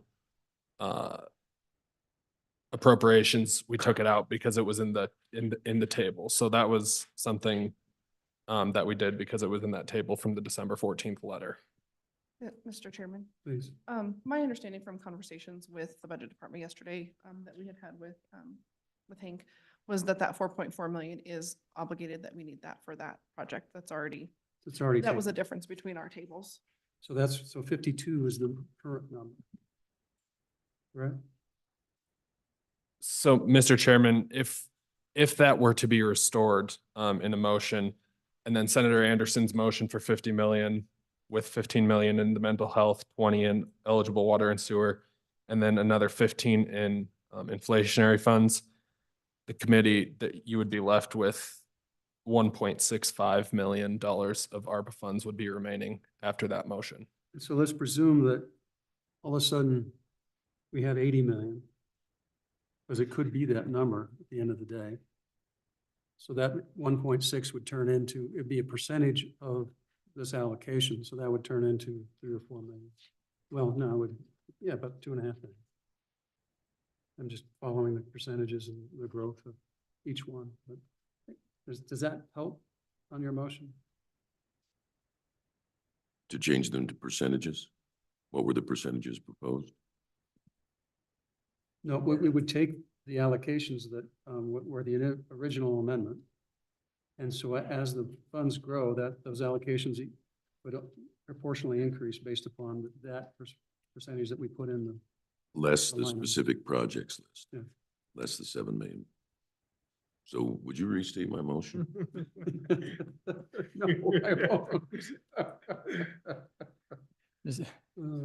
I think it is to eliminate the list of specific projects regardless, eliminate that and then raise. regardless. And if we have $52 million, I would propose 21 inflation, 21 water sewer, 10 mental health. And then in October, anything that's not obligated flows into these mental health contracts. But monies received before that October deadline would be prorated across all three categories or just the inflation and water sewer? Go ahead. Mr. Chairman, I got a couple of amendments. One is. Oh, wait a minute, I'm trying to. I'm sorry. On the amendments. I'd, On the I'd, amendments. I'd say prorated across, spread proportionally across all three categories. Mr. Chairman, Go ahead. just so I understand the state of play here, we have Senator Anderson's initial motion, 15-2015, as amended by Senator Kinski to say that to the extent there's more money available, you proportionately apply it to those three categories. So far, so And good. he's eliminating one category. The 7 million, right? So, And Mr. Chairman, that's where I get confused. so let me try again. Let me try When he again. says, when he says eliminate specific projects, I don't know what that means. It means he had a category of 7 million that we were going to start naming, calling out projects that we were New going to give money to. So that category goes away. And we didn't have 7 million because there's 4 to the governor. So we have 52. So I'd propose inflation 21, water sewer 21, mental health 10. And as monies come in, it gets spread proportionally across those three groups. Understanding that after that October deadline, anything that hasn't been expended is going to go into these contracts, right? Actually, so that's the one component that we haven't determined that. Okay, so I'll stop before I Stop, say just what stop. happens on October. So any additional monies received get spread pro rata across those three categories. Okay, everyone understand the motion? Mr. The Chairman. amendment to the amendment. So Mr. Chairman, so on and against the amendment to the amendment for the following reason is that as I understand, I like the pro rata distribution of the overage among the three categories. That makes total sense to me. What's puzzling to me about this is that if the $20 million for water and sewer projects only goes to existing projects that have already been awarded, then effectively all of that money is going to people who don't need it. And for the projects that were next in line who say scored, maybe the cutoff was 16 points, you needed 15 points. And if I'm misunderstanding this, please let me know. I want to hear, because what I heard Ms. Blackwell say was that if you didn't quite qualify, if you needed 16 points and you only got 15, and so your project was not approved, that the effect of Senator Kinski's motion would mean that you never get funded. There are no new projects.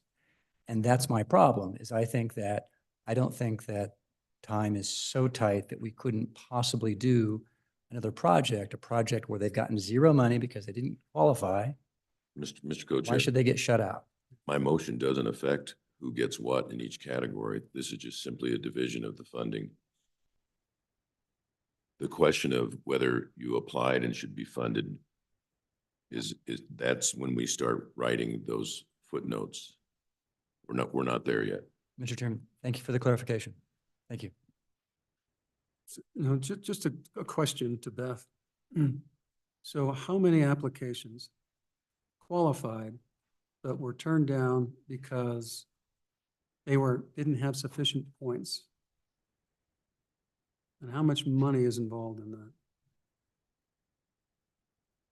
I mean, if you change your point structure,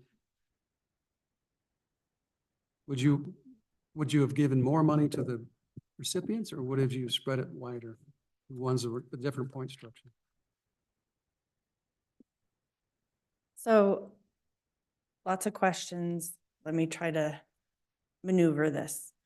So when we did our point system, it was a way for us to sort through 174 applications, because just looking at them based on not having anything to do apples to apples. So that's why we created the priority list, is to help us determine how we fund things.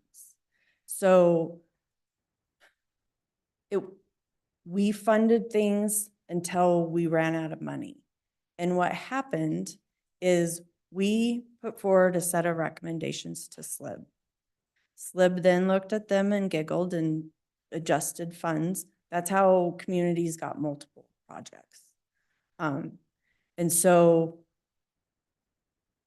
like we talked about before, funding new projects is going to put extra pressure on the contractors and engineers in the state, so that those projects that have received ARPA funding, that are having a hard time getting a bidder to even come and bid on their project, or they have bids that are 3 times the cost. So yeah, Beth, we've been there. Yeah, Go back to the questions, and how many did you deny that if your point total was slightly different, or if you spread it more, how many applications out there were denied that qualified? so water and sewer, we received 174 applications and we funded 54 of them. Okay, and So that's 130 applications. Through the local government, we received 97 applications and we funded 56 of them. So that leaves 51. healthcare? 41. With healthcare, we received 113 applications that were ultimately determined eligible because there were many more HHS applications received that the projects were not ARPA eligible. Of those 113 applications, we funded 68 of them. So if we reopen applications, theoretically, we'd open it back for all those folks that were denied as well, in addition to new applications. And then you'd have to go an evaluation process on the 500 applications. Correct. And so essentially you're creating false hope is how I feel about it for all those people spending time to prepare a new application. Mr. Chairman, follow up. Ms. Blackwell, but they were scored, right? And so isn't it true that there would have been people who just were underneath the cutoff, and you'd have like all people who all had, say, scores of 15, for example, when you needed a 16 to get funded, and that would be a much smaller subset than the 100 or so projects that were denied. You'd have maybe 7 or 8 of them, right? I mean, and so the follow-up question is, why would you have to have a new application? Couldn't you just use their old application and say, hey, you got 15 points, and now our cutoff isn't 16 anymore, now our cutoff is 15? Why wouldn't that work? As an option. Mr. Chairman, Representative Stith, that would be great. However, we would require updated financial information because we're a year past when we receive financial information. We would need an updated cost estimate because it's been a year plus since they submitted their original cost estimate, so that we aren't looking at costs that are 2 years old and they're still going to have inflation on those. Okay, further questions? Thank you. Sorry, we keep dragging this on. Mr. Chairman. Go ahead. Mr. Chairman, so yesterday we picked 3. We picked mental health, inflation, and the water and sewer.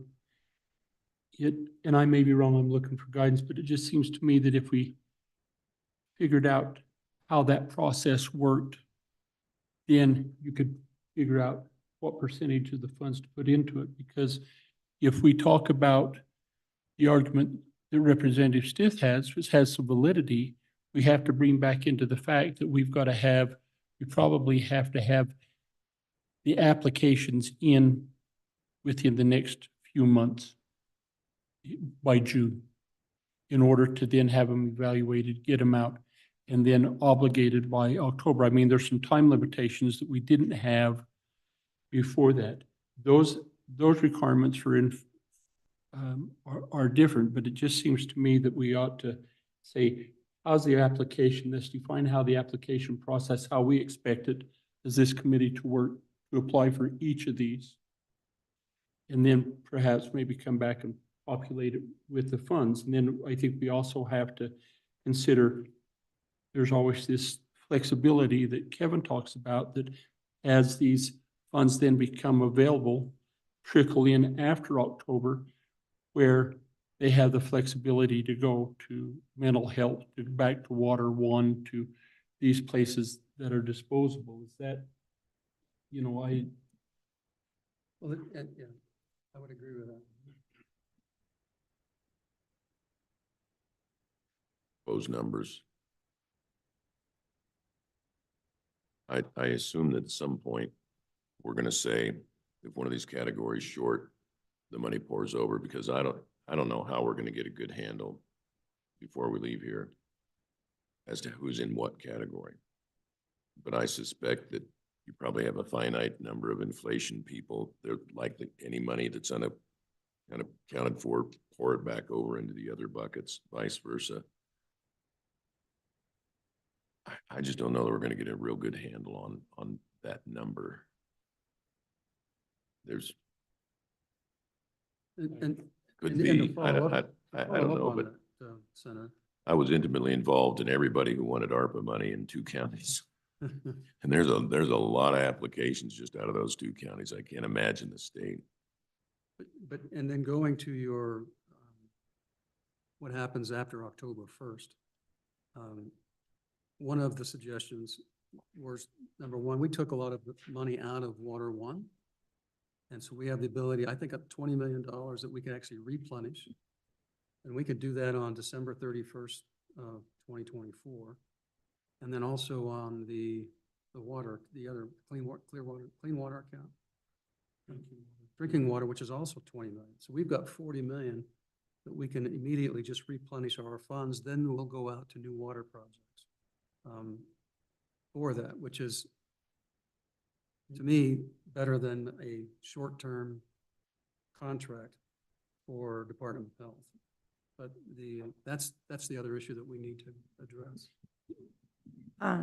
Mr. Chair, I would suggest, though, related to some of those funding, you've got to narrow, like identify, like with water development, we're spending those funds now. So waiting till December is not going to save those funds because they will have already been spent and dispersed to these communities. So it's one of those things that you have to determine X amount of dollars were appropriated from water development to this project. We are going to replace those with ARPA dollars and send those funds back to water development now. Because if you wait till December, that dollar amount is questionable based on what project costs they have charged against those awarded funds. Oh, that's different than what I understood. So then how do you get the $20 million figure? The dollar amount that I provided, That we're paying back. we pulled up all the awarded approved grant agreements, looked at their source of match funding, created the spreadsheet and added up all the water development match So we'd have to funding. start paying that back now with the money that we have. Well, what I would say is if you don't replace those funds now, those projects are going to continue to draw down the water development funds. And so technically you're not replenishing anything. Okay, I see. So it's an in and out issue. Okay, it is 6:30. Committee, I think we've given direction to our good bill drafter here to take everything that we've just talked about and come back with on your motion. All those in favor of the motion say aye. Aye. Those opposed, that motion carries. Yeah, now we're back on the amendment as amended. All those in favor say aye. Aye. Those opposed, that motion carries.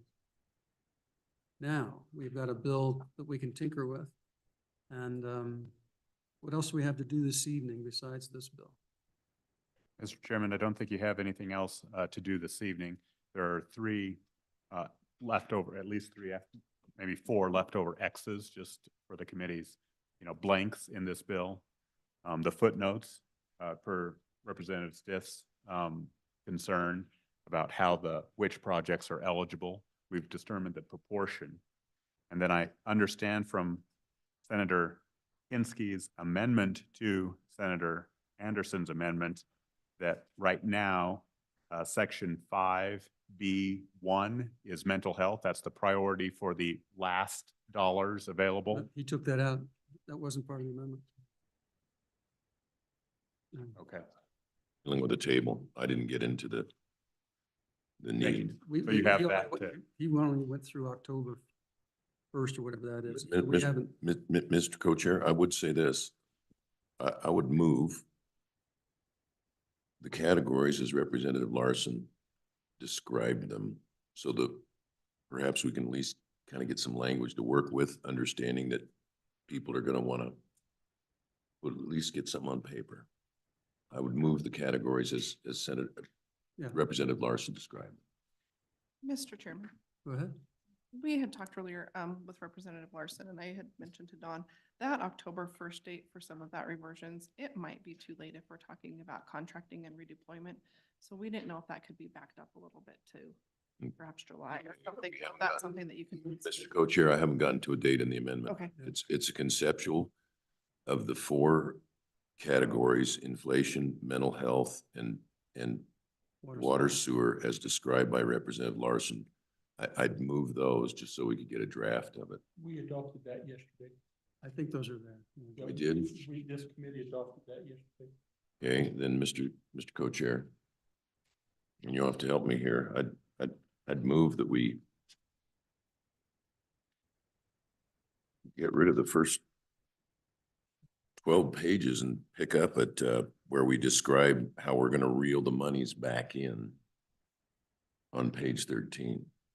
I don't think we need that narrative on the first. I'll second it. For discussion. Go ahead. So, Don? A bill has looked like that before, but it's, You know, we did ask other attorneys if they'd ever seen legislation like that, coming up with some ideas, and we just can't come up with any other than those reverted funds. I'm not saying it hasn't happened. I'm just saying we can't identify them.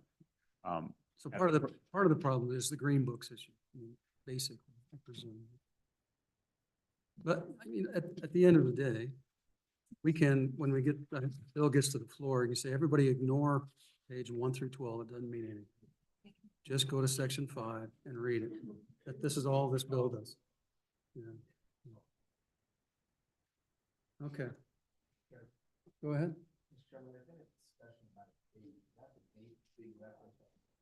Line 4 of page 16.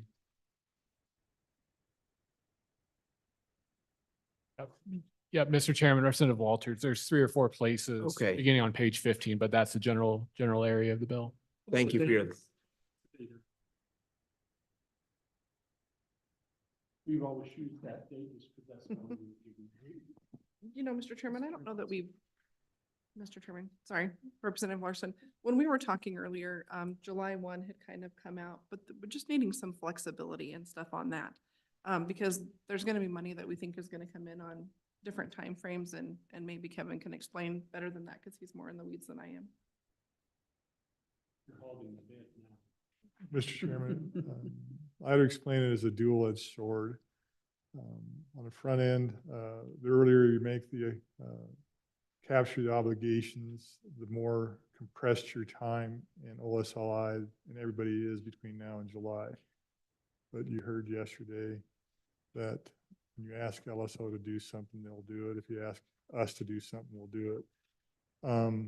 So an earlier deadline gives us the opportunity to go through and do some other discoveries. For example, when you have a subrecipient, your award is the obligation, but you got to be careful because maybe they can't actually get it contracted. There's not really a contract encumbrance, and you might not get it spent. Remember, we have a deadline to get the money expended as well as a deadline to get the money obligated. On the state side, we have to have a real contract obligation. So we want to still do that. October. So if we've made it October, we're going to be in the process of doing a lot of other things, but that short time frame between October 1st and December 31st, I'm just not confident that that's enough time for us.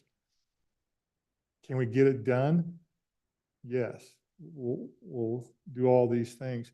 One of the things that we'll also do in that process If we made the obligation date July 1st, then what we could do is like we did with CARES, because we were concerned about them actually getting the money spent. So we went out and we polled all the people, meaning a poll, asked the question, are you sure that you can get this money spent under the guidance of the Treasury as well as the obligation?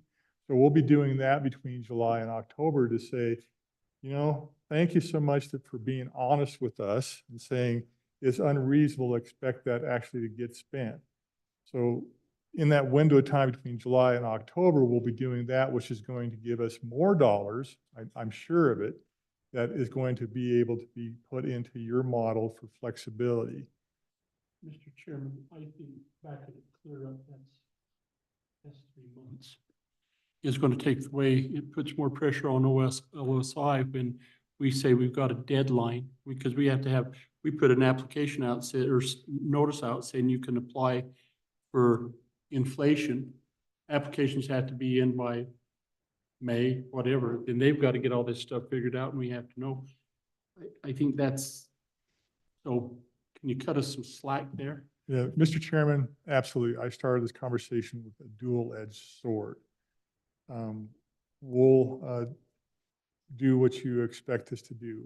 We just want to make sure that you're cognitive of the challenges when you make your decision. That's all we're saying. Okay. If you say October 1st, it's October 1st. Okay, we're gonna end discussion for the night on that. Let's talk about tomorrow, Don. Mr. Chairman, I think the only two items you have left are the ARPA bill and round robin on the budget. In the context of round robin on the budget, we do have, I'll say a half dozen, I know of 4 technical items that have come to our attention based on our review of your amendments so far. So committee, what I would suggest that we do, and this is, I think, pretty common practice we've done before, is not meet at 8 o'clock. I think this committee's House and Senate will meet informally between 8 and 10. Walk through where we are, what round robin is going to look like, general understanding of what's going to transpire in the round robin, and to finish doing our homework for round robin. Because once we get going, it goes pretty quick. And so then we will commence the round robin and public and go live at 10 o'clock. Question, where does the ARPA bill come in there? It'll be squeezed in there tomorrow. Well, can we polish off the ARPA bill and then do the round robin? Let's get this thing done. The ARPA bill could last another 2 hours or 3 hours if we do it first. And I frankly, doing the round robin and preparing for it is more important than finishing the ARPA bill tomorrow. If we get to it, we get to it. We'll get to it. Okay. With that, we will stand and adjourn till An hour and a half ago. on the record, 10 o'clock tomorrow morning. It's not